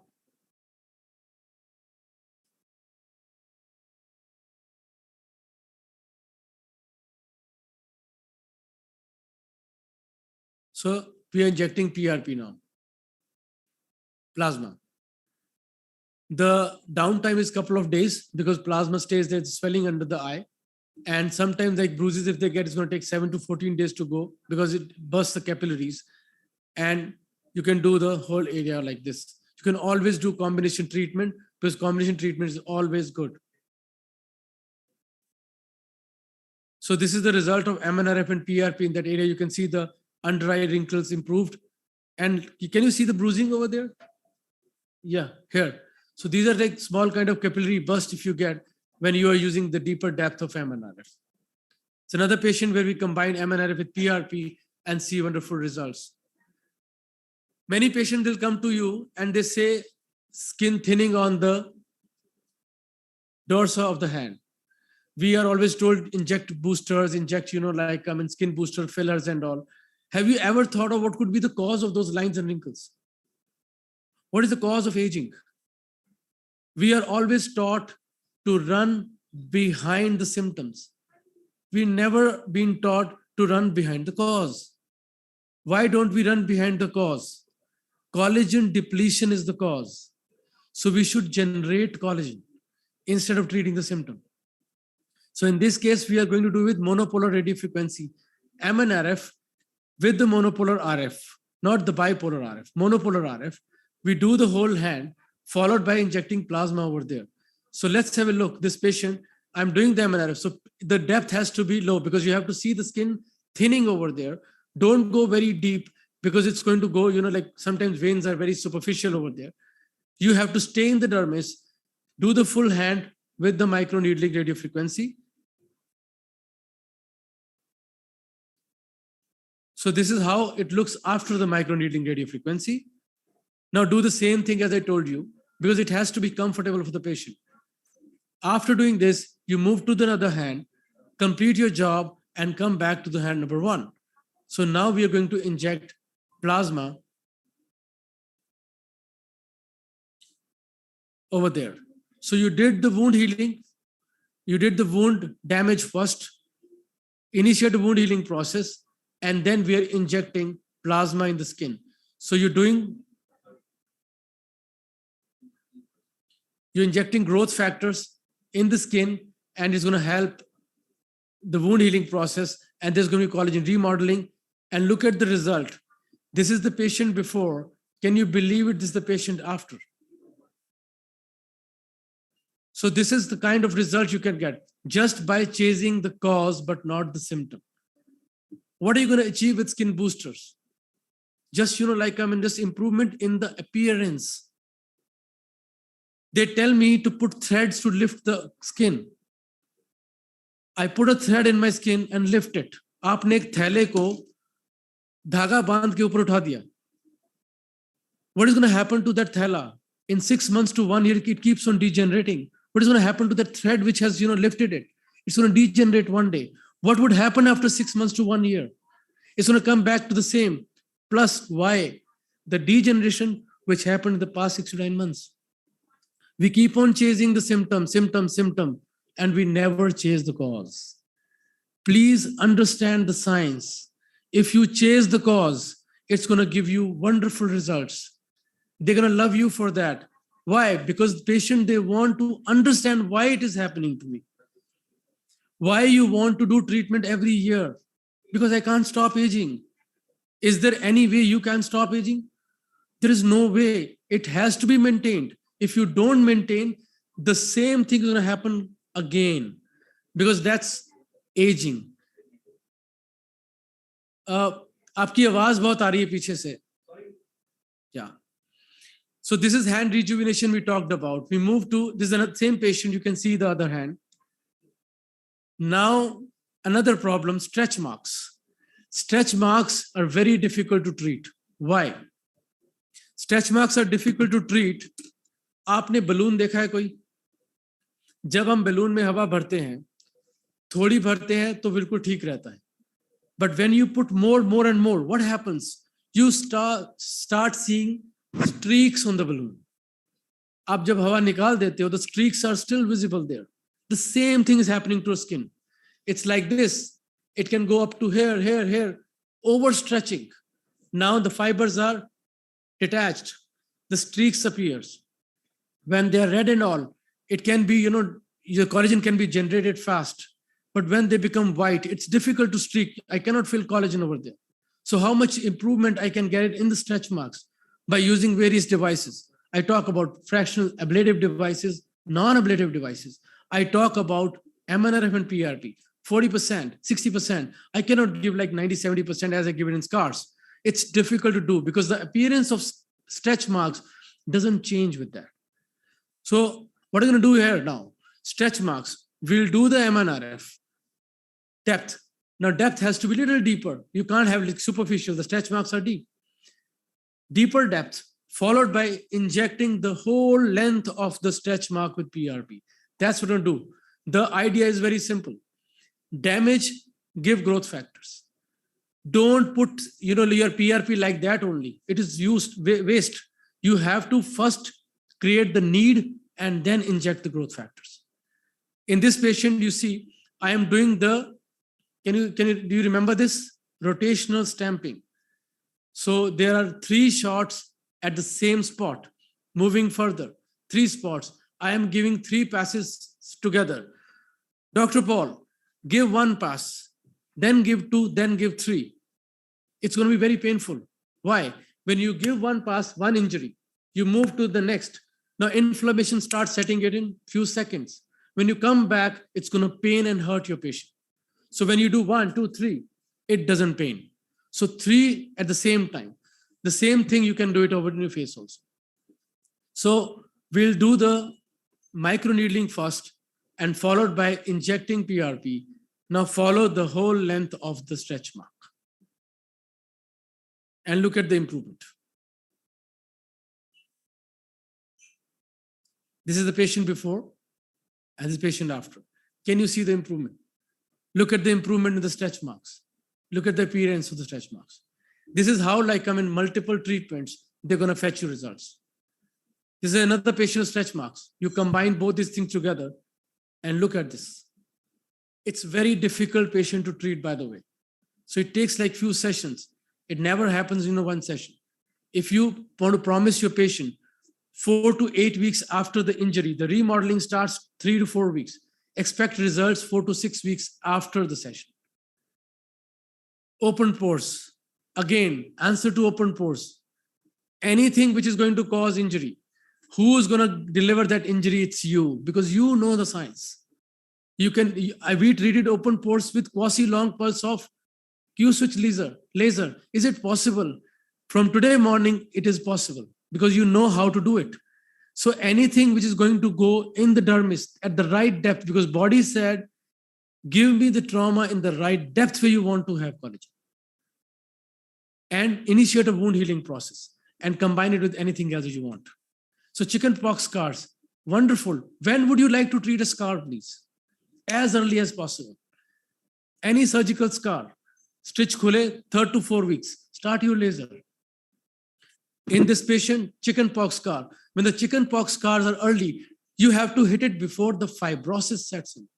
Older the scars, more fibrosis, difficult to treat. So always hit early to get the best result. The same rule applies on acne scars as well. This is a patient of traumatic scar. Past so many years, she was moving to Canada. She was here only for three months. And this is the result after like 3 sessions only. Multiple depth rotational stamping. I told about acne scar or any other scar, hit the different depth of the scar with your device and you get the result. Have a look at this scar. How old is the scar now? This is a surgical scar with the glass injury. Started when? It is just 4 weeks after the injury we started. But look at this. This is hypertrophy is there. Is it a good idea to go for laser right now? Answer is no. पहले इस hypertrophy ठीक करेंगे, उसके बाद scar ठीक करेंगे. So what should we do now? Let's inject the scar with triamcinolone. Wait for some time, let it settle down, calm it down. And now you do your device. This is the kind of result you can get.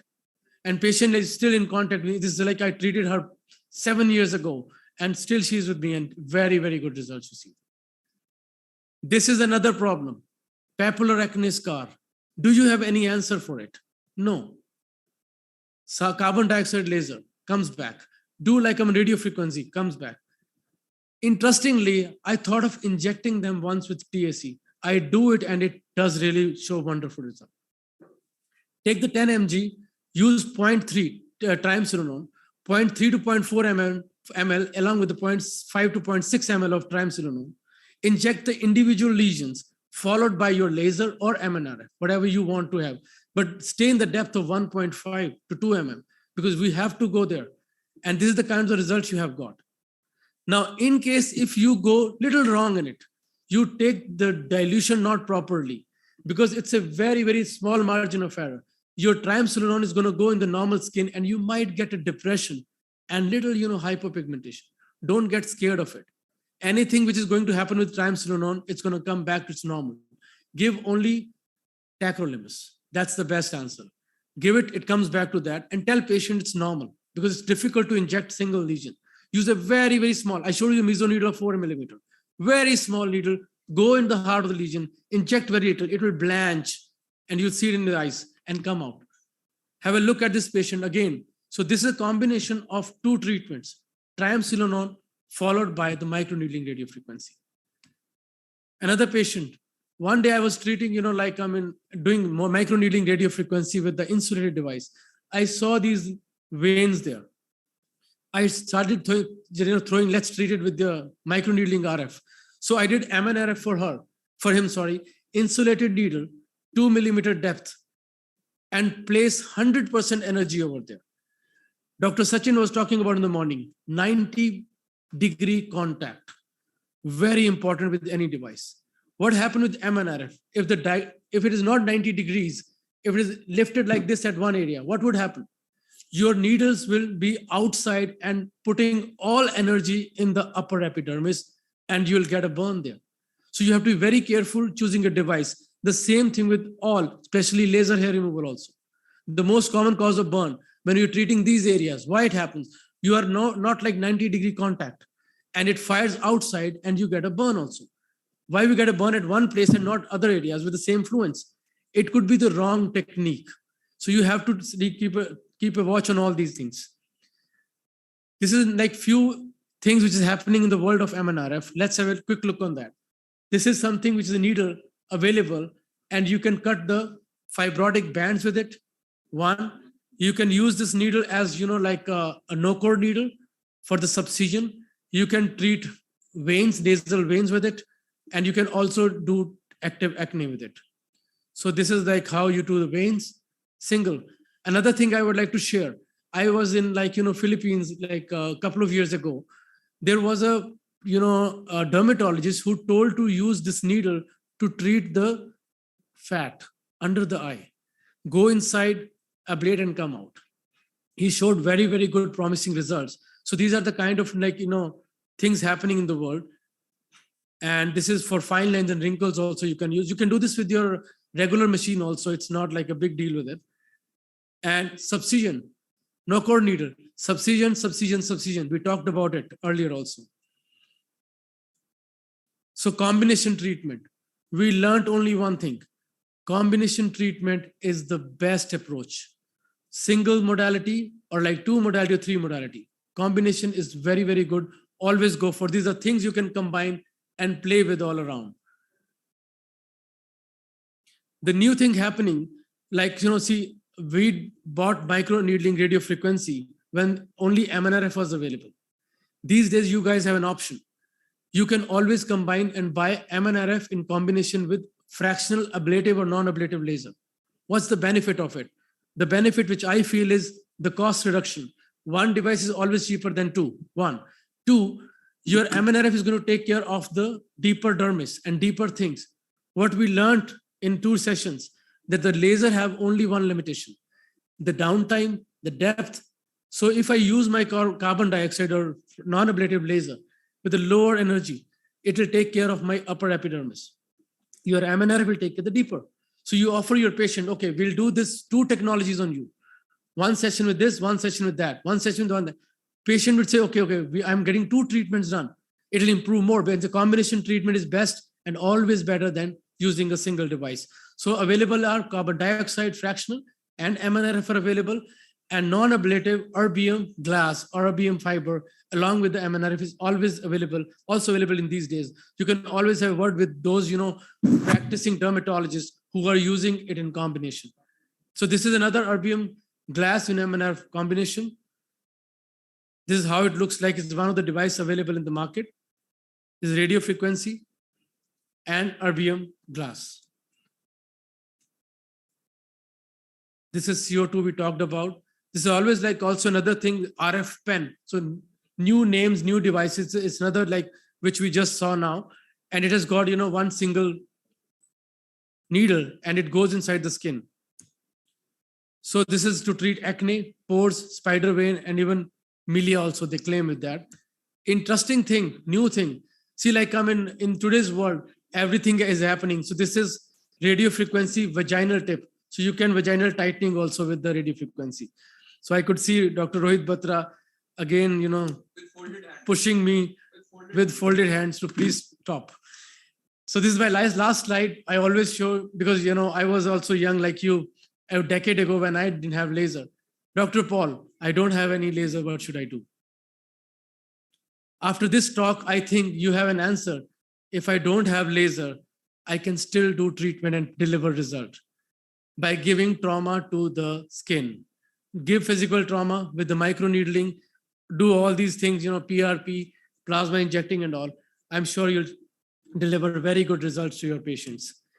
And this is the last slide. It doesn't matter which car you own. It matters how you drive your car. Thank you very much for your time. Keep innovating, keep innovating. Keep innovating.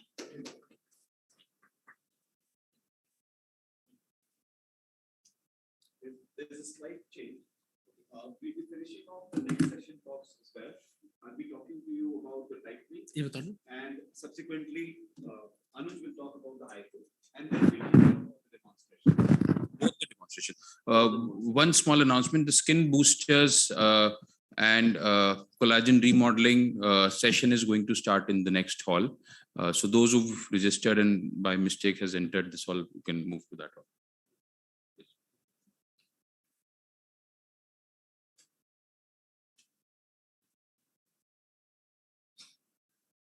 ये क्या अनुज का लगा हुआ है? अनुज, is this your laptop? नहीं, उसको दूसरा पे अटैच करना पड़ेगा. I'm using his laptop. बेटा मेरी वाली टॉक कौन सा है उसमें?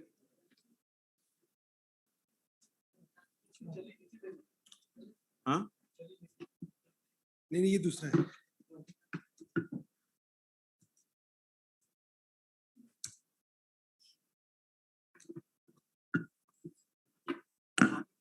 Queries for body contouring, tightening, lifting, and the patient is not interested in getting injectables done.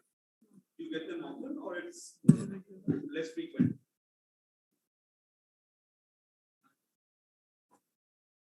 No answers?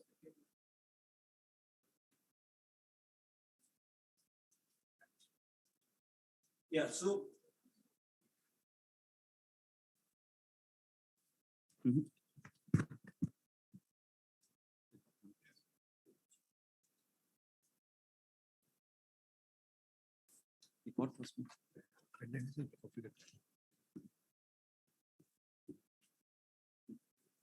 इसी पे चला था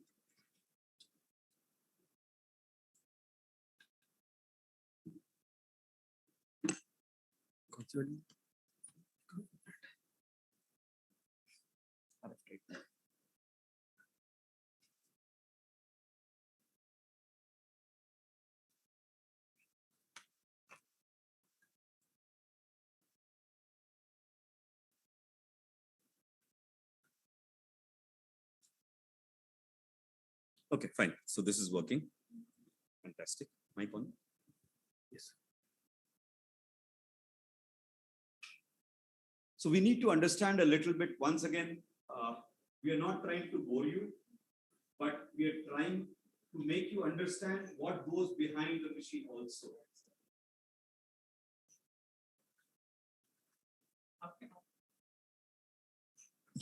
So what goes behind the machine and what is the logic and what happens? So you've heard about, did Anuj tell about radio frequency? I was not there in the talk. Did he talk about the basics of radio frequency or anything? All right, we'll just quickly go through some slides and then we'll shift to the demonstrations, because I guess demonstrations are a very, very important part for which you all have come. So simply put, what's going to happen is radio frequency, apply it, it will produce electromagnetic fields, oscillations will happen in the molecule, and then they will get realigned. This results in generation of heat, and the heat will lead to regeneration, realignment. So RF, of course, very safe. The important thing here to remember is that the tissues with high blood or water content will have the highest electrical conductivity. Bone will have lowest electrical conductivity, so no penetration. The last line is very important. Dry skin, very low conduction. So wherever you're planning to do your RF tightening, you have to hydrate that skin. So most often we'll be showing you, we use liquid paraffin or something topically applied on the skin, on the area to be treated. So, and the penetration becomes better. So what are the RF implementations? You have invasive, you have cannulas, semi-invasive fractional RF needles, which lead to skin rejuvenation. You have minimally invasive fractional RF, which causes the skin resurfacing and the rejuvenation. And then comes the big market nowadays of non-invasive bipolar RF, monopolar RF, which lead to skin tightening and body contouring. So body contouring is probably something which you should not enter while you're starting your practice. It's a tough market to hit, and it's a very tough market to crack. If you think that your aesthetic practice, your botulinum toxin or filler patient is demanding, these patients are super demanding, because it not only depends on how you have done it, the machine you have done it, it is what the patient does at home. That is also very important. So your results depend partially on what the patient does at home, meaning the diet, the exercise, and other things. So you might have heard about the monopolar and the bipolar. Quickly taking you through what is there. So the main difference is in which the current is controlled and directed inside the body. What happens is monopolar, the energy is delivered to the tissue from a single electrode. This is what is happening. RF current passes to the patient and we have a grounding plate. So the current has to go in and it has to exit out. So it's a monopolar. What happens in bipolar? You have two electrodes. And the distance between the two electrodes is important. And both are in contact with the treatment area. So the thermal and the clinical effects take place in the tissue between these two electrodes. So it's a focused energy. You're delivering high intensity in a smaller area between the two electrodes. So you require less energy and to achieve the same kind of a heating effect as from the monopolar. So this is what is happening here, the depth.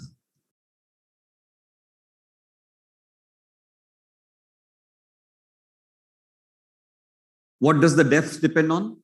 The energy level, the electrical conductivity of the skin, the frequency. This is going to be important because we'll be showing you in the machine, lower the frequency, the deeper the penetration.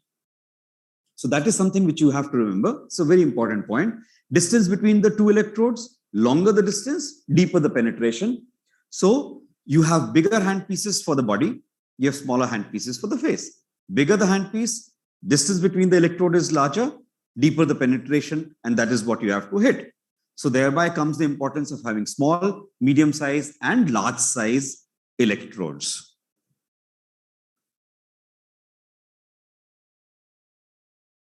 So one more important thing here is the frequency. Don't go into that. That's for a different thing. So penetration is inversely proportional to the frequency. Once again, so lower frequencies will have higher penetration. The same, everything what I'm telling you in these few slides would be demonstrated to you right now. So these are the things, few things which you always need to understand, because that is what is going to be talked to you about by the people who are selling you the machines. In monopolar, depth is half the size of the active electrode. So you have a 10 millimeter unipolar electrode. Theoretically, it will go in 5 millimeters. It's simple arithmetic. It is there and it is very, very logical. Bipolar, distance between the electrodes, half the distance between. So 4 mm difference between the two electrodes, depth would be 2 mm. So that is how the entire spectrum of RF tightening devices work.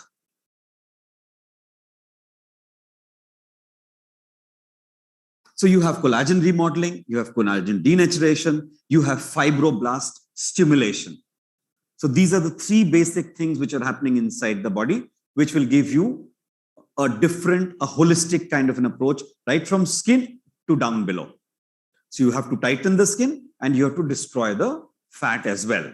If you don't tighten the skin, if you just destroy the fat, what will happen is you'll get sagging. The patient will have a wrinkly appearance. So you will have a dissatisfied patient. So you cannot just target the deeper tissue and leave the skin intact. So this is how somehow the crosslinks are broken and remodeling happens, and you get a much more beautiful looking collagen.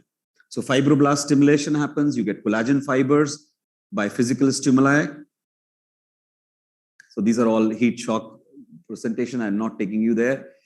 Apart from the deep tissue heating effect will lead to vasodilatation, increases the flow, angiogenesis, cell metabolism increases, so increases the oxygen level, nutrient diffusion, and increases the natural lipolysis. So fat volume is reduced. So all these things are happening while you are just using that RF device on the particular area. So we know the triglycerides are there and they're destroyed, and thereby you get fatty acids and glycerol. The machines have a wide range of usage. The one which we are going to show you will have something you can do contouring, you can do circumferential reduction, you can reduce fine lines and wrinkles, you can do the rejuvenation, target the cellulite, do some skin tightening, acne, scar tissue. These are other things which can happen with this particular device. So one device with multiple handpieces is the mantra nowadays.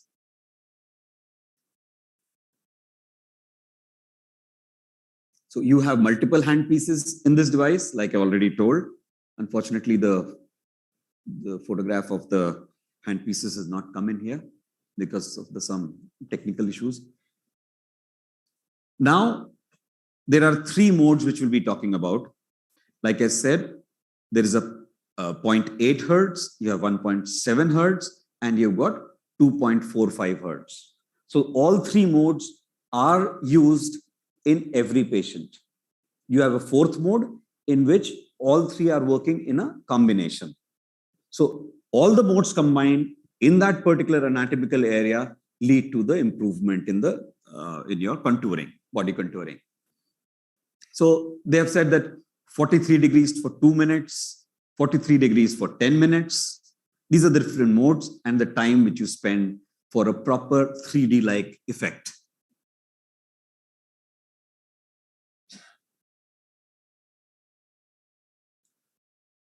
Time taken is huge. You need to understand the things. You need to tell your technician how to do it. Because ultimately, even a small face area would take around 30 to 40 minutes, a minimum 40 minutes. When you go down to the body, it increases. So when these things happen, you need to train your technicians in a proper manner.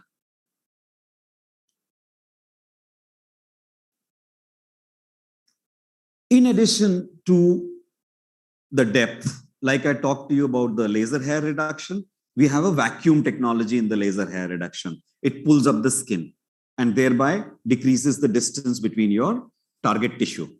So the same thing happens in these machines. You have a vacuum. So vacuum pulls up the skin. And of course, once again, your target area is decreased. You deliver energy to the desired tissue in a higher concentration. So it has got all these effects which are there, and deeper penetration of RF energy and mechanical fibroblast. Once again, you're causing suction, so mechanical stimulation also is happening there. So these are the core technology, which is the patented ones. So 2.45 will go to this level. This is 1.7 hertz, will go to this, and 0.8 will go deeper.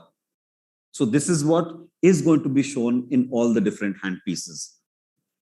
So they've got 4, and mode 4, I already told you, is a 4th dimension. It's a multi-channel mode. So all 3 are mixed. What it does is it primes up the skin, it primes up that particular area, preheats the area so that subsequent frequencies go in deeper and in a proper manner. So mode 1, like we've already seen, will go deepest because it's the frequency is the least. If you're using vacuum, let us say you're using the 0.8 hertz. Vacuum is 1, the depth goes to 13.3. If you go to vacuum 4, it goes to 24. So the more the vacuum, the deeper it gets. So this is how you judiciously combine RF energy along with the vacuum energy and try to deliver. It also depends on the patient's comfort level, how to increase or decrease the RF energies. So you need to review the patient's medical history, explain the importance, medical conditions, review the treatment procedure with them. Counseling is something very, very important, and realistic expectations, which are very, very difficult to achieve in these kinds of patients. Patients wants this, you can deliver this. So you need to come to a compromise. I can deliver only this much. I can only do this much for you. I cannot do more than this. And that is where we always say, don't rush into body contouring when you're starting your practice. Learn your talking practice, your counseling practice, and then go on for this. Informed consent, very, very important. Realistic expectation, very important. And pictures. We cannot overstress that. Always you can perform a test procedure, keep a log of how to do that. Well, for any RF-based technology, contraindications remain the same. We know that you cannot do this while the patient is a cardiac pacemaker, defibrillator, or electronic devices. Coagulopathy, because you tend to suck, you leave ecchymosis, you will cause problem to the patient, blood thinning medications. So all these simple things. Botulinum toxin, if you have done, it's important to wait some time. It's said that at least 6 to 8 weeks is when you do some kind of a tightening procedure. There's no clear-cut margin, but generally we follow 6 to 8 weeks of time. Consent is very, very important, and you need to tell the patient that there is going to be discomfort and some pain associated with the treatment. It's not a painless procedure. There will be pain, there will be heat, and there'll be discomfort. Erythema and edema may appear immediately post-treatment, usually resolves in some period of time. A very, very small risk Of course, you need to tell them, doesn't happen. It's just like everything. Commitment to the schedule of treatment, and its response varies from patient to patient. Your treatment parameters change from patient to patient, and the method of application changes from patient to patient. So of course, these are the things which we've already talked about. This is the important thing: damage to the natural skin texture, blues, blister, burn, overzealous treatment, trying to deliver the result. The patient is dissatisfied. Doctor, I have taken it for 4 weeks. I don't find any result. So you tend to go in deeper. You give stronger RF. It's not a good idea. You end up with more complications.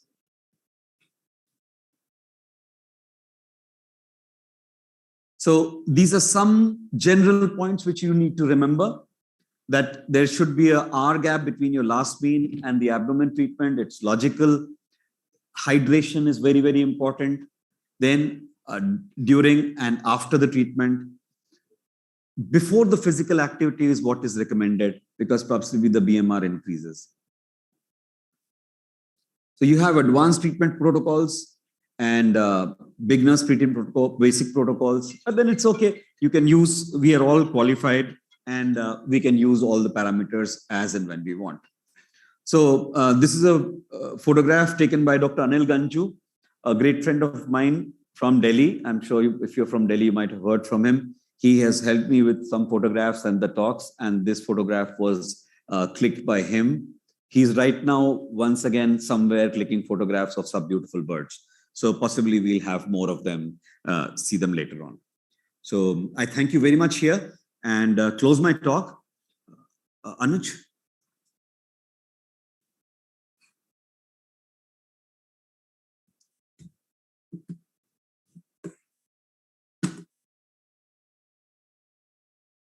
Doctor Anuj को बुलवा लो ना, कोई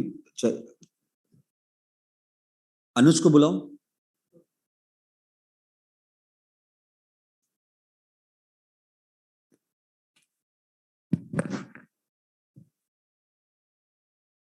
Anuj will be talking about HIFU.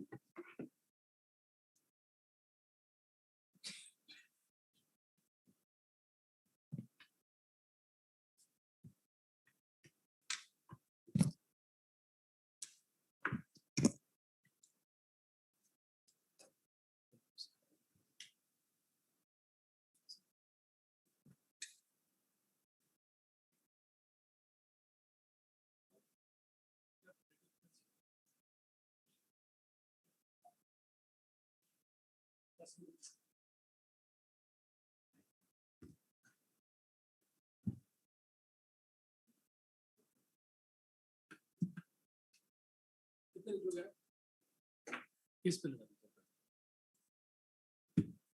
232.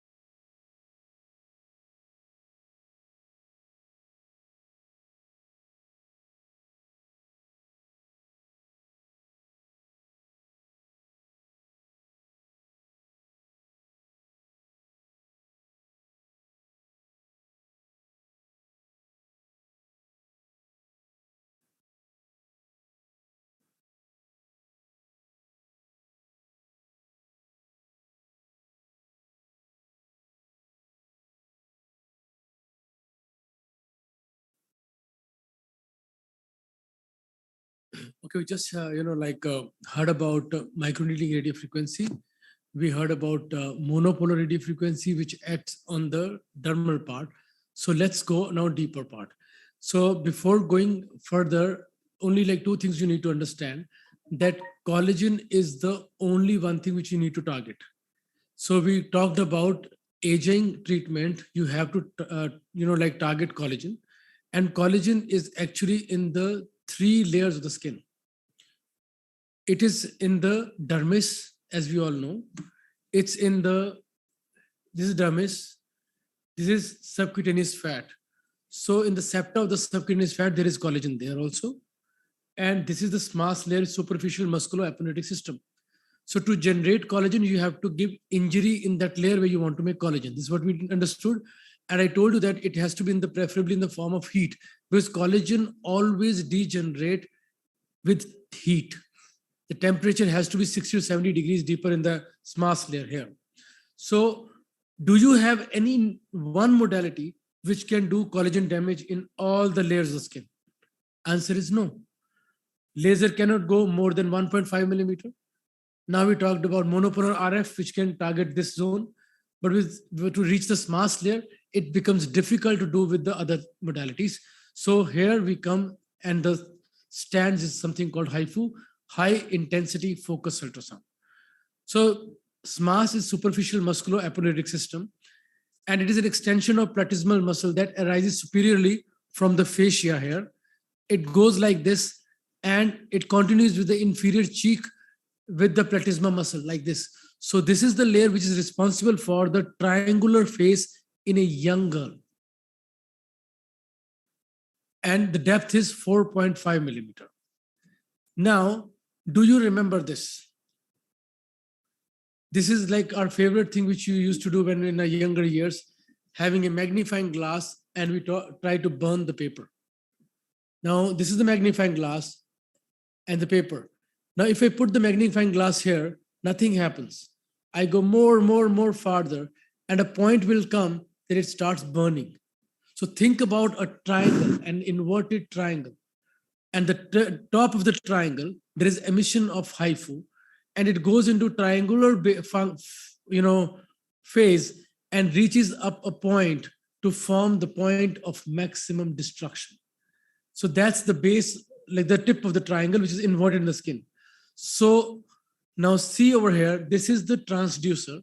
The orange bars releases HIFU, and it goes inside the skin, the triangular phase, and burns point of maximum destruction right in the skin. So if you want to go deeper in the skin, you have to choose a transducer which forms this point of maximum destruction 4.5 millimeter deeper in the skin. You can want to go in the dermis, switch to 3 millimeter. You want to go in the upper dermis, switch to 1.5 mm. So this is how like multiple depths of transducers which are available, and you can treat the different zones of the skin. So target areas, you can treat like a HIFU, minimum depth is 1.5 millimeter, I told you.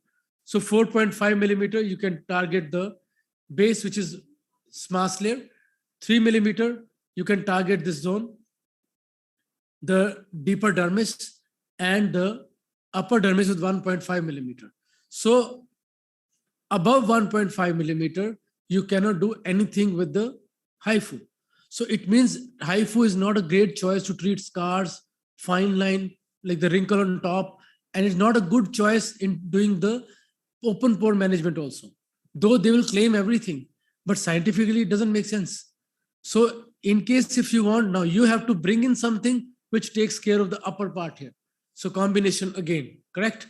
So we have to see the upper dermis is responsible for textural abnormalities, open pore, fine line, wrinkle, and textural abnormalities. The dermis here is responsible for elasticity, for the skin tightening, and the subcutaneous fat. When we grow, these are the jowls which appear. So there is gravitational descent of the fat. One. Second, there is accumulation of the fat in these areas, so which is a part of aging. And third is SMAS layer, which is deeper in the skin, which I told you for the skin lifting. So lifting and tightening along with the upper dermis thing can be taken care with the different transducers which are available. So this is HIFU 4.5 and 3 mm and HIFU 1.5 mm. So to me, like HIFU is not the standalone therapy, a single device which can treat everything. For me, in my practice, I always combine HIFU with something to take care of the top. This is how it looks like. There's a transducer. And these are the orange bars from where the HIFU gets emitted.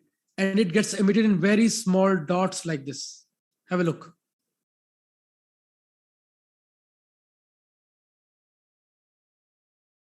So when you click it, there is one line which comes. So here you see one line. So HIFU is always you talk how many lines you give on the face in the zone. So these are the lines. You do one, like, fire one shot, move 1 millimeter on top, do it again. So making these kinds of lines in the face. So HIFU is very, very good for the lifting, and tightening can be achieved also along with it.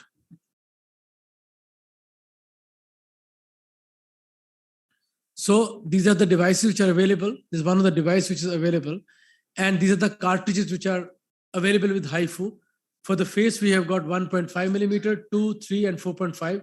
And for the body, it's 6 millimeter, 9, 11, and 13.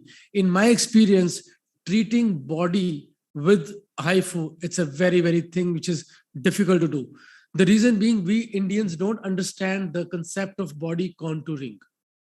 They'll come to you, doctor, weight kitna kam hua? And we have got, bellies. We don't want to compromise on anything. We don't want to exercise. We don't want to do diet or anything. Your machine has to do everything. So most of the patient for body contouring, they'll come to you unhappy. So you have to be very, very choosy in selecting your own patient. I always tell everyone, if patient has a right to select me, I have a right to select my patient. So in case at any point of time, if I feel that this is something not to be done, then patient, I say, main nahi karunga ye.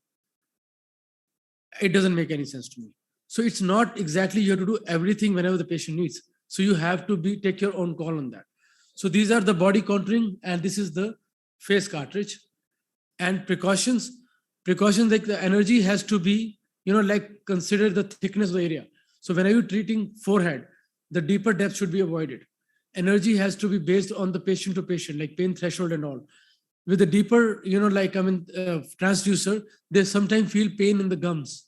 So you should always keep, gauze inside the skin underneath the buccal mucosa to, take care of that thing. Nerve understanding is very important. Two zones are very important. One is the supratrochlear hair, and other is this, facial nerve distribution, because this area is very, very prone to get. So when you're treating these areas, you have to be very careful, and these are the no-go zones while doing 4.5 millimeter of the transducer. Then you have to avoid stacking. Don't do stack pulse at the same site. As I discussed, stacking in the morning, local anesthesia before treatment, and careful around the eyeball need to be addressed, and apply the gel. As we told in the MNRF, so different part zones and one part, and then you treat the other part. Don't remove, anesthesia from whole face. Contraindication, as it stands true for all the other devices, and we have got cardiac pacemaker, stent, and implants also. The one patient we just saw, like in MNRF slide, slide, this is the patient who came to me, and look at this, the sagging of the skin is visible. It's a nasolabial fold, and jowls are also coming. This is the area where actually, the fat loss happens. He has got a fat loss also. So we did HIFU and combined it with the, monopolar RF and MNRF later. So this is how you mark the area. So as I told you, the HIFU emission is only between these two orange bars, correct? So whenever you're doing the treatment, so you have to make these zones. So these are called quadrants. And then each quadrant you're going to treat with HIFU.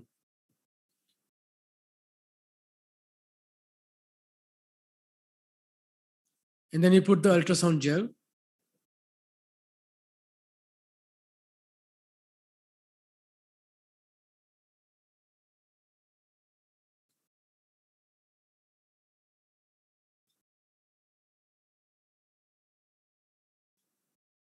See the other part, the under occlusion anesthesia is there.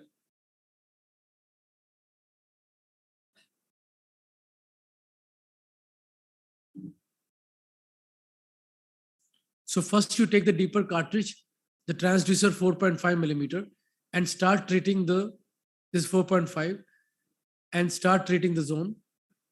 So you keep it like that. Now you fire, now move 1 millimeter up, do it again. So these are you're making lines. So they'll tell you 20 to 25 lines in one quadrant. So this is the meaning of lines.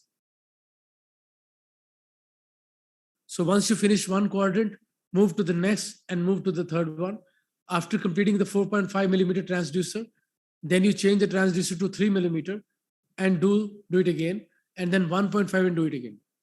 So when you're doing your cheeks, 4.5, 3 millimeter and 1.5, if you draw a line here in the zygomatic arch, you should not do 4.5 millimeter above that. Have a look like the line here. It is not going beyond that. The reason being, we like cheeks. So you have to preserve this fat. You know, like in Indians, it's something which is always there, and people, they get, fillers done for this. So if you hit this area with the 4.5, you are actually targeting that fat also, which is deeper in the skin. So sometimes, fat loss is there because HIFU also cause fat loss.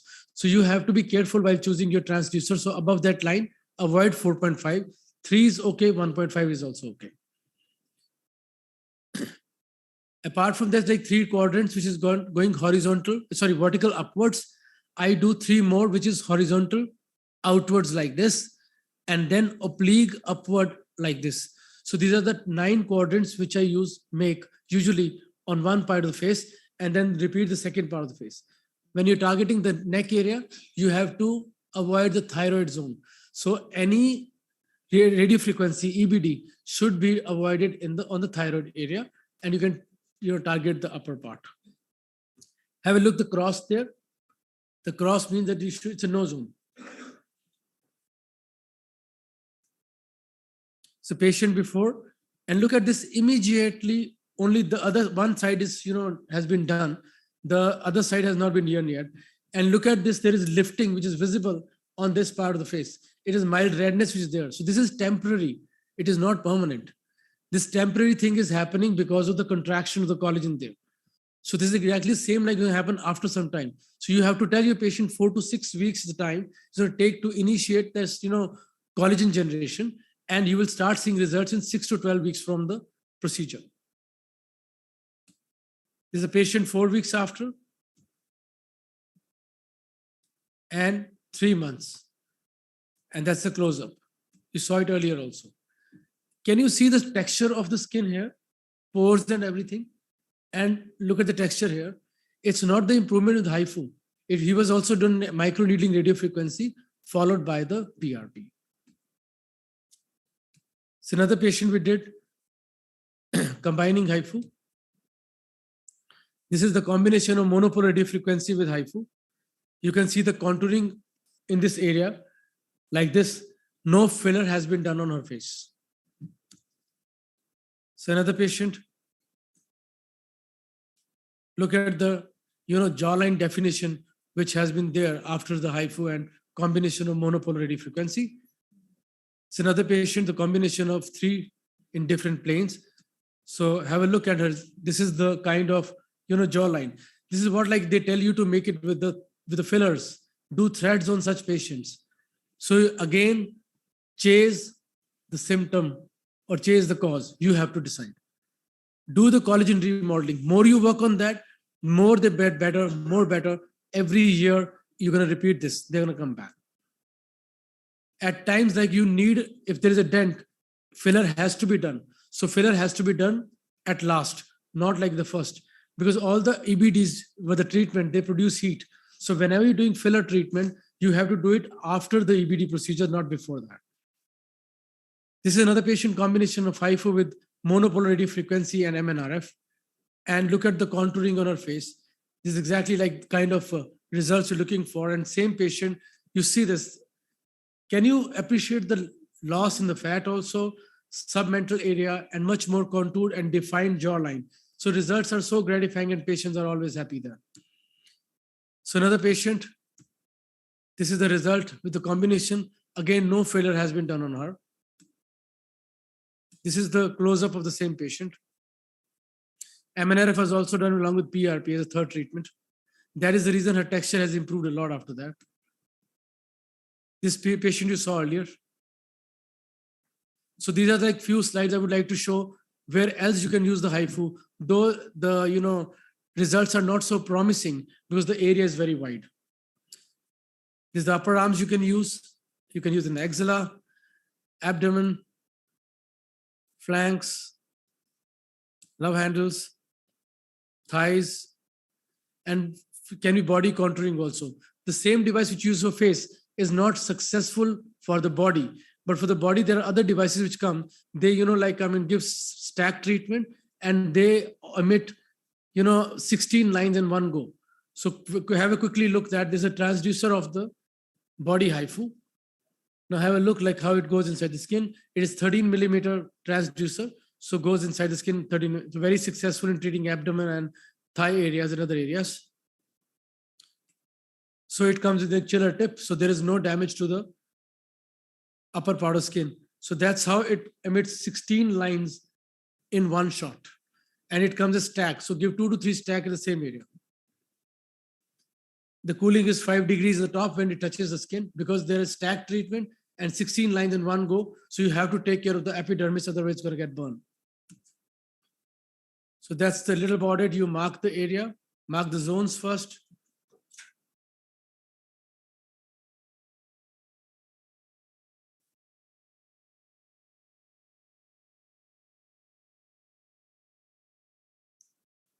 So clean the area. You see the temperature outside. It's 5 degrees, so it's very cold. So HIFU is not going to cause damage to the epidermis. And these are the levels which are available.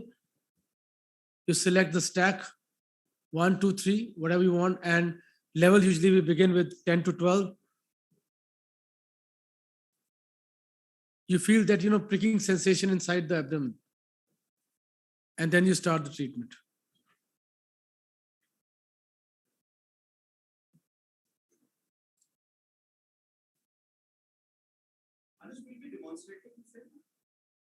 We don't have that. It's done. So this is like something 90 degrees contact, and you have to keep it there. It's going to take like 1 to 1.5 minutes for 3 stacks to complete. Then you move to another stack. I'm done. Okay.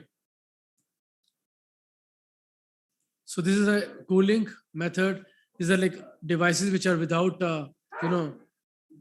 cooling. There is always a damage on the upper part of the skin. This is how it appears. Just forget it. These are results of body HIFU. Again, very challenging. Very challenging. The only thing is it tends to come back because we don't practice. We don't believe in maintenance. That's the reason why patient gets unhappy after some time, that we got the results, but it's come back again. Look at this patient. Look at the thighs. That's all. Thank you very much for your time. And now we'll start with the workshop.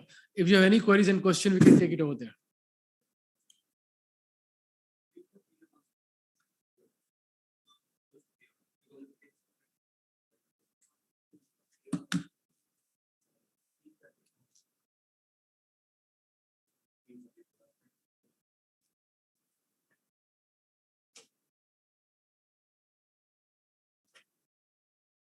Alright, we'll start the demonstrations. You can come here.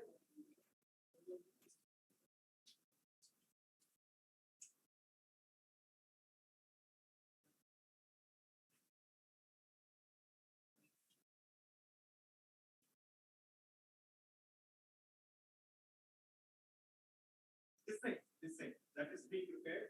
So by the time we start this,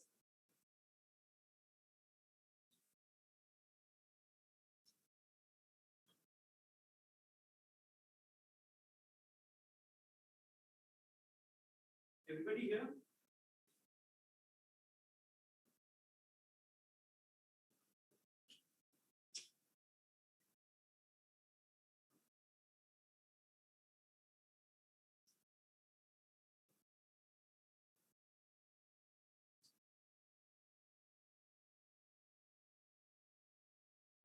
So, good afternoon once again. We've talked about the RF device, the RF tightening, and this is the machine which we talked about. And I'll just show you briefly what I had told to you in the talk about the depths, about the handpiece, about everything. So you need to assess the patient first and understand that you have to ask patient what is bothering the patient first. So we'll skip that. We know that he's got a bulk here. We know that he's got a decent amount of fat here. So we need to target the fat and we need to target the skin. So these are the two things which we target. Now, if you look at her, if such a patient is going to come to you, then you don't have fat here. You just need to take care of a little bit of tightening of the skin. You need to take care of the fine lines. You need to take care of the fine wrinkles. So this is what decides which particular handpiece are you going to use, right?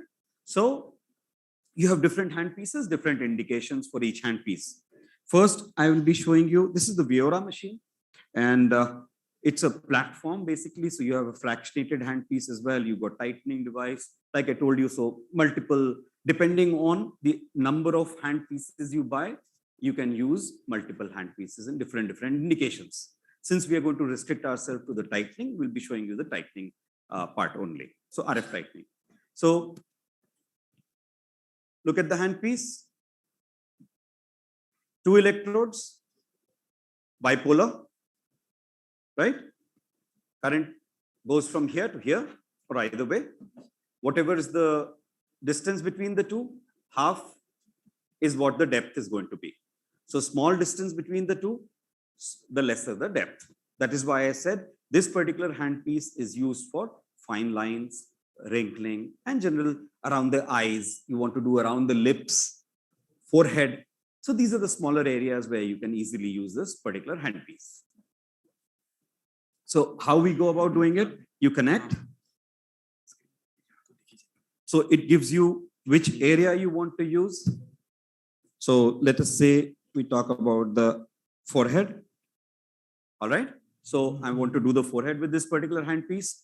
So it will once again ask how much and where I want it. Like I told, that we use the blend, the 4 combination first, and then go to 1, first mode, second mode, and third mode. The 4th mode is a mixture of all the 3 frequencies. So we press this. Now, a standard thing is that the energy which you give is, you can actually go up to 130. That's huge. That's seriously huge. You need around 40 to 60. Between 40 to 60 is what you target. Now, why we need to ask is because different machines have different parameters, different machines have different limitations, and different machines have to be used in a different manner. So here it's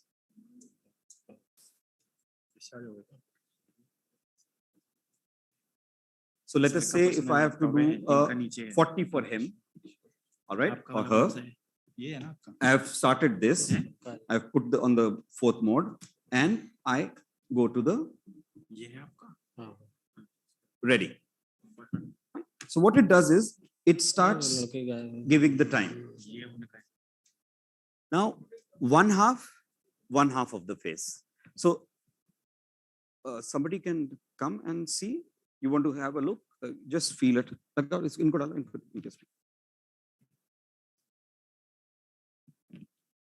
So it's got a trigger. Can you feel something? So, sorry?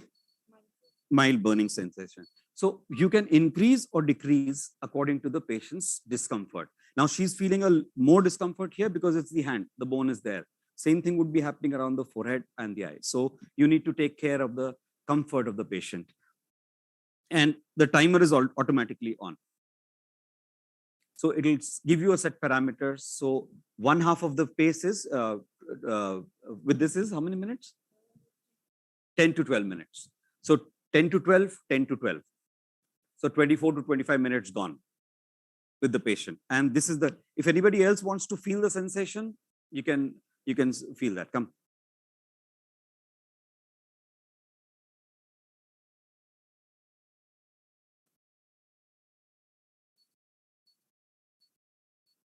You want to do it on yourself? Keep it, yeah. So this is the kind of a sensation. You need to know the sensation because the patient will tell you and you have to understand what the patient is going through. So once you have finished those 10, 12 minutes with the fourth, then you shift the mode to the first mode. It has automatically selected to 56. Now, because we know the patient was in discomfort, so we can go down once again a little bit, maybe to 45 or something, and then the timer has already started again. So the similar thing is repeated in the patient. Come, you got it done, no? Look at it again. थोड़ा सा jail डाल दो.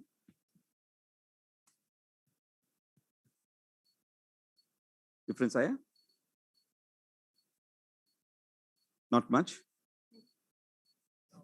Yeah. So you keep on modifying a little bit till there is a slight amount of discomfort to the patient. You don't want to be overtly aggressive. You just want it to happen. Similarly, then you go to the second mode. Once again, this is once again 10 to 12 minutes. And no, this is 5 minutes. 5 minutes. And then the mode 3 is 2 minutes. So in all, you're approximately going to spend 45 minutes to an hour on the face. So it's a long, tedious process. You have to do it twice a week for 6 weeks. Then you do twice a month for 1 month, and then once a month. So you've taken care of almost 1.5, 2.5, 3.5 months. The patient is with you. Then you give a breather. The patient gets the tightening effect in around 6 weeks' time. And you leave it at that. Whenever the patient feels that it started to sag again, that is the time to repeat. So that repetition mostly happens after 6 to 8 months is what usually we see that's when the patient comes in. So this is about the smaller handpiece, right? Now, if it is advisable to do the HIFU, because there is no set parameter for that. There's no set parameter because HIFU is going to do the lifting part more, and this is going to do the tightening part. So those two devices work in a different manner. Now, that's a set parameter. You do the fourth first because that is the priming, like I told you. You heat that particular tissue, you bring it to a particular temperature, and then go ahead and do the other two modes. Now, for him, he has got fat. So I'm going to use a different handpiece. That handpiece is going to be attached to the beta. This handpiece has got suction in it because I want to hit the fat. I just don't want to do the skin. I want to do the fat, and then I want to do the skin. So these are the two things which will be there. Hello? Can you just wait there? I'll just be down in 5 minutes.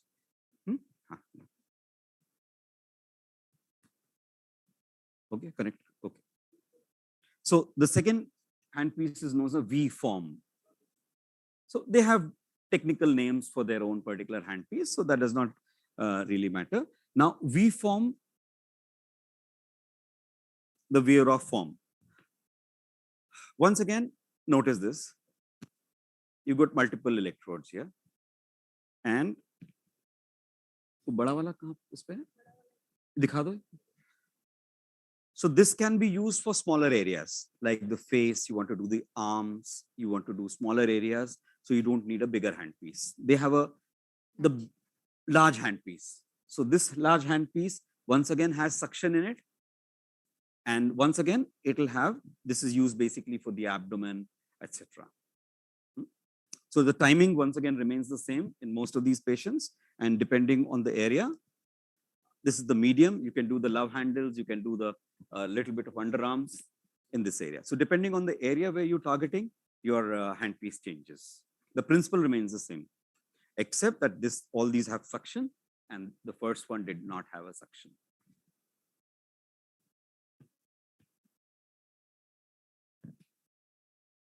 All right. So we go to fourth, and this RF energy modifiable. Start with the minimum. Like I told you, you can increase the suction, the vacuum. The more the vacuum, the bigger the energy. You can go into the deeper the energy. So we choose one because we're doing the face. We don't want to go in very deep. And you can see the temperature keeps on changing. Now, ultimately, when you've done all the three, all the four, so you'll hit the 40, 42 degrees centigrade, which I had told in the slide. So 40 to 42 degrees is what you're trying to hit. She has put the liquid paraffin. Hydrated skin for better contact and better conductivity. इसका वो कहाँ पे है? Yeah, trigger यहाँ. थोड़ा सा आपको गरम लगेगा, ज्यादा लगेगा तो बताइएगा, कम लगेगा तो भी बताइएगा. And the difference between this is a stamping mode. It is giving you the temperature also. What is? So you have the temperature reading here. You know how much temperature you have given. ये वाला stamping ही है ना? So just do one of these areas and see. See, look at the suction. This is the trigger. Hold it straight and hit. Contact properly. Easily go and sleep. आया तुमको? You felt the suck happening and the trigger. बस एक बार बेटा, एक बार. वो temperature देखो, it's gone to 50 degrees. बस. Single shot. Just one trigger. That's it. See, it's gone up to 40 degrees. So this is, come. Have a look. Look. Sorry. Come.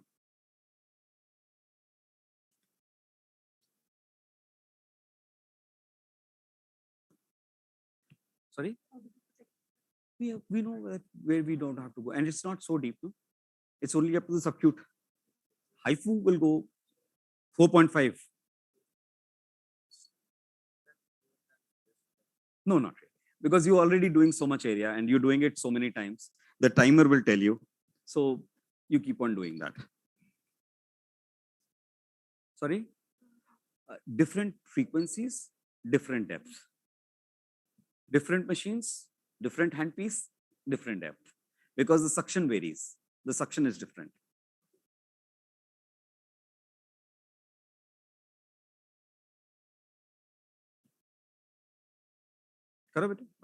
Yes, but that's it. Got it?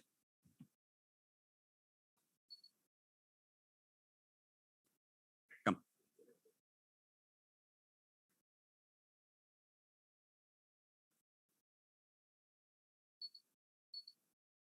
Single shot.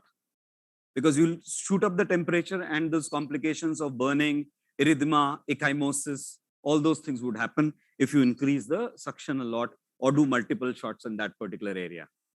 So this is how you do the entire face, and you can actually do the cheeks with this. You can change the handpiece, do the forehead with the smaller handpiece. So of course the time taken increases, but then single patient, single sitting, you give that kind of a result. So plan your treatments, plan your sessions, depending on what the patient desires, and of course balancing the expectation and versus the delivery. So that is the basic key when you're doing the thing. एक बार बड़ा वाला भी लगा के दिखाओ.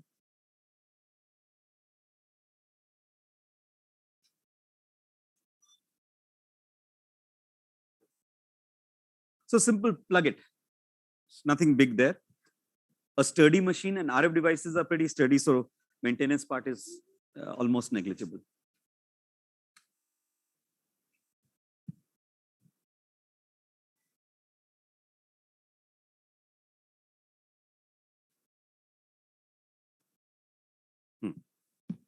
So the bigger handpiece is ready.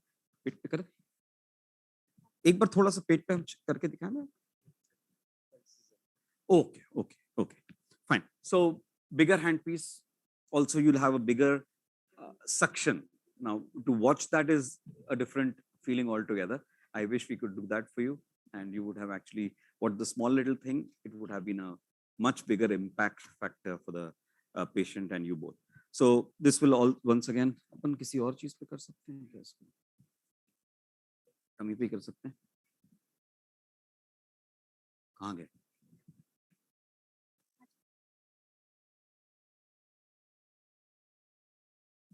इधर आ जाओ, इधर आओ।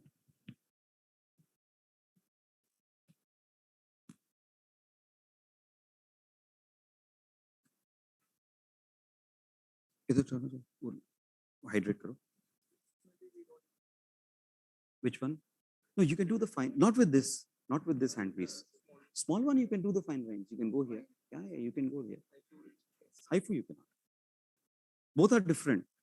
Both are different. Depth is different.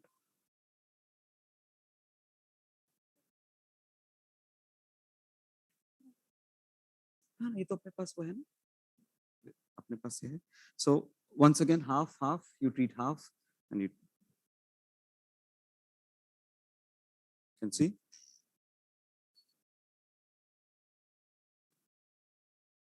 Suction थोड़ा सा बढ़ाओ.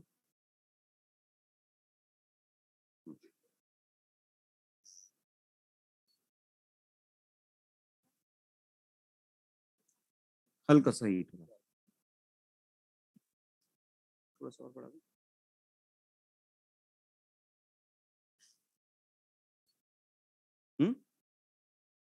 Saw it going? Now you can see. The entire thing gets sucked up and delivers the RF energy. This is how you keep on. Of course, you will not be doing it. You will not be spending 1 hour with the patient. So you need to understand and explain all these things to your technician. और कुछ तो नहीं है इसमें. So that's about it from the body contouring using an RF device. ये ले ले. ये ले ले. ठीक है, Anuj, all yours.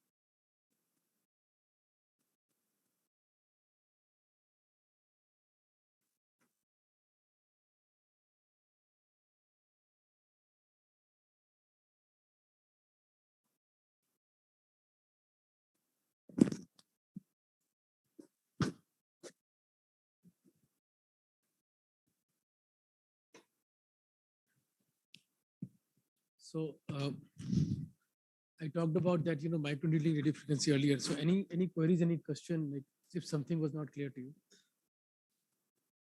Hope everything was clear. Right. So we take it from this. It's whenever you're buying a mRNA device, what exactly you have to understand is the number of needles. So some have like 25 needles, some 49, and 64 also. Why the number of needles is important? Because it's consumable. In the consumables, the cost is that if I'm giving one shot, so one shot is equal to 25 injury zones. So if I have something which has got 49 needles, 7 into 7, so it's going to be one shot of that is equivalent to two shots of this, because it is the injury zone which is going to matter. So the consumable cost really matters a lot, because if I'm giving that, that stamping I was talking about, the rotational, in that case we were doing 3. So 49, 40, it's like 150. So 3 of this is 75. So result would be better if you're going more aggressive, going more number of shots. Second is the depth. So depth is also important. Depth means in this device, the depth is 3.5 mm. Can you start? Yes. So have a look at this. This is how it comes out. So there are two mechanisms by which the needle comes out. One is like solenoid mechanism. It's like tuck, tuck, tuck, tuck. And one is like slow, like this, the motored one. Slowly it comes out. So you have to be a little fast. Always remember, when the needle is coming out and going inside back, it does not release radio frequency energy. Because if I'm doing like this, imagine if it is releasing energy when it's coming out. So it'll go through the epidermis and the dermis. It'll burn it. So it goes inside 0.2 millimeter, 0.02 second after insertion, it releases radio frequency and comes out. So entry and exit, there is no radio frequency. So that is the reason you don't see any kind of burn. It's usually, like programmed like that. Then 3.5 mm, practically of no use in treating acne scars. It does not make sense. So we have to understand where's the depth. We always talk about, scars which are deeper and all. So ice pick scars is the only one, a deeper scar. So it means if you have to tackle that specifically, you have to go into that zone. But you're targeting the box scars. So if you go with this, the 80% is going to deliver on the tip of the microneedle.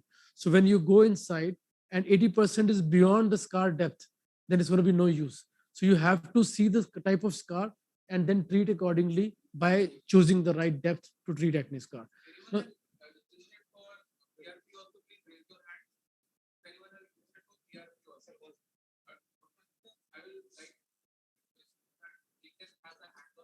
okay.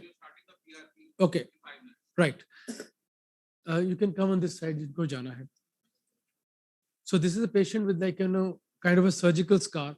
Again, I told you subcision, subcision, subcision.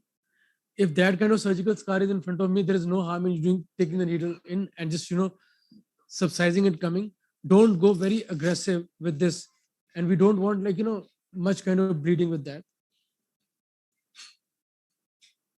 Can you throw light on it, please? With the camera on the side.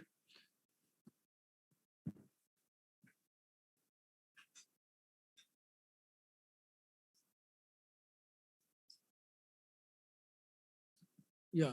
So with this camera, without that, can you make out the scar? It's difficult. Now see, put the light at the side. Say. Now look at the depth of the scar, how it is there. So now there are 3 passes. One, like you go like this, you come like back 2 and 3 passes. So by the time the area is bigger, you do 3 passes, it becomes painful. I told you earlier also. So in this case, this is called rotational stamping. Now rotational stamping, you fire. Now you rotate. I'm not doing it. I'm just showing you, demonstrating it. You rotate it, fire, rotate it, fire. It should not be 45 degrees. It has to be less than that. If it is 45 degrees, by third shot, it will come back 90 degrees. You place the energy same. So keep it around 30 degrees and do it. So it's 30, 30, 30. So you will be in different, zones. Now have a look at this. There is like a space between the needles. So when you're doing it, you're not overriding it. Many people, they have got different, like perspective. Then what is the use of fractional? By doing this, you are like damaging the whole skin. I'm not damaging the whole skin. If you say that give multiple passes, then that's not fractional. I am doing the same thing but doing it in a different way. Instead of giving 3 passes, I am doing the rotation at the same place. So now we take this kind of scar. Now the depth is very, very light. It's very deep. So I would like to go for 2 millimeter, followed by 1.5 and 0.8. Like this, I will do the 3 zones. But as you are, in the learning phase, I would not be telling you to do that. You can go with like 2 passes, one of like 2 followed by 1.5, because it's a deeper scar.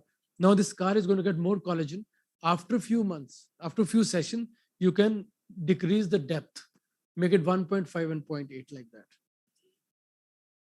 So this is, I'll just do one and then you do the early one. So this is, कैसा था?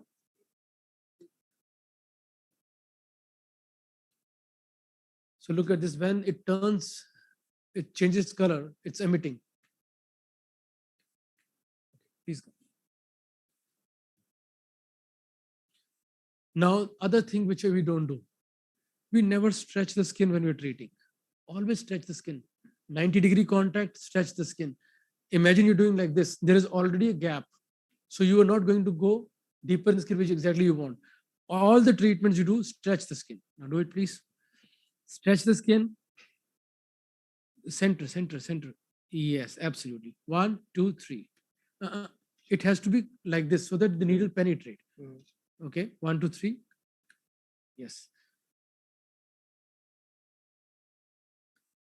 Yeah, can you feel that going inside? Yeah, yeah. Okay, thank you. Second pass, please come. So he has given like this. Now we will do the 45 degrees. Exactly like this. Okay.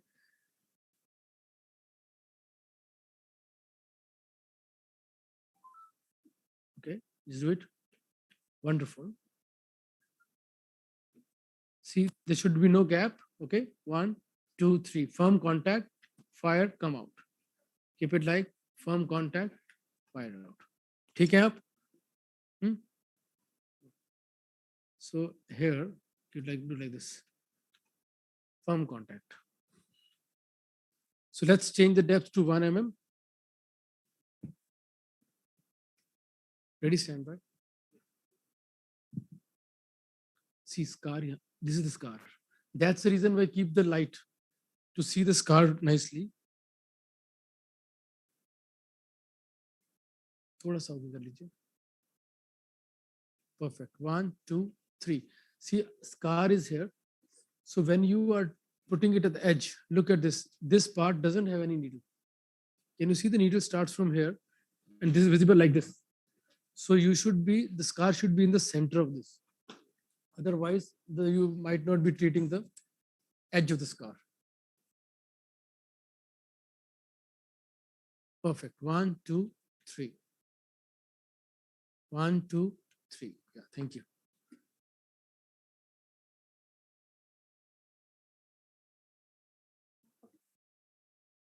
Yeah, yes. Go to the whole length. इसको 45 कर लीजिए. It should be diagonal. Diagonal. Anything should be diagonal. It should be diagonal like this. Yeah. Okay. Have a look at the scar. Stretch with your own hands. Perfect. 1, 2, and 3. Here we go. Very good. Excellent. Firm contact, fire, come out. Firm contact, fire, come out. See, there is no injury there. आप ठीक है? दर्द होनी शुरू की नहीं अभी? Okay. So we'll do. ये कौन सी वाली है? ठीक है. Okay. Let's not do इसको ना हो गया. Can you see the redness and edema has started? ये scar देख रहे हैं आप? These kind of scar which you do with the rotational stamping. In this you just do the 1.5. Why not 2 millimeter? Because the forehead is the bone. Usually like I'm in 2 millimeter, वो bone को touch करता है, वो उठ जाता है ऊपर. So you do like this. Now you have to do it everything at the wrist. You hold like this. Now keep it like this. 1, 2, 3. That's how it is. So this is the movement. Sometimes we do like this. 1, 2, 3. You move along with the probe. So don't move along the probe, move your wrist.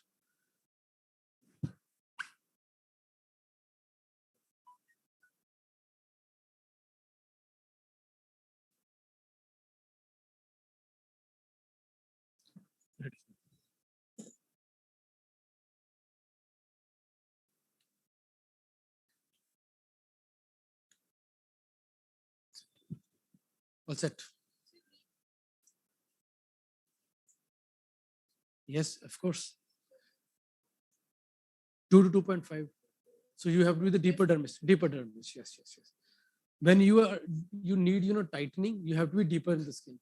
When you need like scar treatment, so you have to be in the different depths. So stay. All scars, they respond to non-ablative lasers, and non-ablative lasers, they don't go beyond 800 microns. Erbium glass, erbium fiber, 800 microns to 1 millimeter. इससे ज़्यादा नहीं जाती है, but we still see the improvement.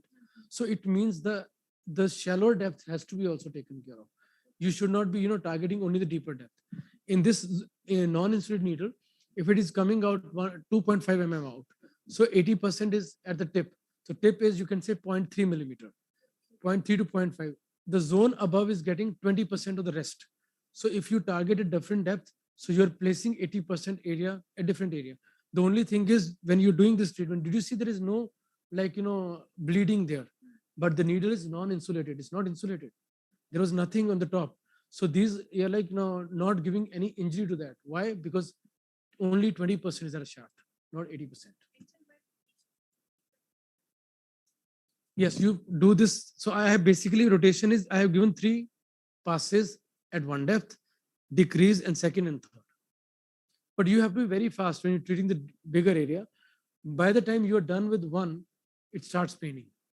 So I do like zones also. Agar bada area hai, to triple depth in this zone first. I'll treat one area first and then go to second. The time is very important. And again, anesthesia time is 45 minutes to 1 hour. That's the perfect time. Dr. Ajay, please come. 0.5 mm. Not more than 0.5 to 0.8. Any. कभी कभी हमारी skin बहुत पतली होती है ना, जब पतली थिन होती है, तो in that case capillaries are superficial. If you choose 0.81 mm, तो वो इंजरी करती है. Doctor, your name please? Dr. Prajita. So Dr. Prajita is here with us. Have a give the light on her face. Now we have to do this. Thank you. So this is the device which we just saw. Now this device has combination of laser also, erbium laser, and the combination of MNRF.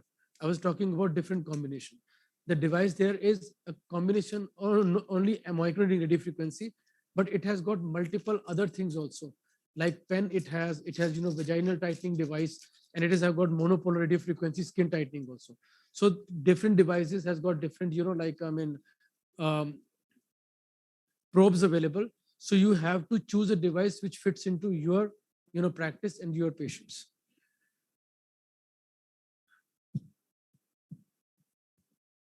I'm sorry.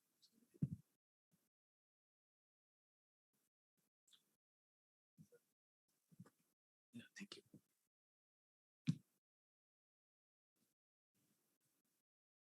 थोड़ा पीछे कर दो.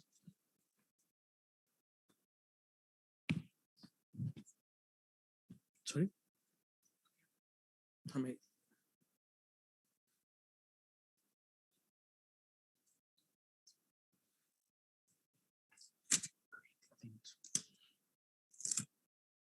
So this is like a device which you're gonna see today, and it has got microneedling radio frequency and fractional RF. Just talking about other probes available. In that case, they do have like other probes, but it has got additional laser also. So whenever you are doing such kind of devices, I would like combine both them in different sessions. Laser is very good to treat the upper layer, because we've seen like it is one of the limitation of microneedling frequency. It is not that great device to take care of the textural abnormalities. But if I got laser also, I'll do both. Now in this patient, in this device, we have got microneedling radio frequency, we have got vaginal, we have got the pen which is talking about to go with the veins and targeting, those glands also in active acne. And subcision also we can do with this. There's subcision needles available, cannulas and all, which like you saw in the video earlier. And this is like radio frequency, that monopole type of monopolar RF you just saw. The science is same, but the indications are different.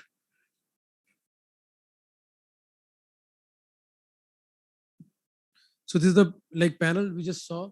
There are a few things which are important. One is the bipolar or monopolar we talked about. This is the interval time and depth. Basically, all devices are different, and all devices with different parameters. They suggest, okay, this is the something which should be the targeted parameters. So RF energy, how much time should be delivered and all. It is a set pattern in many of the devices. And in our like scenario, the most important is depth. The most important is intensity.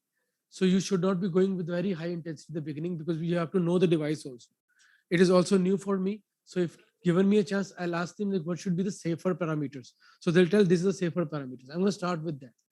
Slowly and slowly, I'm going to open my wings. I'm not going to open my wings overnight because I don't want to give side effects to my patient. So after one session only, I'll get to know, okay, this rotational stamping you just saw now, it is not something we started from the day one. It took me time from 1 to 2, 2 to 2 depths, 2 to 3 depths. Then I understood, okay, this is not going to cause any problem to you. But it is not written in any book that you have to do 3 different depths with 3 rotational stamping and all. This is what we actually done in that publication to make other understand that this can be used as one of the innovative technique to treat acne scars very very with optimum results. ये दे दीजिए जरा मेरे को. ये नई tip है. Okay, the tip has to be new for every patient. And in case the patient has got little scar, as we saw earlier, and how many kitty shots is there? So there is no limit shots. That's something which is very good for it. Otherwise, most of the companies, they give shots with limit, 1,000 shots, 2,000 shots. And when you're done with that, it's a consumable, which is additional cost to the patient and doctor as well. So intensity, he says they keep it around 5, 6. So we'll keep it around 4. So this is bipolar only. There is no monopolar as such for MNRF, but I think this is monopolar. So subcision is monopolar, and depth will keep. Okay, give me a light, please. So whenever you're starting with the patient, the first thing you have to see is the type of scar. Have a look on her face. You look at her face that these are the scars which are deep. Can you see that? So Dr. Prajita, आपकी ये वाले scars deep है. She has got open pores also. Can you see that? Open pores also. Now, all these scars and pores are at different depth of the skin. So it means one depth is not sufficient. So you have to treat her with multiple depths. 1, 2. Would you like to go in the same session?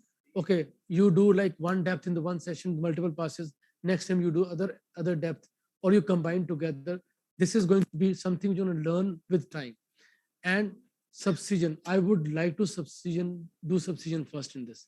So once the subcision is done, then after that we'll do the microneedling radio frequency in the same session. You do it. The subcision I use like 26 number needle. I don't use 18 gauge needle. बहुत मोटी होती है. And subcision ऐसे करते हैं हम. Okay, subcision you are going to do like this. Light focus light, please. I always tell my assistant to throw light from an angle. You hold it like this. Now see, I can rotate the skin. I can just move it here and there. My needle is here. I do like this. I go like that and come out. I go like that. Otherwise, this becomes very difficult. So it's with this subcision, you go in the dermis, use the 26 number needle, just do like this, come out. There are no-code needle available with subcision and all. That also can be used. वो थोड़ा ज़्यादा triangular होता है. But I'm happy with that. Even 26 gauge needle. Okay. कैसे करेंगे? We have to come this side. क्यों उठा लें? So whenever I treat, I always treat from the head side. I don't treat from this side or that side. Because she's perfectly in front of me. I'll tell her to just do like this. It's a very uncomfortable, by the way, it's not a good one. So we put the anesthesia all over the face and then put the tape. We remove the tape. We clean it with the alcohol swab and all. Do the subcision. After doing subcision, then do the MNRF. When you do the MNRF, ये मुझे दे दीजिए एक बार. इसका foot pad दे दीजिए. Okay, check the pad. It's 1.5 millimeter depth. So as these are like deeper scars. So we can start with the 2 mm also. These scars are deep. 1.5, it's very good for her, followed by 0.8. I would like to do 1.5, 0.8 and 0.5. But in this case, today we are doing only like no rotational stamping, nothing. We'll do the normal one which we do. So in this case, you stretch the skin like that. Now, isko piche kar dijiye, and please do it to the ready mode. Yeah, okay. So this, she has to be like this. Stretch the skin from here. Now this.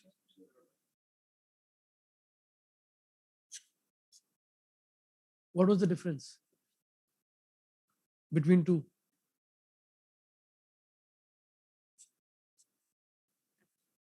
Solenoid. और वो धीरे धीरे करके आ जा रही थी, right? तो all machines are different. कि दर्द हुआ आपको? नहीं हुआ. Okay, so this is the one. Now move. Now you have to see this also. ये बहुत important है. This zone doesn't have. It means you need some kind of overlap with the previous one जहाँ आपने रखा था. तो उसको थोड़ा सा आगे करके we'll put like this. 2, 3. Now if you do it fast, this zone is always painful. Sorry. Okay, please do it. उधर धोना शुरू हो जाएगा. Give me the gauze. कम कर दो. Thank you. Come please. I'm sorry. Sorry, Dr. Prajita, we're giving you pain. Okay, we go. So this is the zone I've done. You just put it here. Okay, see, put like this. Excellent, do it. Very nice.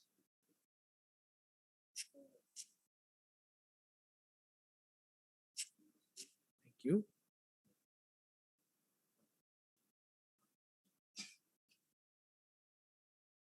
Just give the light, show the light here. Thank you.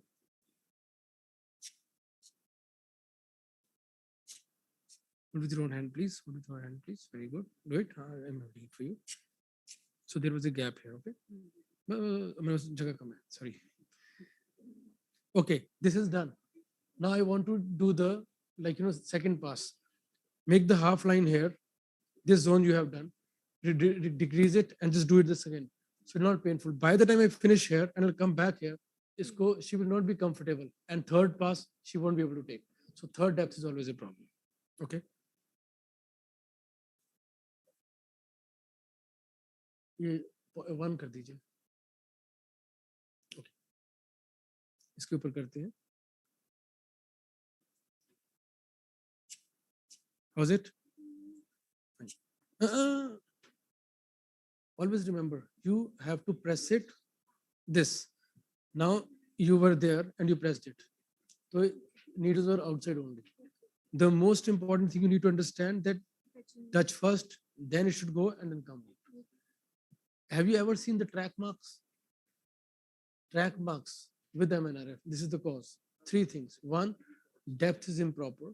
2nd, energy is high with the lower depth. And 3rd, inappropriate technique.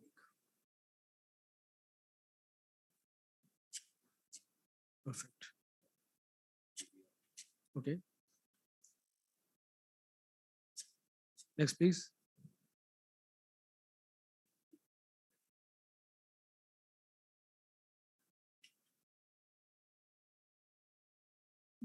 Yeah. Are you fine?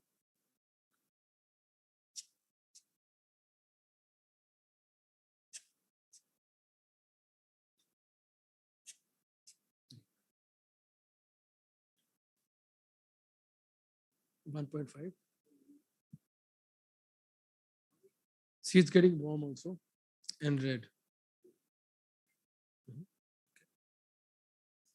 Yeah.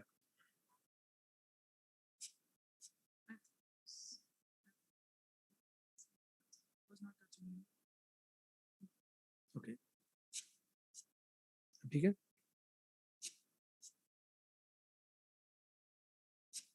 Yes, intact. Thank you.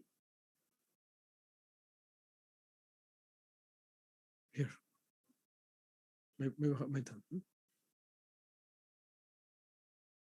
Firm contact, 90 degrees, 1, 2, 3. Very nice. Very good. एक नीचे चलते हैं यहाँ से. Yeah, हाँ. Perfect. No. Here. Yes. Okay, one more. Adjacent to it. Yeah. Contact. Nice. Press. Very nice. Thank you. Okay. Next, please. Make it one. Just do this zone. Underneath this line.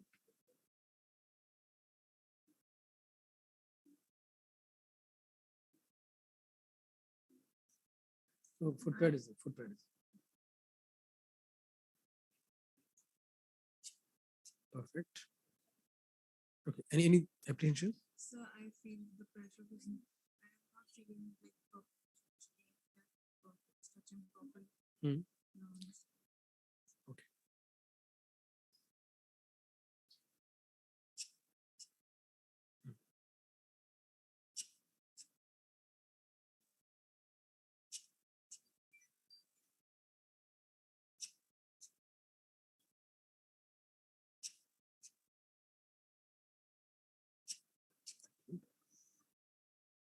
जरा दिखाइए light डालना. Can you see there's a swelling also? This is the normal side, and this is the, when you will touch it, it's warm also. It's kind of like a very mild redness, and we have given 1.5 and 1 mm. Let's switch, come to this side. Okay.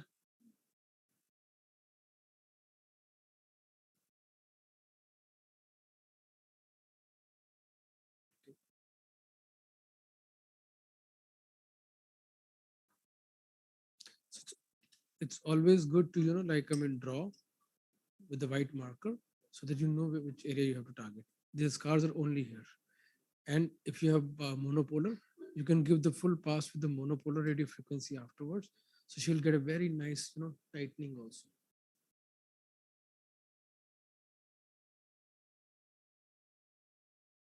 Yeah, perfect. Firm contact. Excellent. Go in the straight line. Very nice. More firm. Yes, thank you. Okay. Always give the yes to it.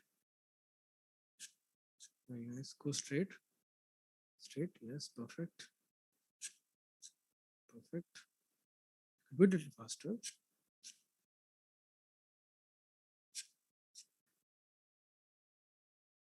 कर दो पूरा कर दो यहाँ से. Contact. No, no, it's normal. Huh? Contact. Yes, very good. Very nice.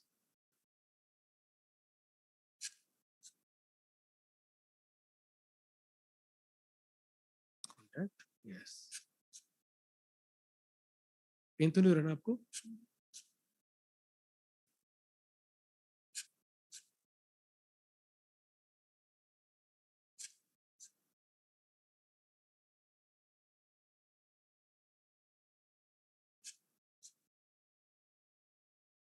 Contact. Right. Change to 1 mm, please. You do the 1 mm one.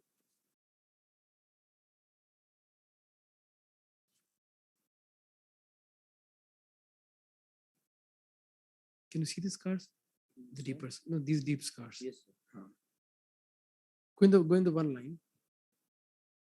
थोड़ा सा इधर आ जाइए. हाँ, कर लीजिए. Here. Yes, do it. Very good.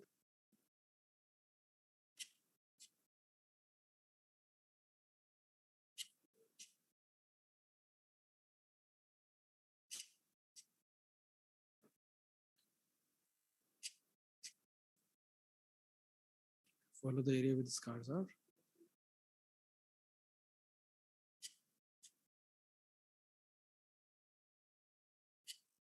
Nice. Are you fine? So when you're doing the treatment, keep talking to your patient, okay? Ask their comfort. They will feel nice. Perfect.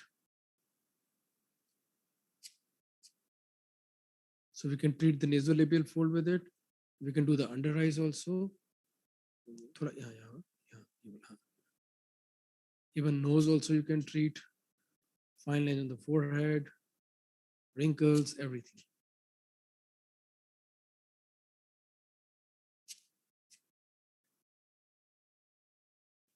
Gap थोड़ा कम देंगे हाँ यहाँ पे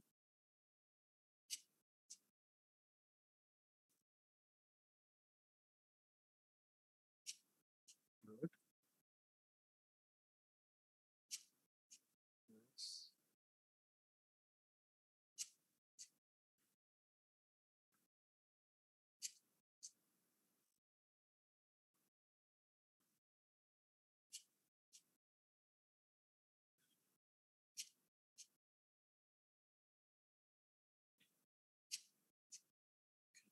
Do this.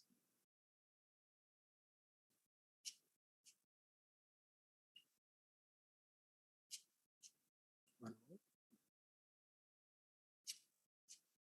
Yes. एक यहाँ पर. Right. Thank you. How was it? Fine. दर्द हुआ? At places, yeah. Please clean it with the normal saline and all, and put a combination of cortisone and antibiotic and sunscreen. Already got like this. You already have it. Of course, absolutely. saline नहीं है हमारे पास, कोई बात नहीं, ये face wash कर लेंगे. ये क्रीम लगा देंगे. स्टेरॉइड कॉम्बिनेशन है बड़ा, कोई बात नहीं, ये लगा लेंगे, कोई भी लगा लेंगे, जो भी आपको अच्छा लगता है वो कर लेंगे.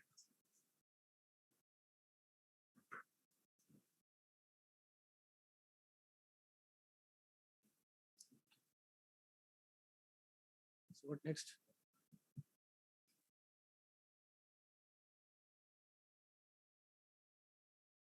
We have to do something else here.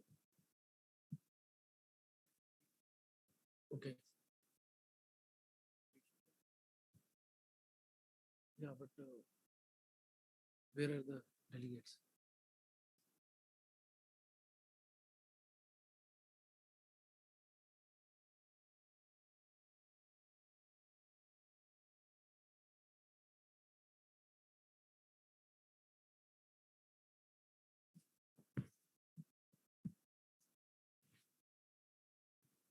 वहां पर जो क्रीम्स पड़ी हैं, कोई स्टेरॉइड वाली भी है?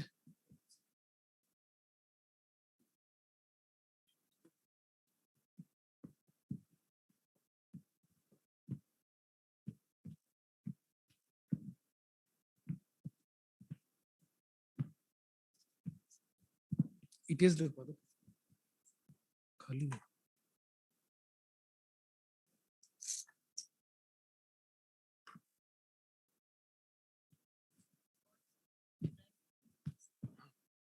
ये उसका है मॉरिश का. So we have IFU also.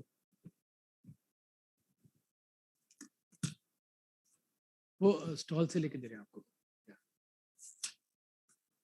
You're welcome. Take care.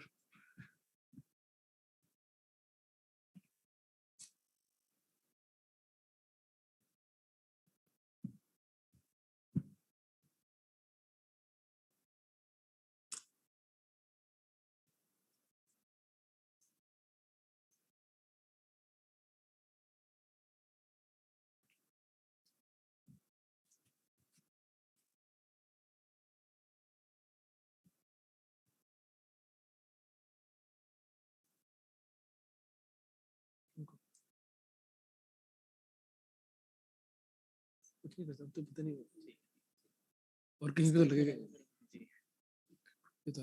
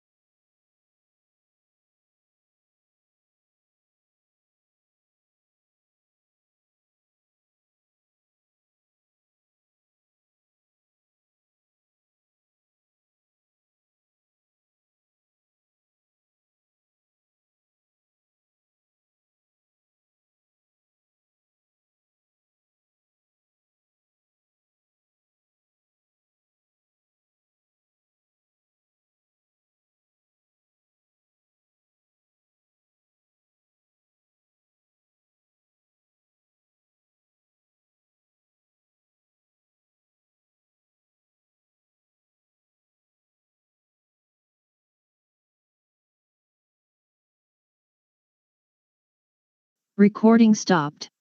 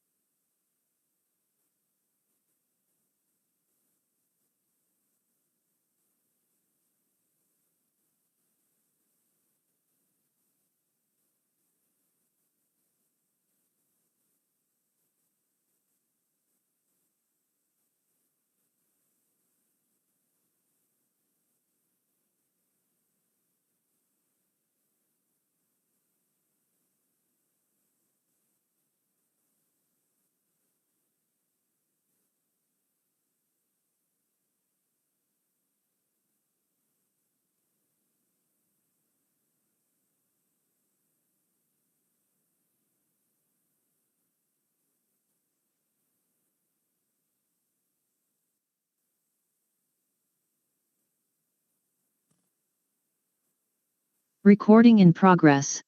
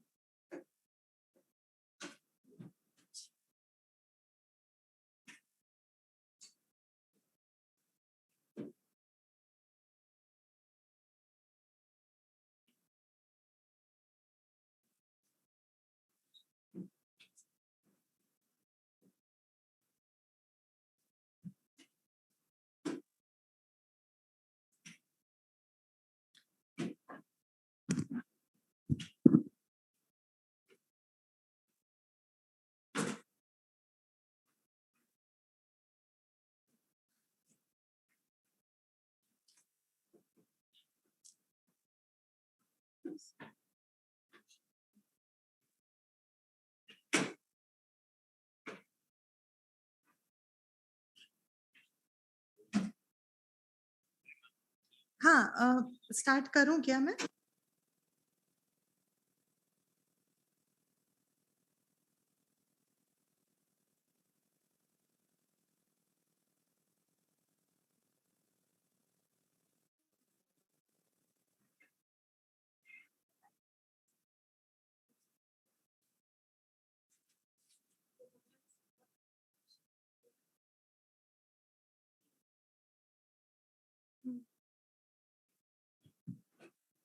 एक बार पूछ लीजिए ना please.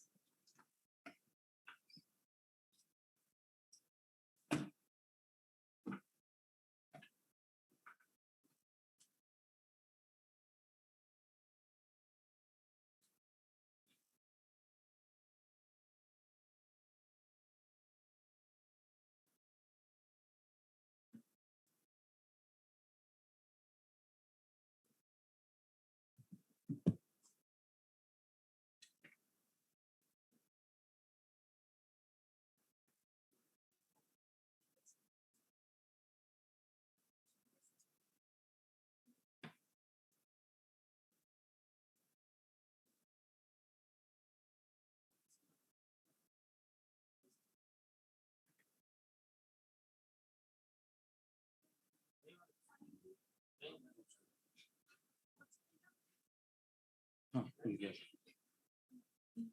Okay. How many are there? There are 19 names. ठीक है। हाँ, उसमें से एक आए नहीं है। उसमें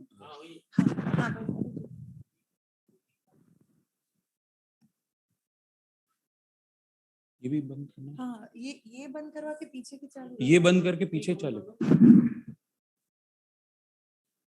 Okay, so we'll be starting with the session on everlasting eyebrows, eyebrow microblading, and we have with us someone who's I don't need to give an introduction for, but still, she's Dr. Gunjan Shah from Ahmedabad, and she's been in the field of eyebrow microblading and semi-permanent makeup. She has also founded the organization for that, and I guess is the president of Semi-Permanent Makeup Association of India. And she also has ventured into a training academy for this procedure, and also is a seasoned aesthetic dermatologist. Over to you, ma'am. Thank you so much. Hi, very good evening, good afternoon or evening. क्या बोलना चाहिए?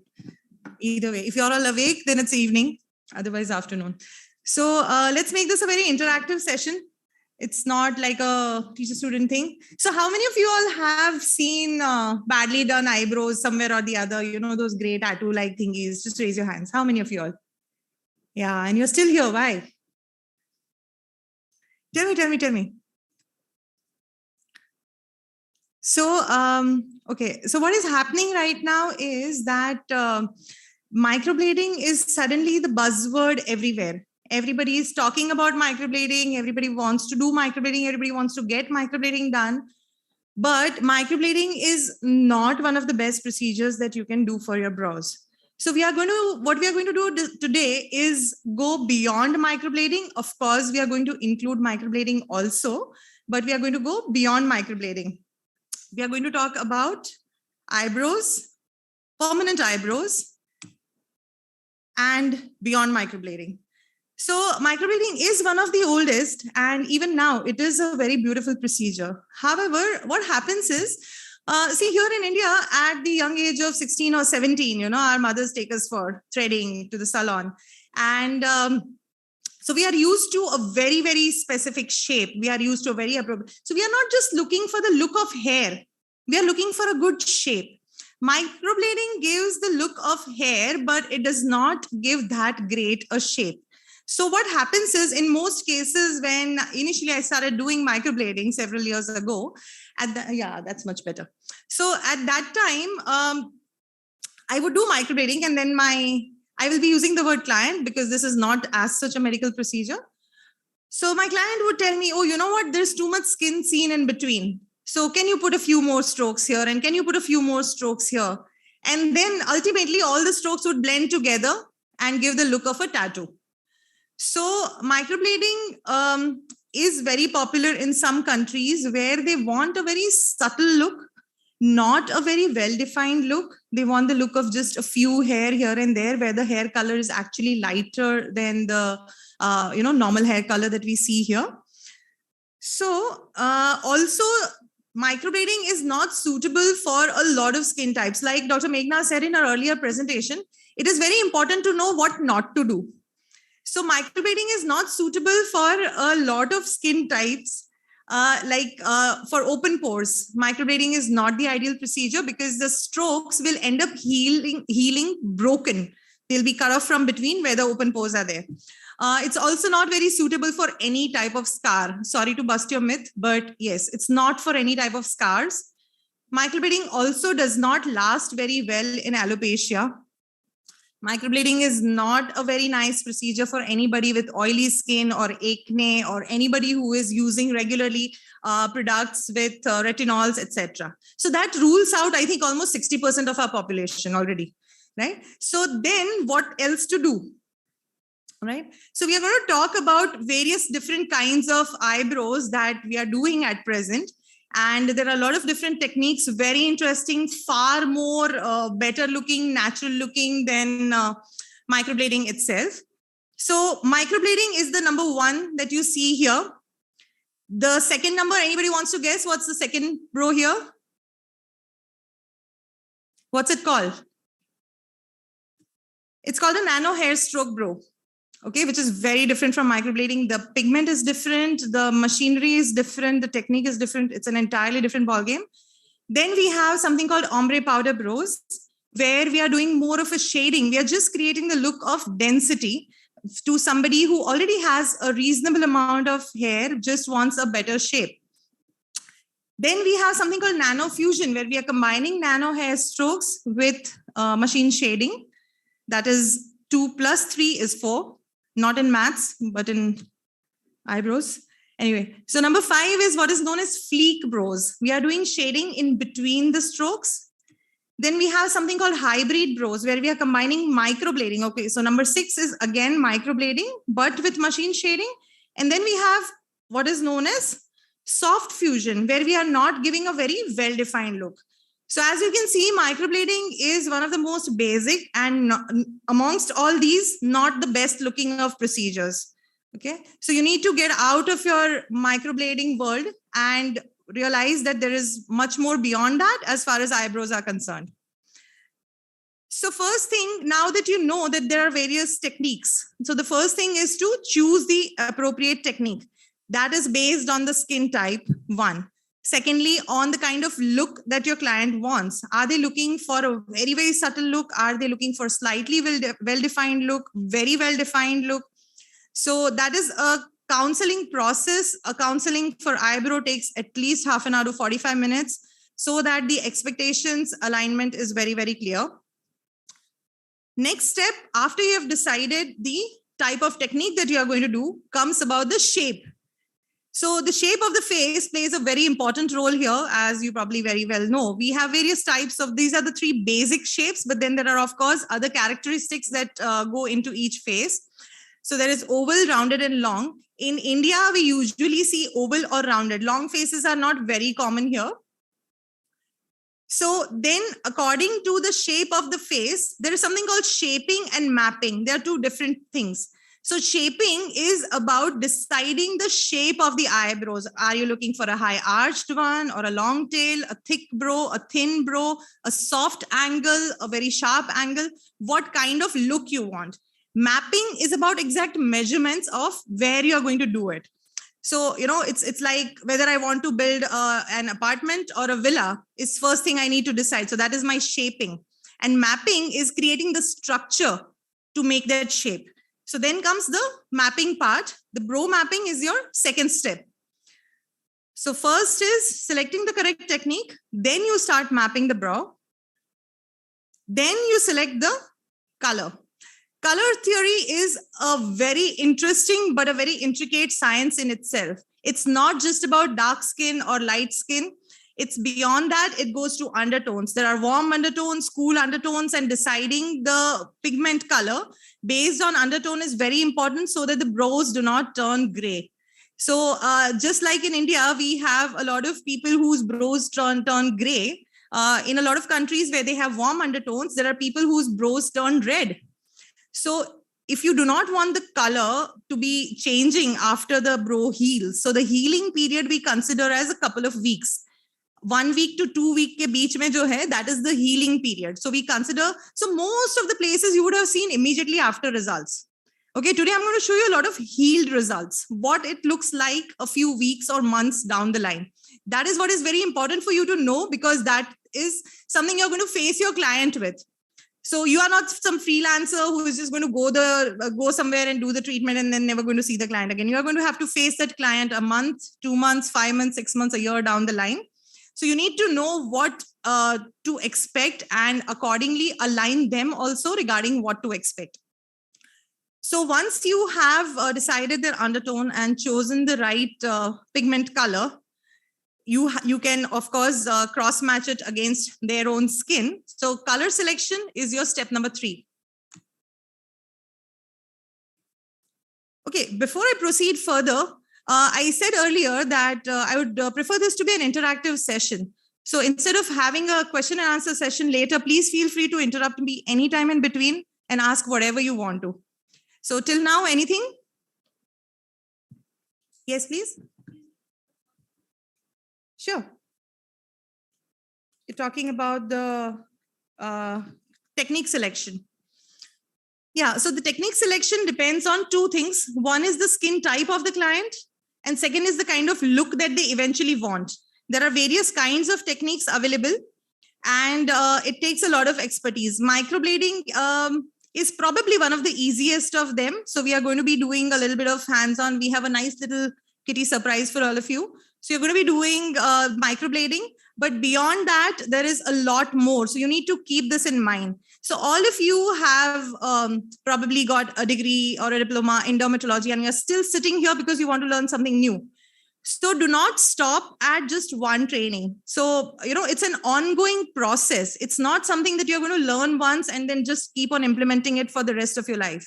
So keep that in mind. There are newer techniques developing every single day, and you need to keep yourself updated.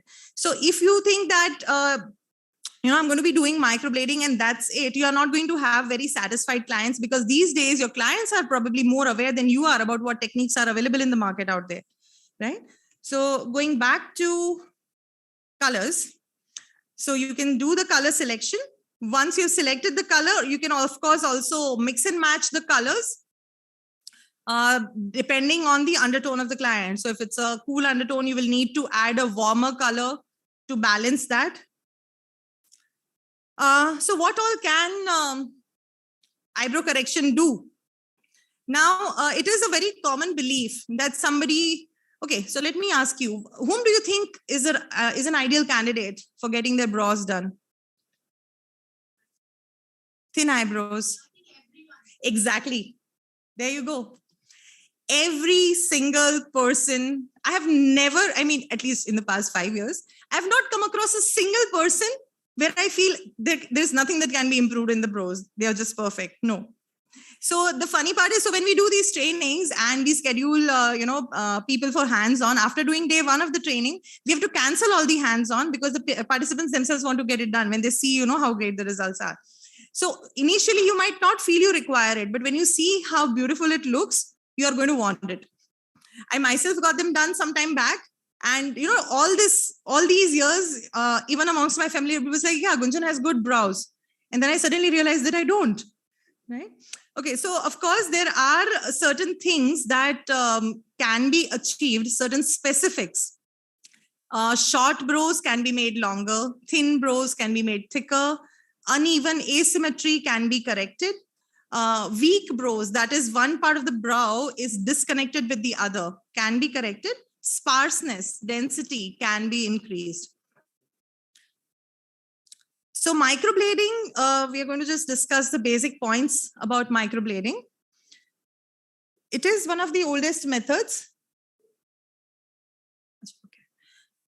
And it does give natural looking eyebrows. Now, what happens is when a client walks in, most of the people will walk in with either of two things. One is they'll come and tell me, I want to get microblading done.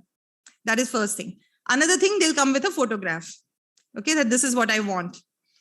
Now, all right. So regarding a photograph, so all of you are doing consultations on a regular basis, right? Anybody who is not consulting, who has never consulted a patient? No. Okay. So tell me, so I come to you with a photograph and I tell you that this is the eyebrow that I want, but then you are an expert, right? You know all about shapes of faces and shapes of eyebrows and the mapping, and you are all ready to implement the eyebrows. And I come and tell you that this is the photograph that I have and this is what I want to get done on my brows. So what's your next approach to this? Yeah. Okay. How? Counsel how?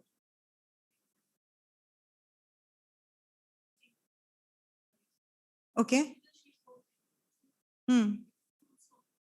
Right. Okay. Anybody else? Okay, so this is where our problem is. Okay, we are so used to telling the patient, this is what you should do. I know everything, you know nothing.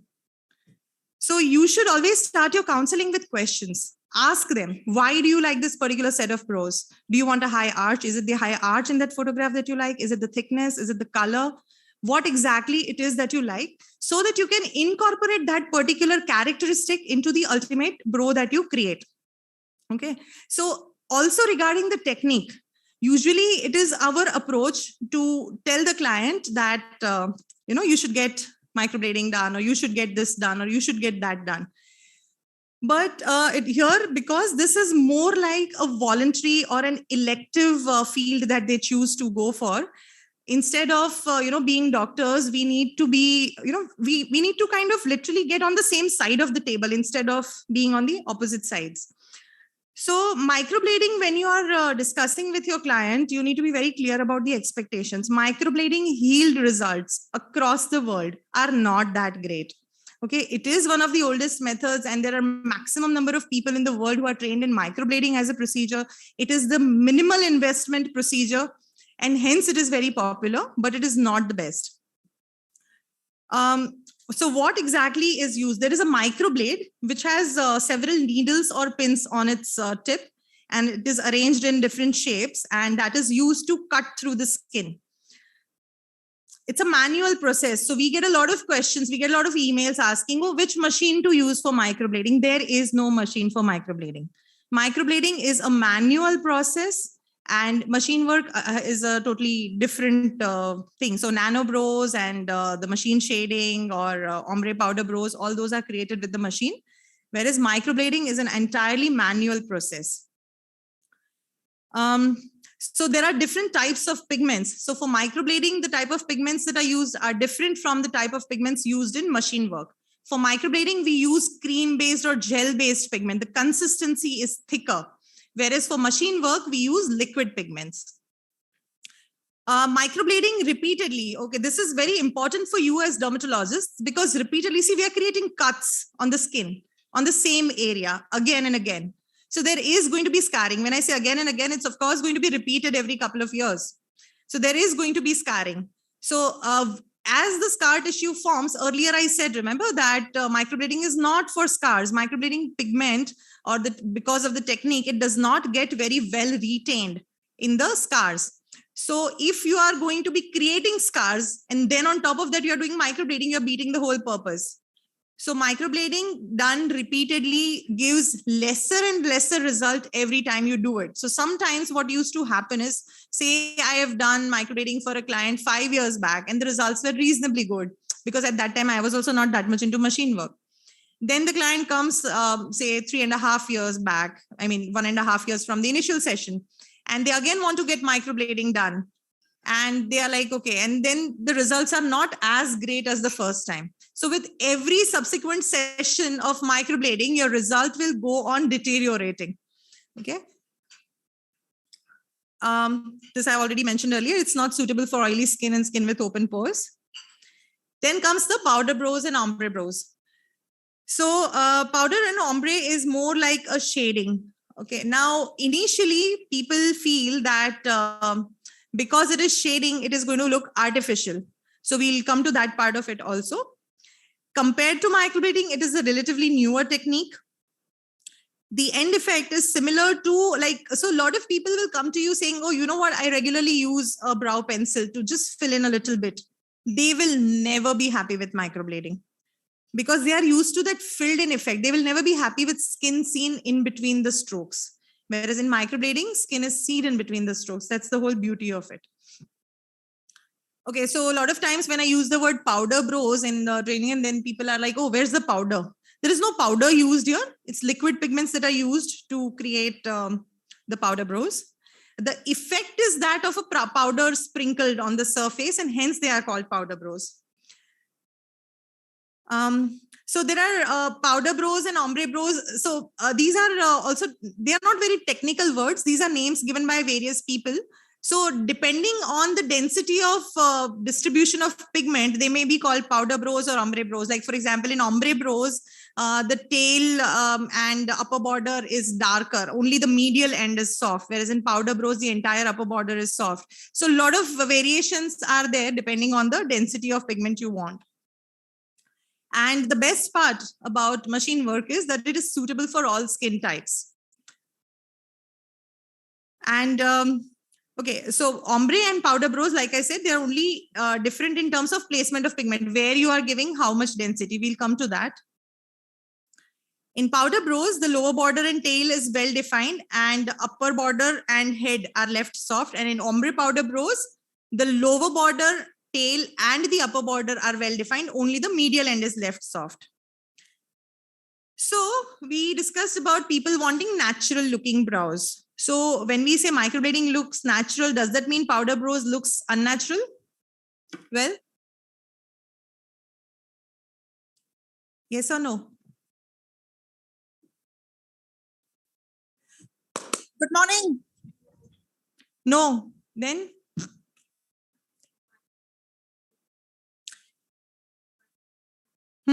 What difference? So does it look unnatural? So when we say microblading looks natural, does powder brow look unnatural?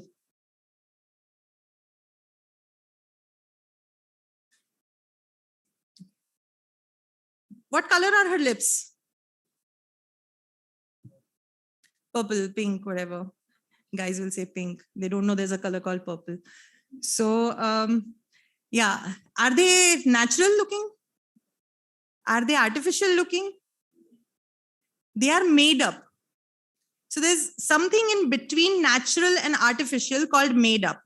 So we are giving brows.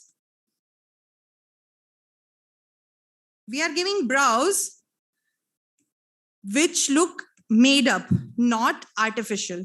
So it would look similar to something like a brow pencil filled in with a proper shape. Okay.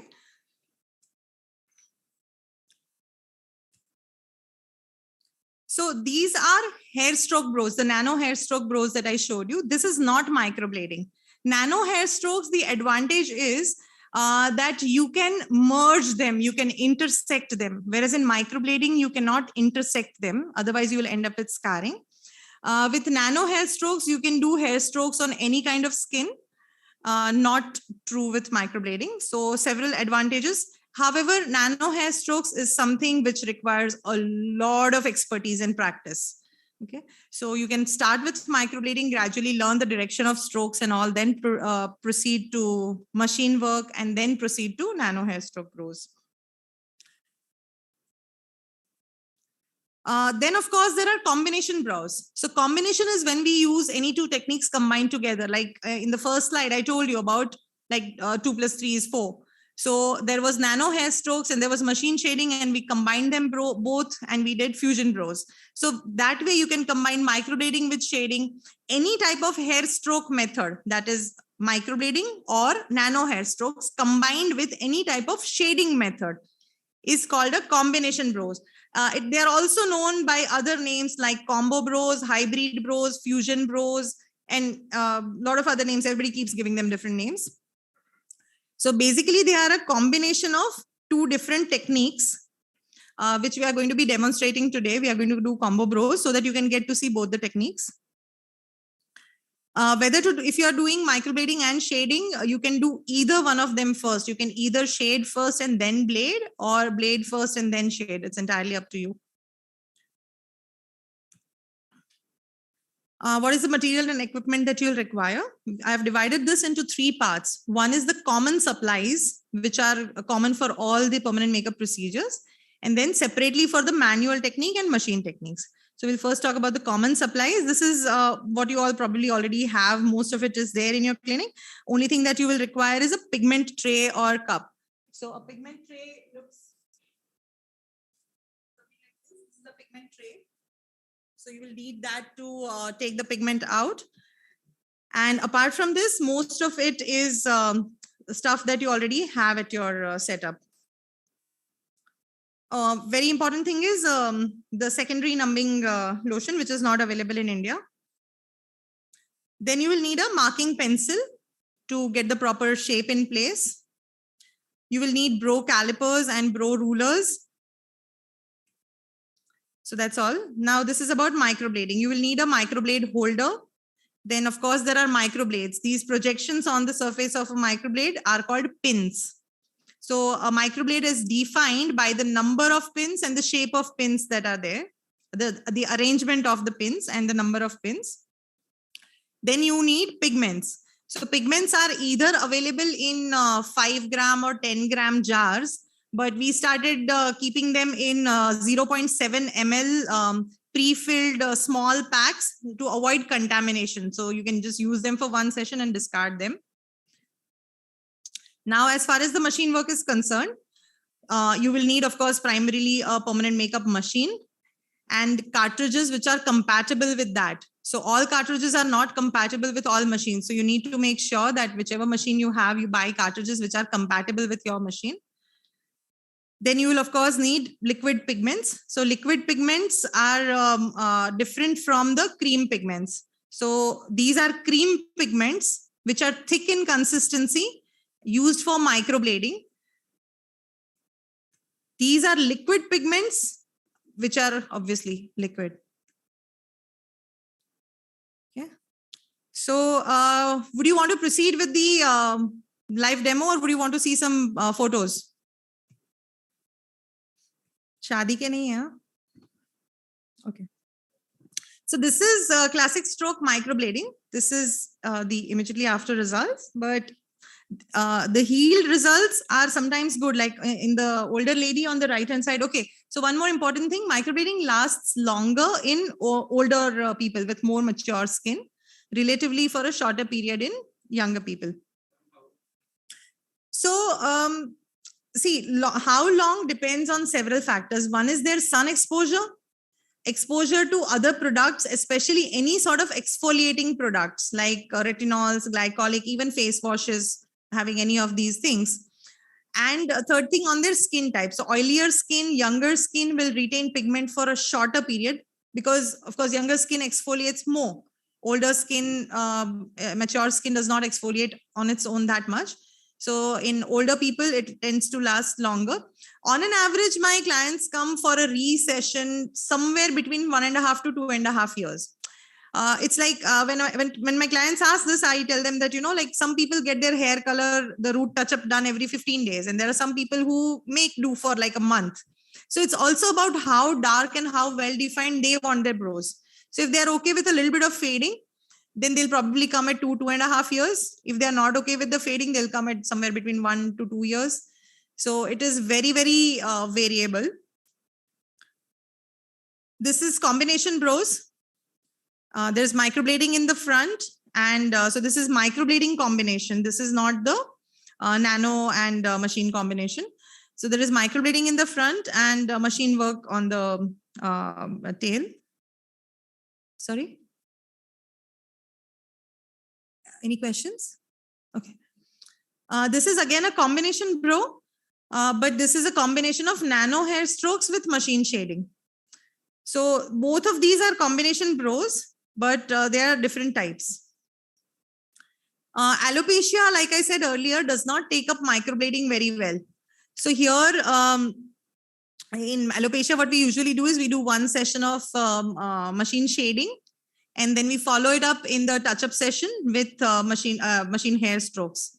So as you can see, these are the nano hair strokes, machine hair strokes, and they look very, very natural. And because in a patient of alopecia, if you're not going to be doing microblading and you still want hair strokes, then machine hair strokes is your only option.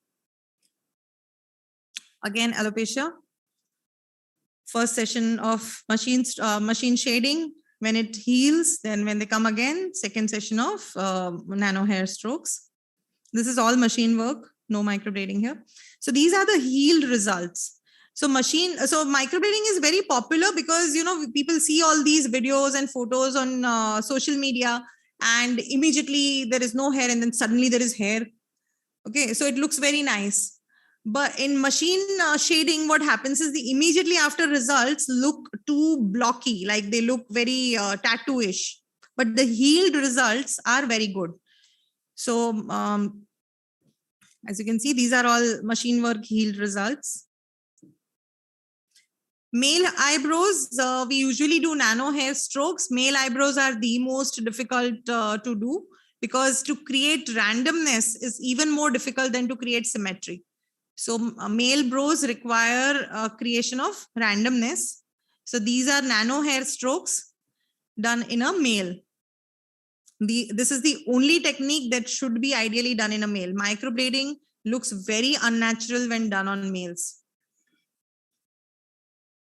Just to give you a close-up view of the machine hair strokes. None of these are hair. She has alopecia totalis. She does not have a single hair on her entire body.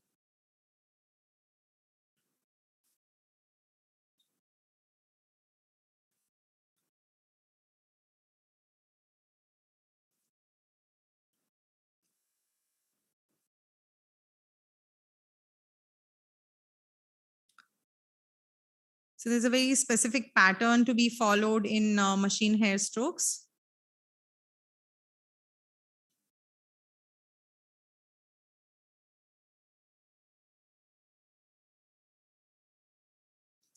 And that's it. Not much of theory here.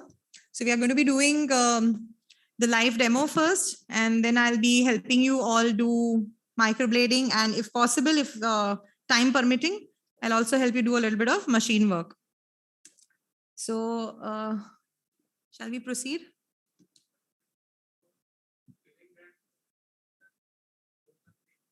Yes, the machine is same for all permanent makeup procedures, whether it is lips, eyeliner, scalp, BB glow, machine shading, the machine hair strokes. For everything, the machine is the same. The only thing different is the cartridge. So the cartridge is a very small disposable part, like a needle sort of thing. So only the cartridge is different for each and every procedure, depending on the kind of look that you want. Yeah. Yes.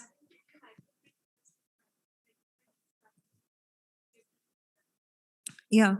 So if you do, if you do the repeat touch-up procedures, even after there is scarring, it will not last. The scarred skin does not hold the pigment very well for microblading. Yes, you can do other procedures. So I have not put one photo here. I will show you one photo of several photos, in fact, of people already having scars because of some or the other reason, accident, injuries, or whatever. And in that, we only do machine work. We don't do microblading. Yeah. Any other questions? Very. So in as far as as far as scalp micropigmentation is concerned, there's something I would. All of you have phones with you? Yeah. Yes. Please open your cell phones. Go to Google Images.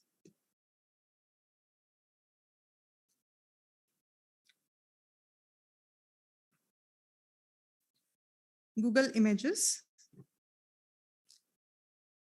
And type in the word best scalp micropigmentation. What is the commonality that you see amongst all of these guys?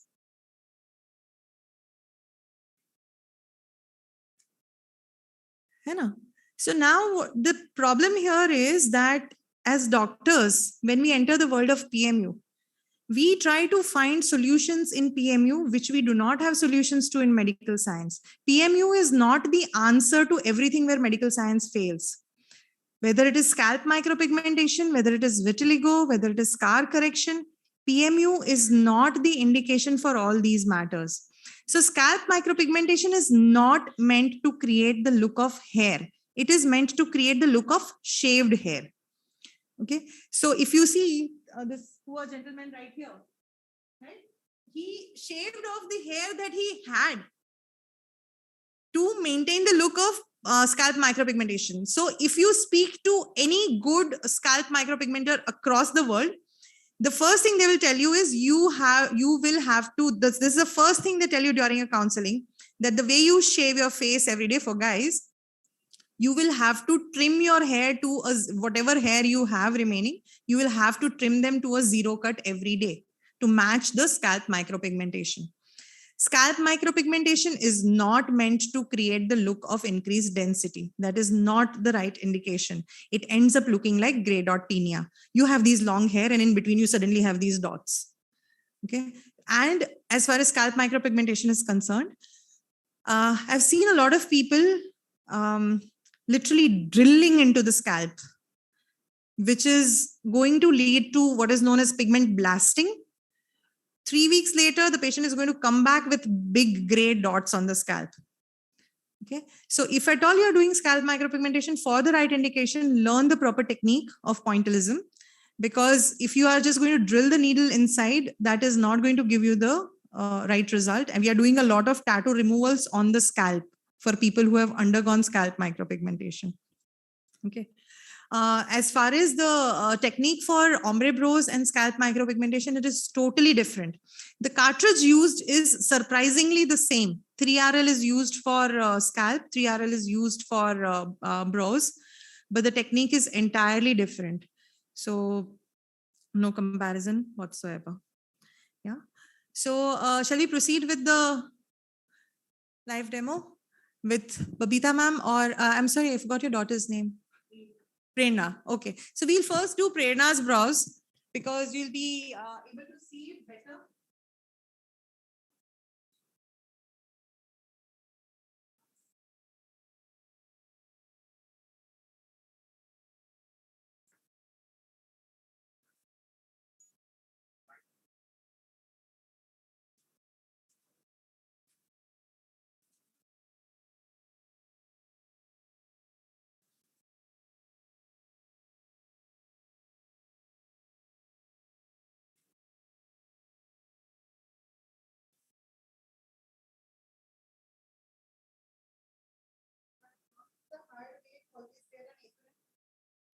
Always flatters.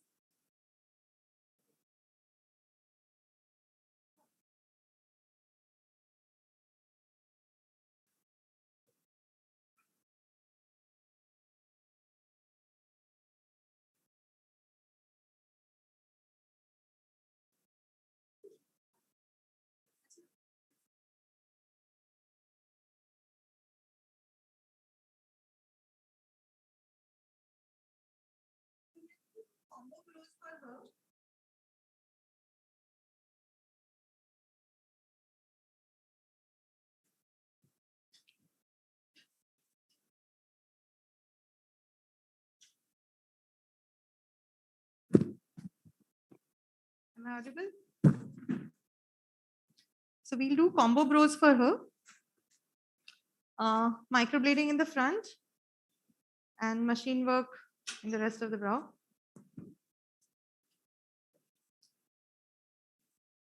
So step 1 is to select the technique. What was step 2? Mapping, yes.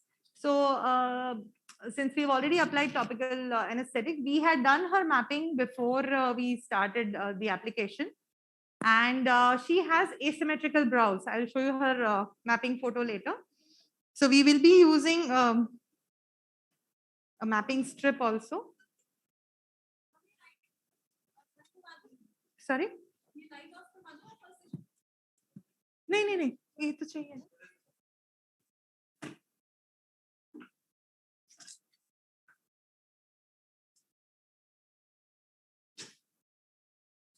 और थोड़ा सा ऐसे दिखेगा एक बार यहाँ पे focus करो यहाँ पे. हाँ ठीक है दिखेगा.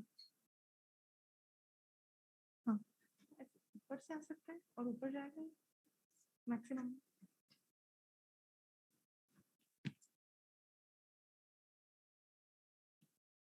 So all of you are welcome to come here and see, but I think you'll be able to see it better on the screen because this is a very small working area, and my hand will also keep coming in between. So you'll probably be able to see it better on the screen. But if you want to come here, I have no problems with that. बहुत बड़ा है वो pillar.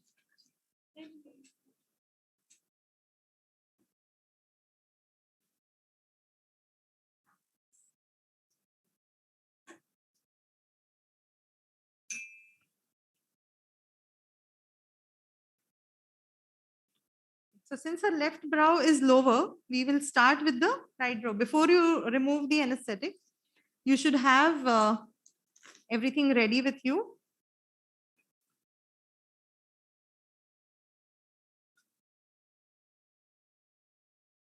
So what I'm going to be using here is again a modification of a microblade. This is a nano blade. Nano blades are thinner and more flexible and less traumatic to the skin. So we stopped using microblades quite some time back.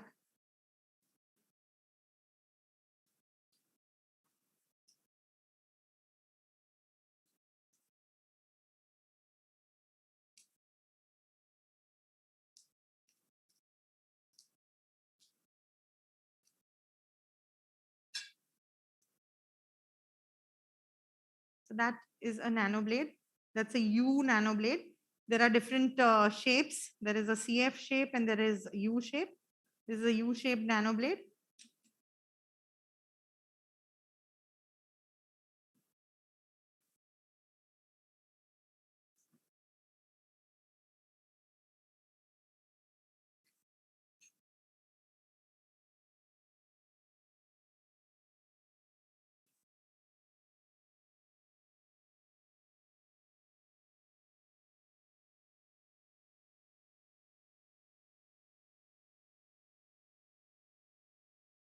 So we have inserted the nano blade and we'll keep the holder in such a way that the blade is not touching any surface.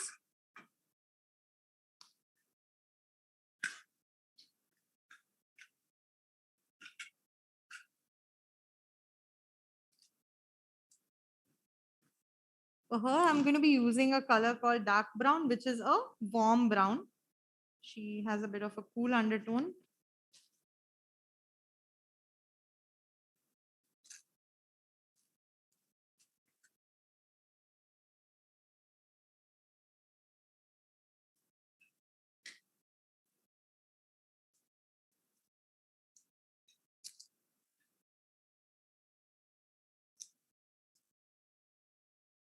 So I've kept my pigment ready for microblading.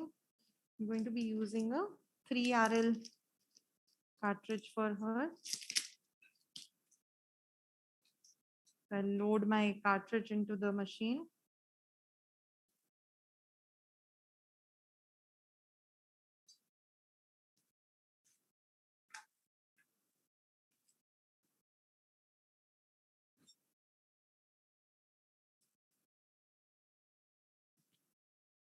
And I'm going to be using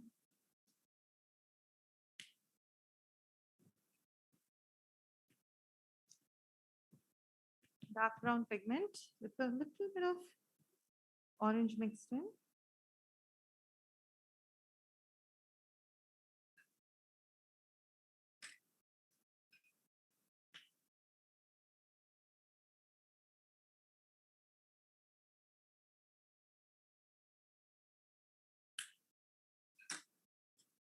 Then we'll blend the pigment.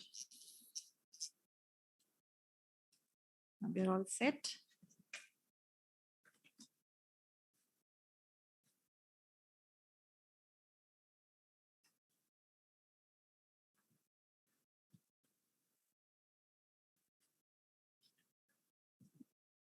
We'll start by removing the anesthetic from the surface. I have a small bowl or something because the dustbin is full. The dustbin around.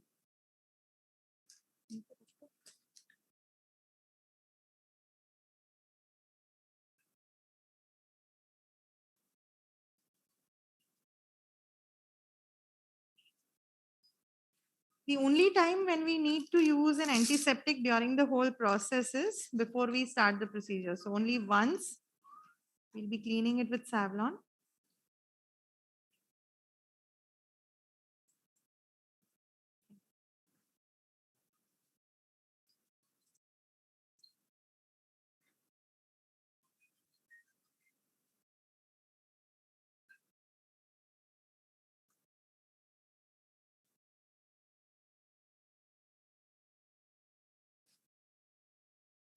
The working surface should always be nice and dry.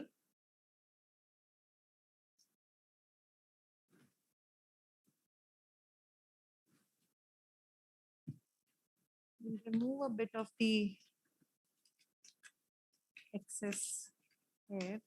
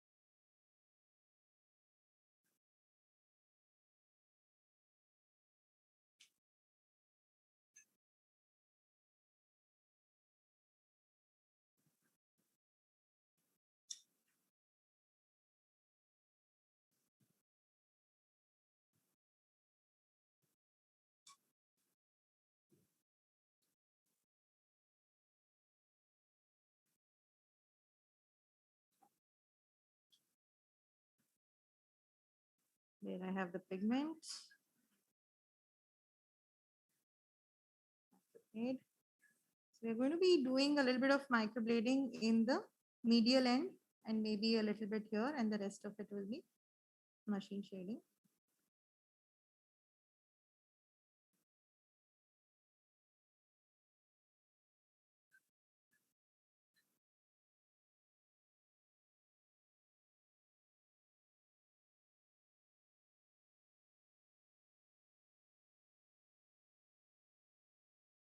So this, what I'm doing now is known as soaking. So because every stroke will not have the same amount of pigment. So after you're done with a few strokes, you need to soak in the pigment.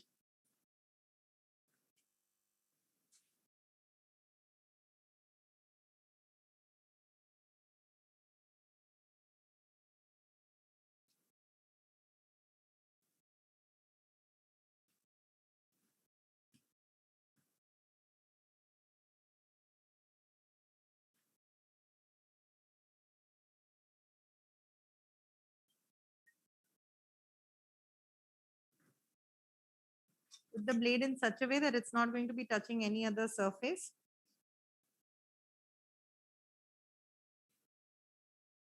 Soak off the excess pigment.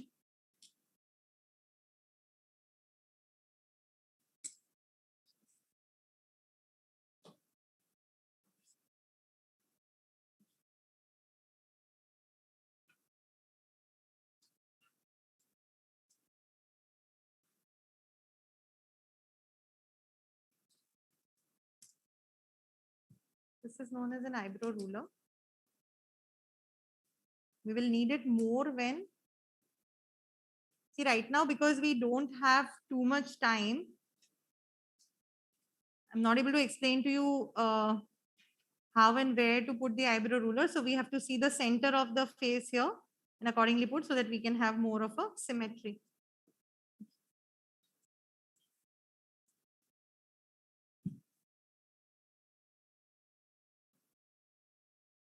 So the machine.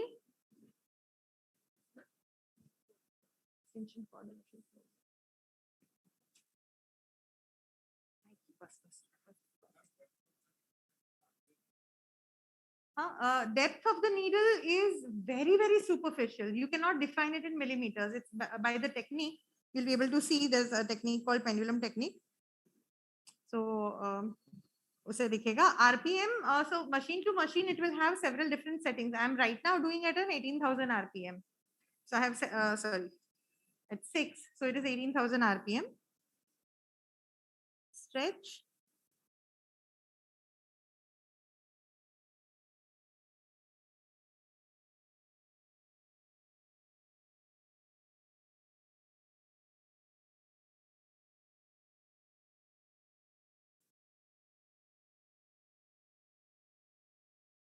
The swing movement is very important.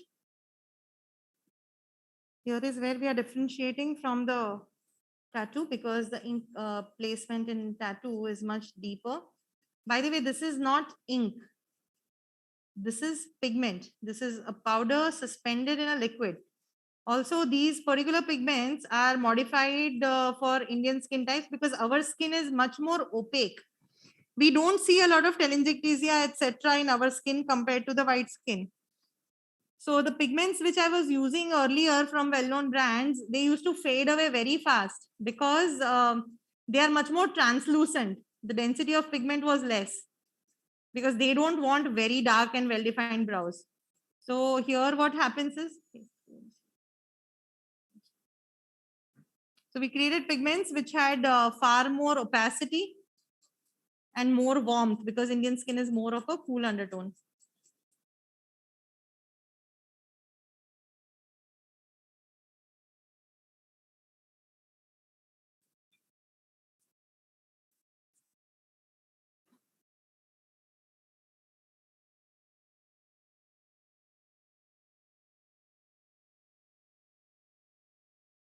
So what we are going to be doing is for you all to do the hands-on. I have got for you something called inkless skin for those who have registered for the workshop. Because as you can see right now, when you directly start doing it with pigment, you will have no clue of where you're going because the pigment camouflages everything, all the movements.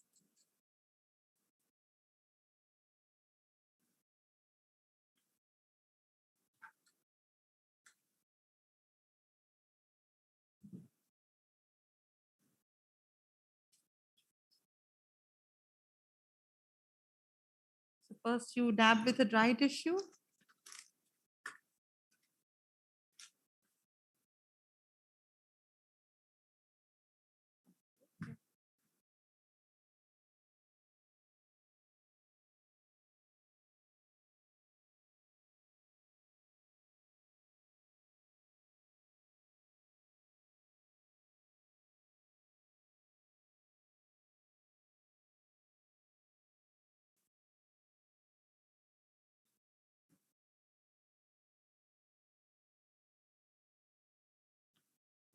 We don't want to give her a very high arch. One, because her hairline is very close to her eyebrow. If we give her a high arch, it's going to look very odd.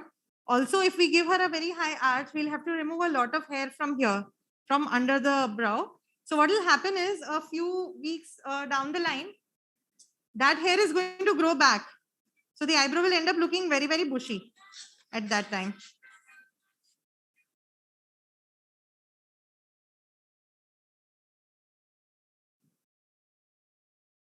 Let me know if there is any pain at all.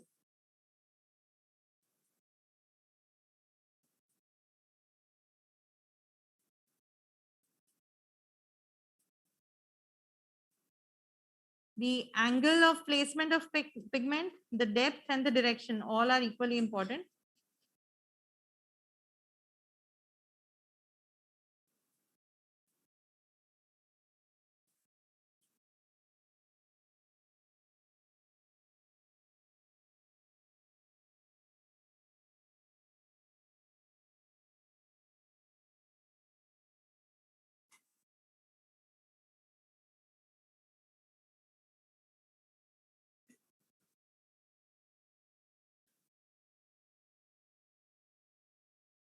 Are you all able to view it clearly?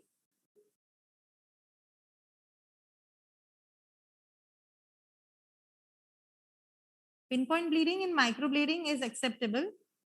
There should be no bleeding in machine work. Oozing, yes. Bleeding, no.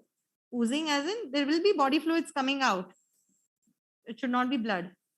So the slight bleeding that you see over here is because we had done microblading over there. And on top of that, we are doing machine work. If you are doing only machine shading, there should be no bleeding at all.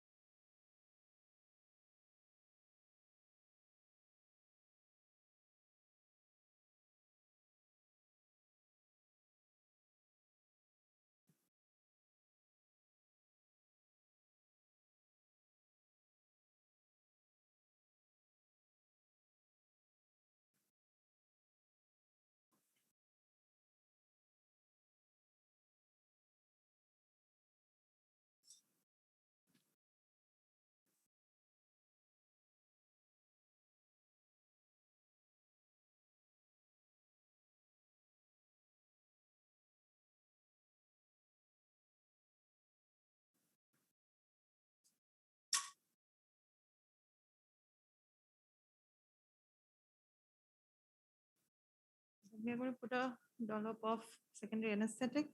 Secondary anesthetic is an anesthetic which works only on open skin. It does not work on intact skin, unlike the usual anesthetics that we are used to.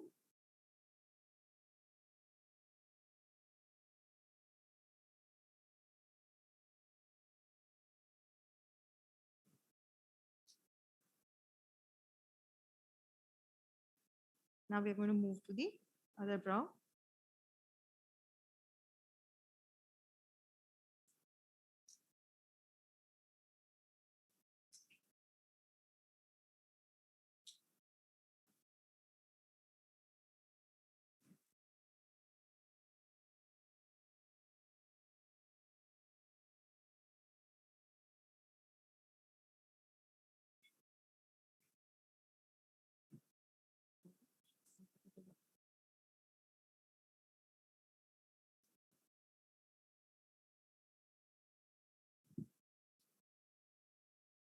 No topical antibiotics are required after the procedure. Topical antibiotics will reduce the longevity and retention of pigment.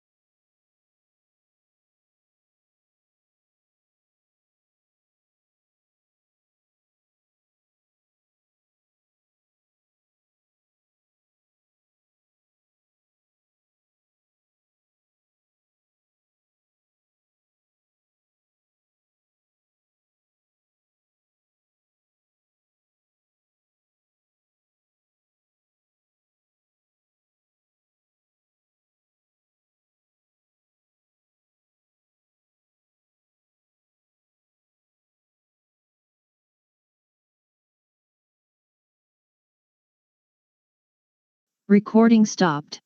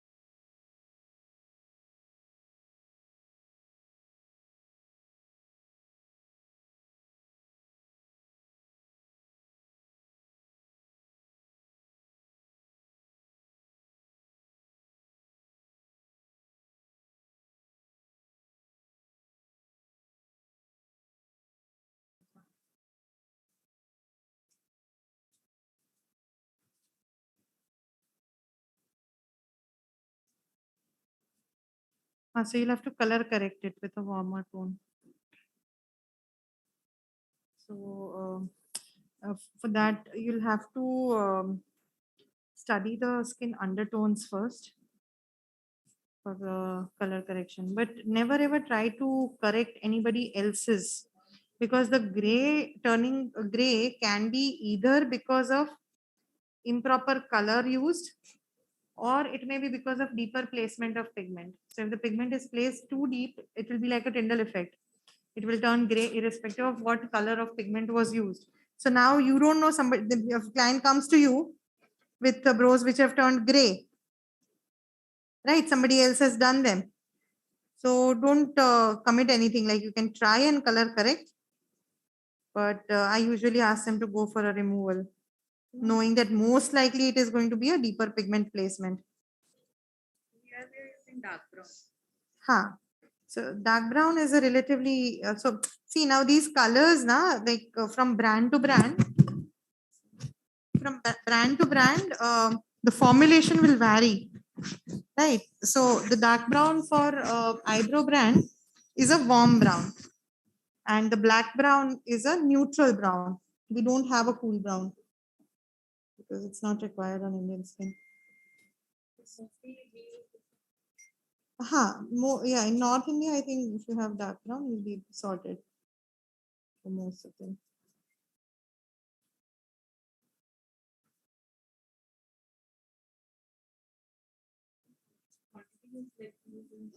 Around 0.5 ml is used per session, both sets, both eyebrows.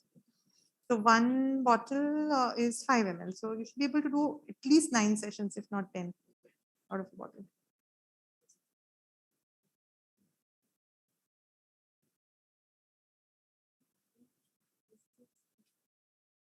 So we don't have practice kits like in your current kits. The practice skin that we have put now, which is an inkless skin, that's the best type of skin for practice. So you don't waste your money on the pigments, and you are also able to see clearly what you're doing and where you're going, because once you're confident without pigment, once I show it to you on the skin, you'll know what I'm talking about.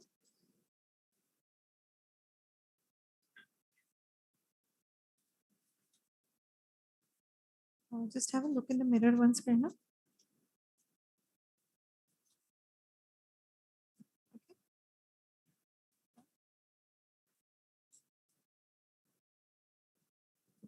First.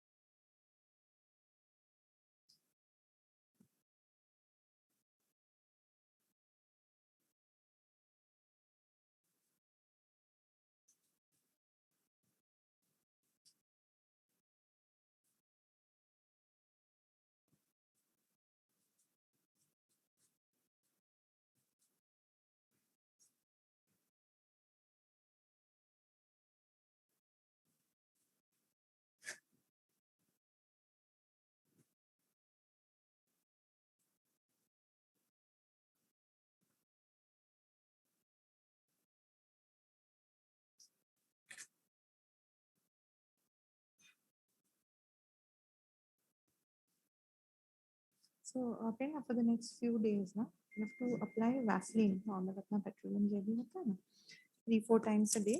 Take a very little quantity. एक rice grain होता है ना, उतना amount लेना है, इतना सा, and उसको ऐसे 2 fingers के बीच में rub करके,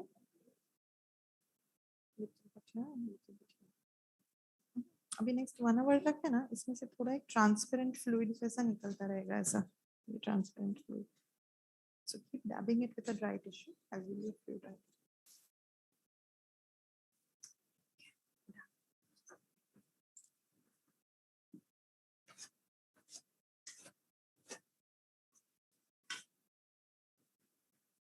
Welcome.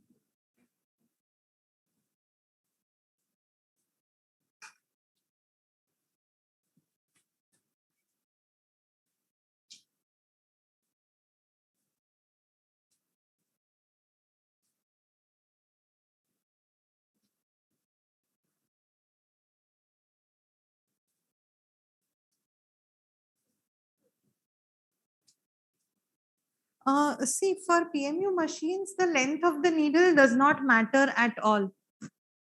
So there is no, even if you see on the machine, there is no marking of millimeters. So the length of the needle is adjusted for the flow of pigment, not for depth of penetration. So if you feel that the pigment is not flowing out enough, you can reduce the depth. If you feel that there's too much pigment flowing out, then you can increase the length of the needle. But it has got nothing to do with the depth of penetration in the skin. Babita ji? Yeah. Please come.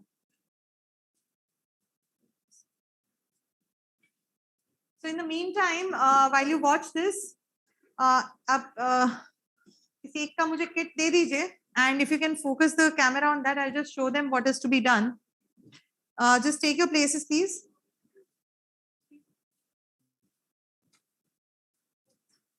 Otherwise, it's okay. मेरे पास नहीं उसमें से निकालो मत ना, मेरे पास open skin होगा.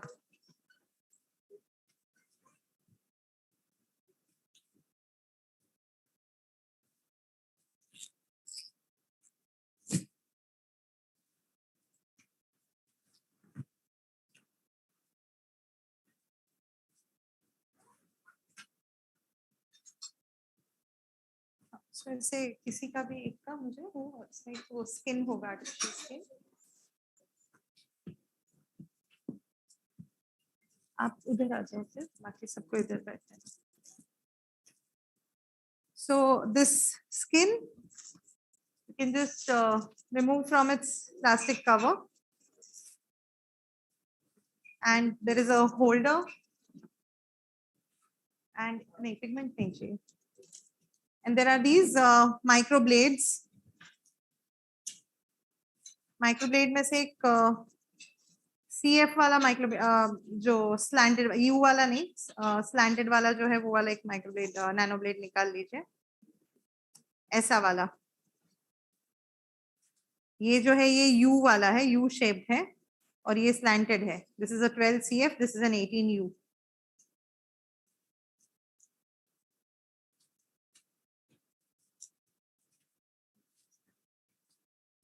You can just load the microblade into the holder.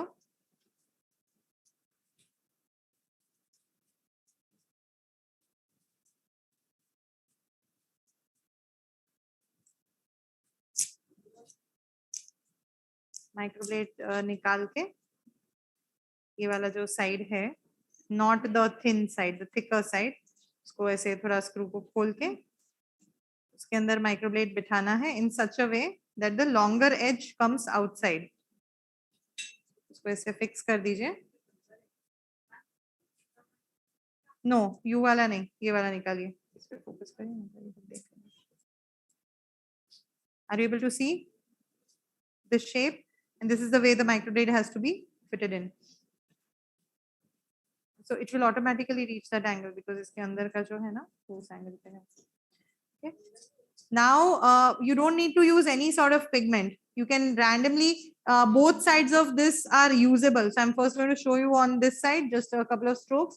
So you can just hold the microblade and make a few strokes. And similarly here on the side on which you have the shapes of the brow, you can try and practice here.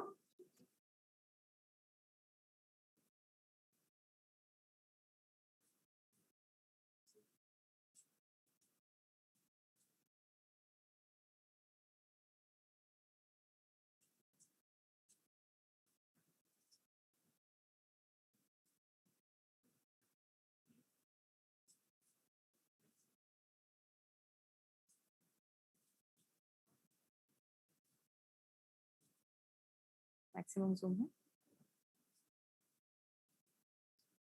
Okay.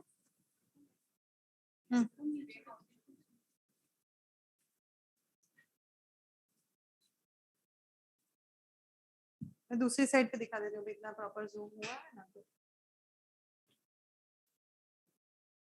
इसके नीचे दिखा देती हूँ. इस side set करना पड़ेगा. इसको zoom करो, इतने पोर्शन को जूम करो इधर. ठीक है, थोड़ा और दूर करिए क्योंकि पूरा का पूरा दिखना है. हाँ बस थोड़ा और जूम इतना इतना दिखना चाहिए जितना मेरा हाथ है ना उतने में जूम करो हाँ हाँ आप अभी वहीं पे रखो मैं इसको शिफ्ट कर देती हूँ हाँ बस okay so what you can do is are you able to see now I'll show it to you once again उसके बाद आप खुद करिए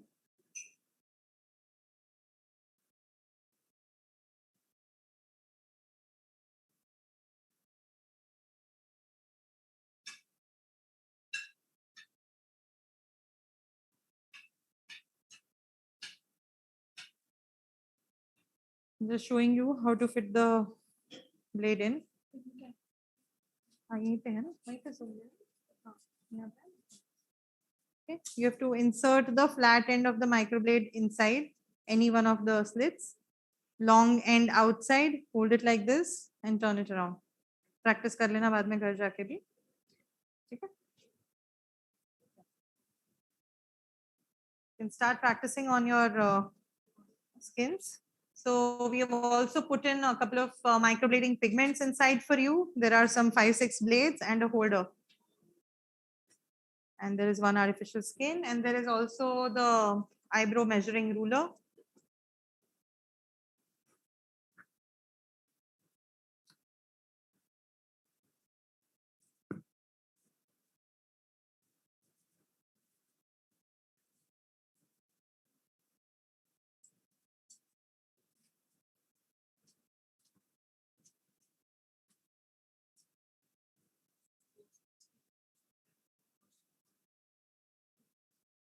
can anybody repeat I just said what is the aftercare when can they wash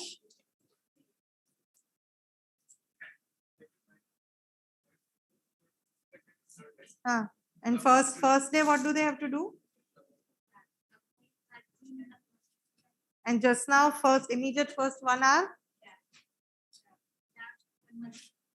yes so first day no water application only dabbing day 2 and 3 they can wipe with a moist cloth but no washing she has a lot of open pores so for her I'm directly going to proceed with the machine work microblading will not really last for her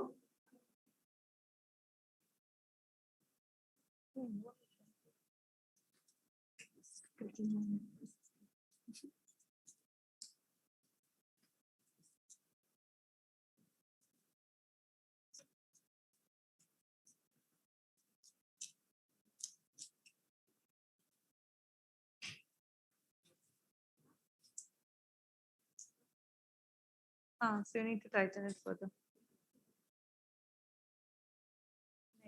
ऐसा नहीं हो सकता. The blade is not inside and you have inserted it on the wrong side, the thicker side.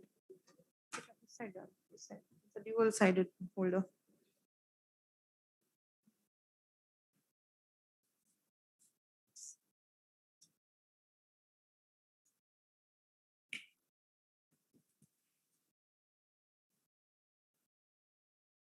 There are lots of YouTube videos on how to load the blade into a holder.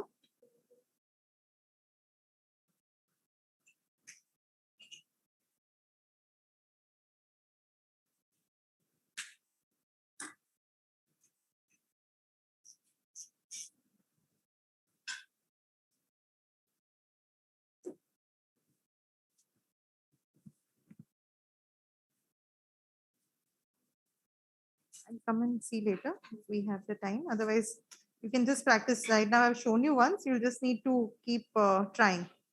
Yeah. Once we are done with her brows, I'll just come and have a look.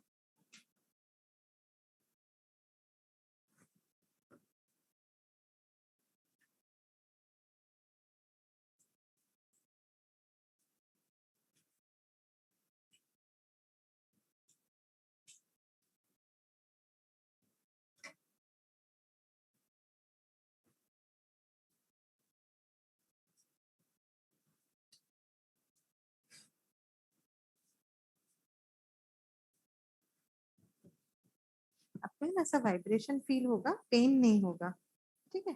थोड़ा सा भी अगर pen होता है तो आप मुझे बताना।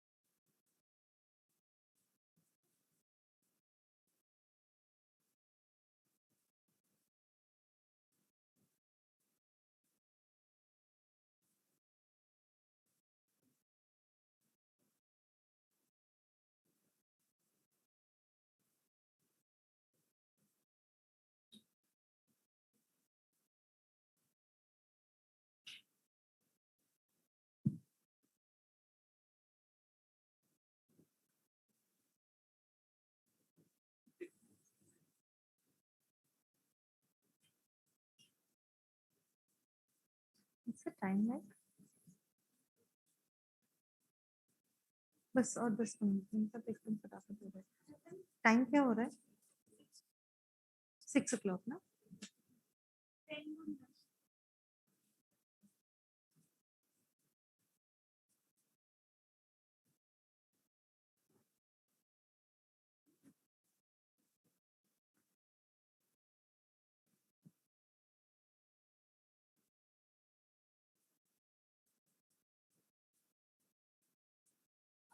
कविता जी आज है ना, आपको ऐसा लगेगा कि ये डार्क लग रहा है, ठीक है? कल और परसों और भी ऐसा लगेगा। कल और परसों ऐसा होगा कि आप मेघना को फोन करके बोलेंगे कि निकाल दो, ठीक है? बस आप वेडनेसडे तक रुक जाना, बहुत अच्छा दिखने वाला है।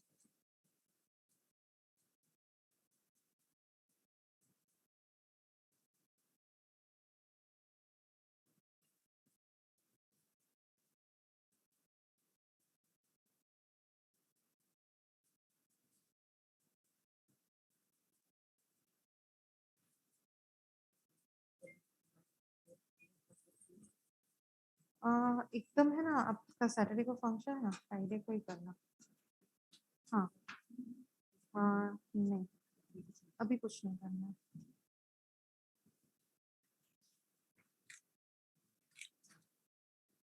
हाँ पर आप लाइट नहीं दिखेगा, पेंसिल लगाने की तो बिल्कुल भी जरूरत नहीं पड़ेगी।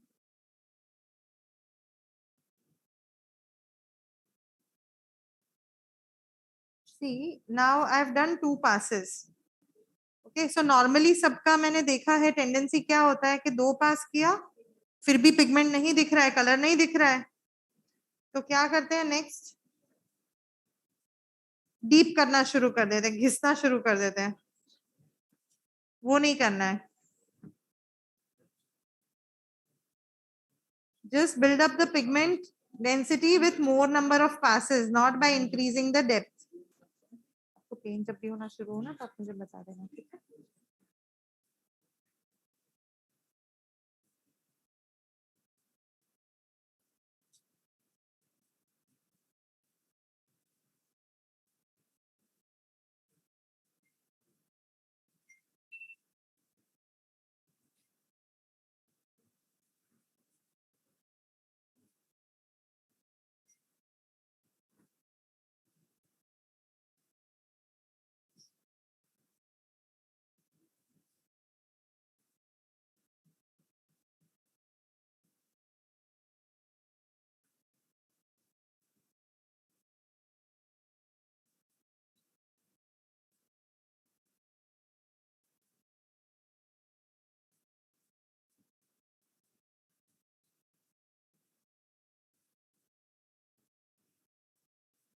Machine, I just have one machine.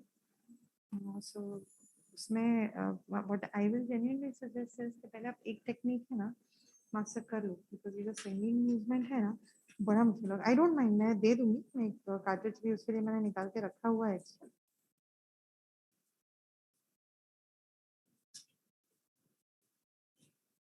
ये अभी डेट था,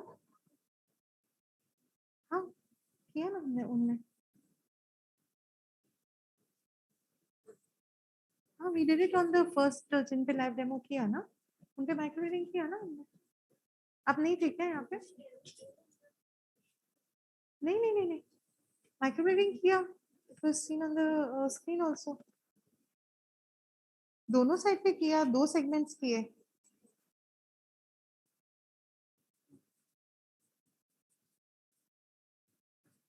पहले माइक्रोब्लेडिंग किया, उसके बाद में मशीन यूज करना स्टार्ट किया। इनमें नहीं, हाँ इनकी डॉटर में जो किया ना पहले, जो पहले किया ना उसमें माइक्रोब्लेडिंग किया था।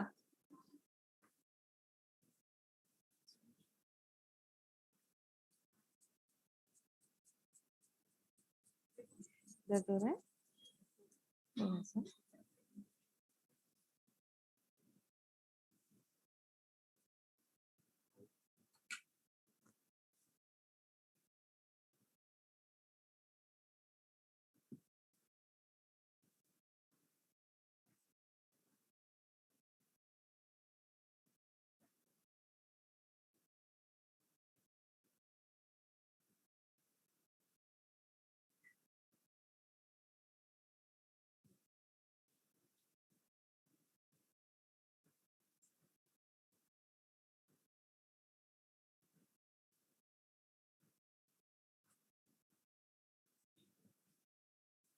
Everybody has loaded their blades into the holder. So if you want, you can start trying on the skin.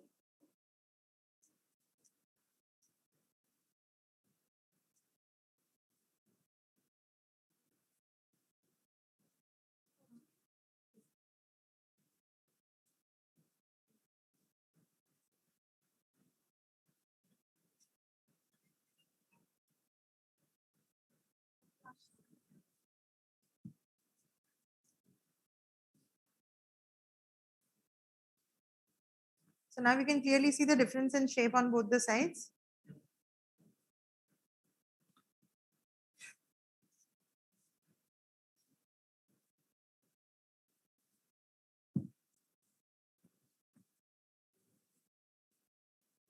Face थोड़ा सा मेरी तरफ कर देना।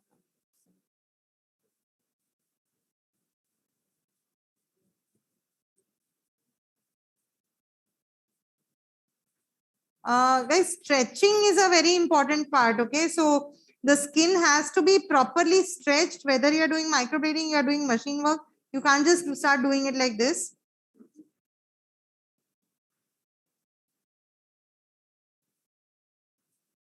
So I'm using my non-dominant hand to stretch the skin.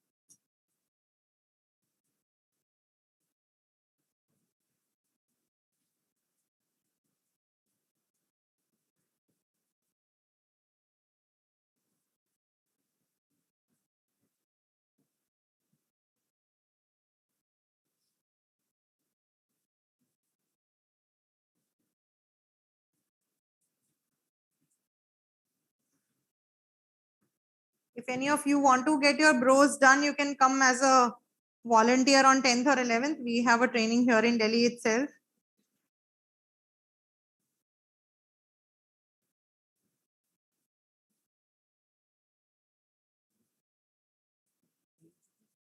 हाँ जी, यस बिल्कुल, उसका technique अलग रहता है, मैं दिखा देती हूँ उसके भी फोटोज आपको इसमें। हाँ, बहुत प्यारा लगता है मेल में, उसका टेक्निक है, उसको नैनो हेयर स्ट्रोक ब्रोस बोलते हैं।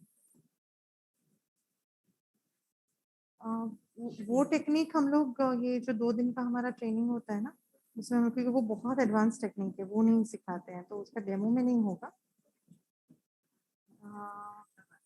अहमदाबाद में होना चाहिए।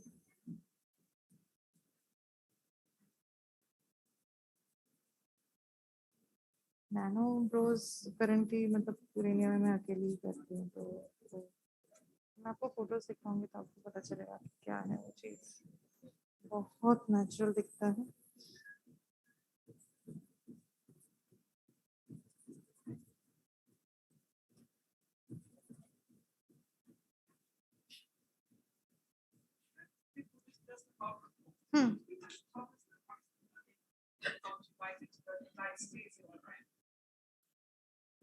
There's the needle, na, in the cartridge.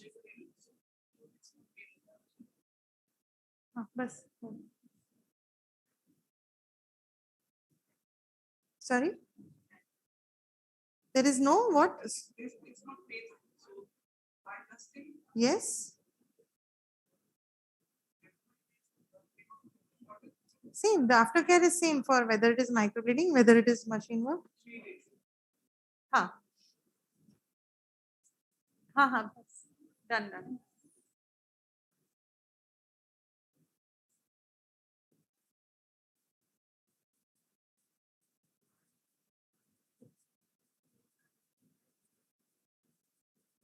Time permitting.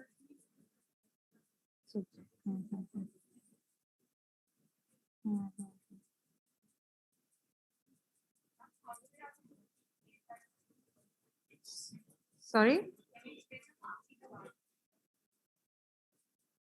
Marking will take at least an hour and a half. If we discuss the mapping,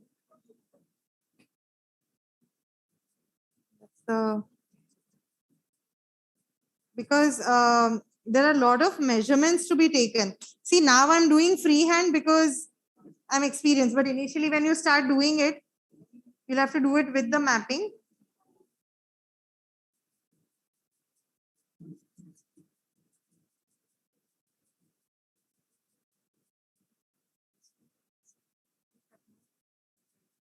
हाँ, but it should not go deep. नहीं, curves नहीं करना है. Shading technique.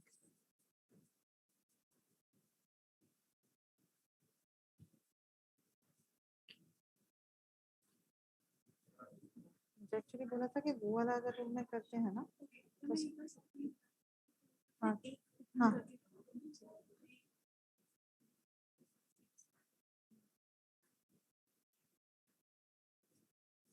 बोला था सब.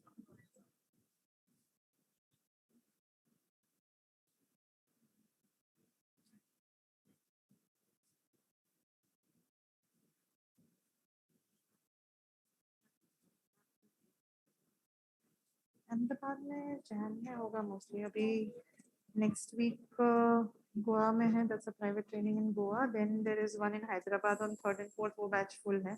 10th 11th Delhi में है. Then 17th 18th again in Hyderabad and 23rd 24th in Bangalore. तो अभी अहमदाबाद की बारी तो आएगी.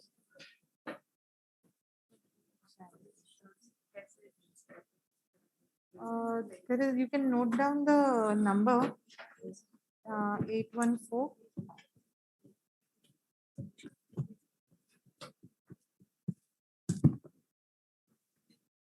814 0022 022.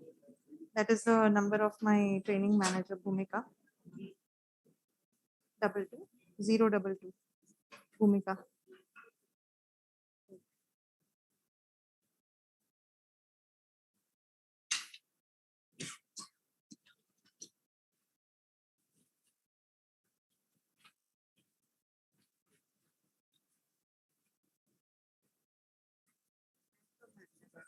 You're from Hyderabad.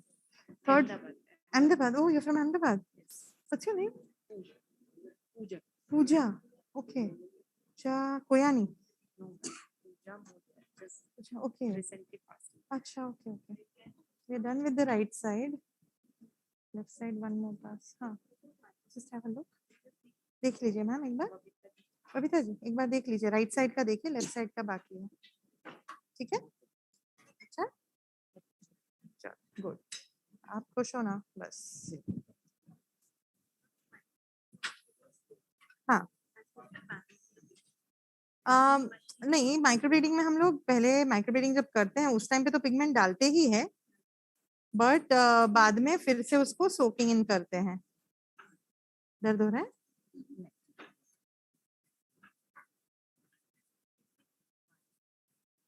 हाँ, the machine ना, yeah. ये kids तो like they were kind of like a gift from me कि मैं आ रही थी तो मैं लेके आई. It was not as a part of your registration, I think. Because the reason I got the kits was it's not possible to immediately give hands-on skin. और आप एक आध stroke करोगे ना तो उसमें आपको पता भी नहीं चलेगा properly. So that's why I decided. हाँ, lips पे भी करते हैं इसी टेक्निक से. थोड़ा थोड़ा बहुत अंतर है. Sorry? No, right now you'll have to order online. It'll get delivered to you. On your site. हाँ हाँ. How much the cost? Black one is 15,500. Silver one is 17,000. Silver one थोड़ा lighter है weight में. बाकी otherwise pretty much same है. नहीं नहीं. उसमें अलग से you will get all the products separately. हाँ. सारे all the pigments are 2,200. Yes. हाँ जी हाँ जी.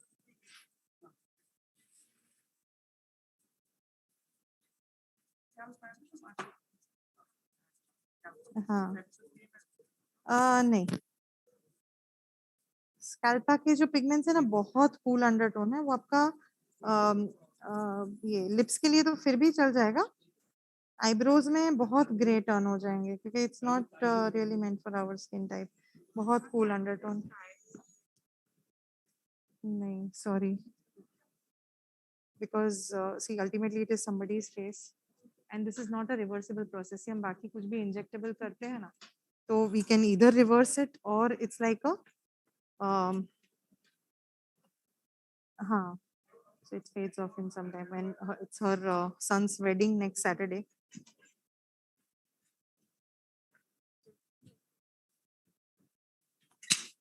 It will be in Saket area. Venue तो भूमिका को ही पता होगा, मुझे भी नहीं पता होगा because I don't handle that part of it. इसे border बनाती हैं आप? नहीं नहीं नहीं border बिल्कुल नहीं बनाना है. Border बनाएंगे ना तो बहुत artificial लगता है. हाँ. And this would be just in the superficial zone. Yes. Very very superficial. जितना superficial रखोगे उतना सच का रिजल्ट बेटर रहेगा. 3 days तक नहीं पानी पानी. हाँ हाँ. Then we apply Vaseline or something. Yes yes yes. ये wash नहीं कर सकती हैं? 3 दिन मतलब आज कल और परसों. कल और परसों आप कोई भी गीला जैसे रुमाल हो गया उससे आप हैंकरचीफ से पोंछ सकते हैं. Touch-up is between 6 to 12 weeks. Yes. Sorry.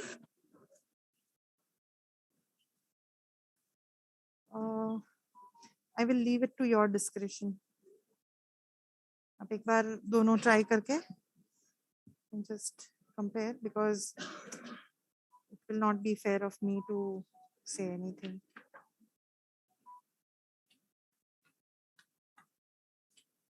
If you know some of the dermats in South, if you know Dr. Ari Ganesh or Dr.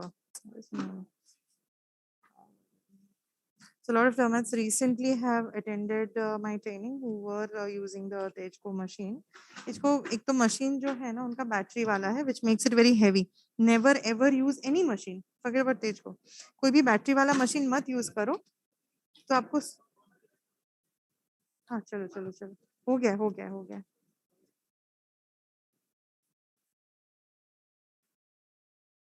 चलो हाँ अरे नीचे बारात आ गई है. They have to hand over the hall. हाँ ले लो देख लो. हाँ जी हाँ जी. वेलकम. Thank you. हाँ नहीं नहीं नहीं दिस इज 3.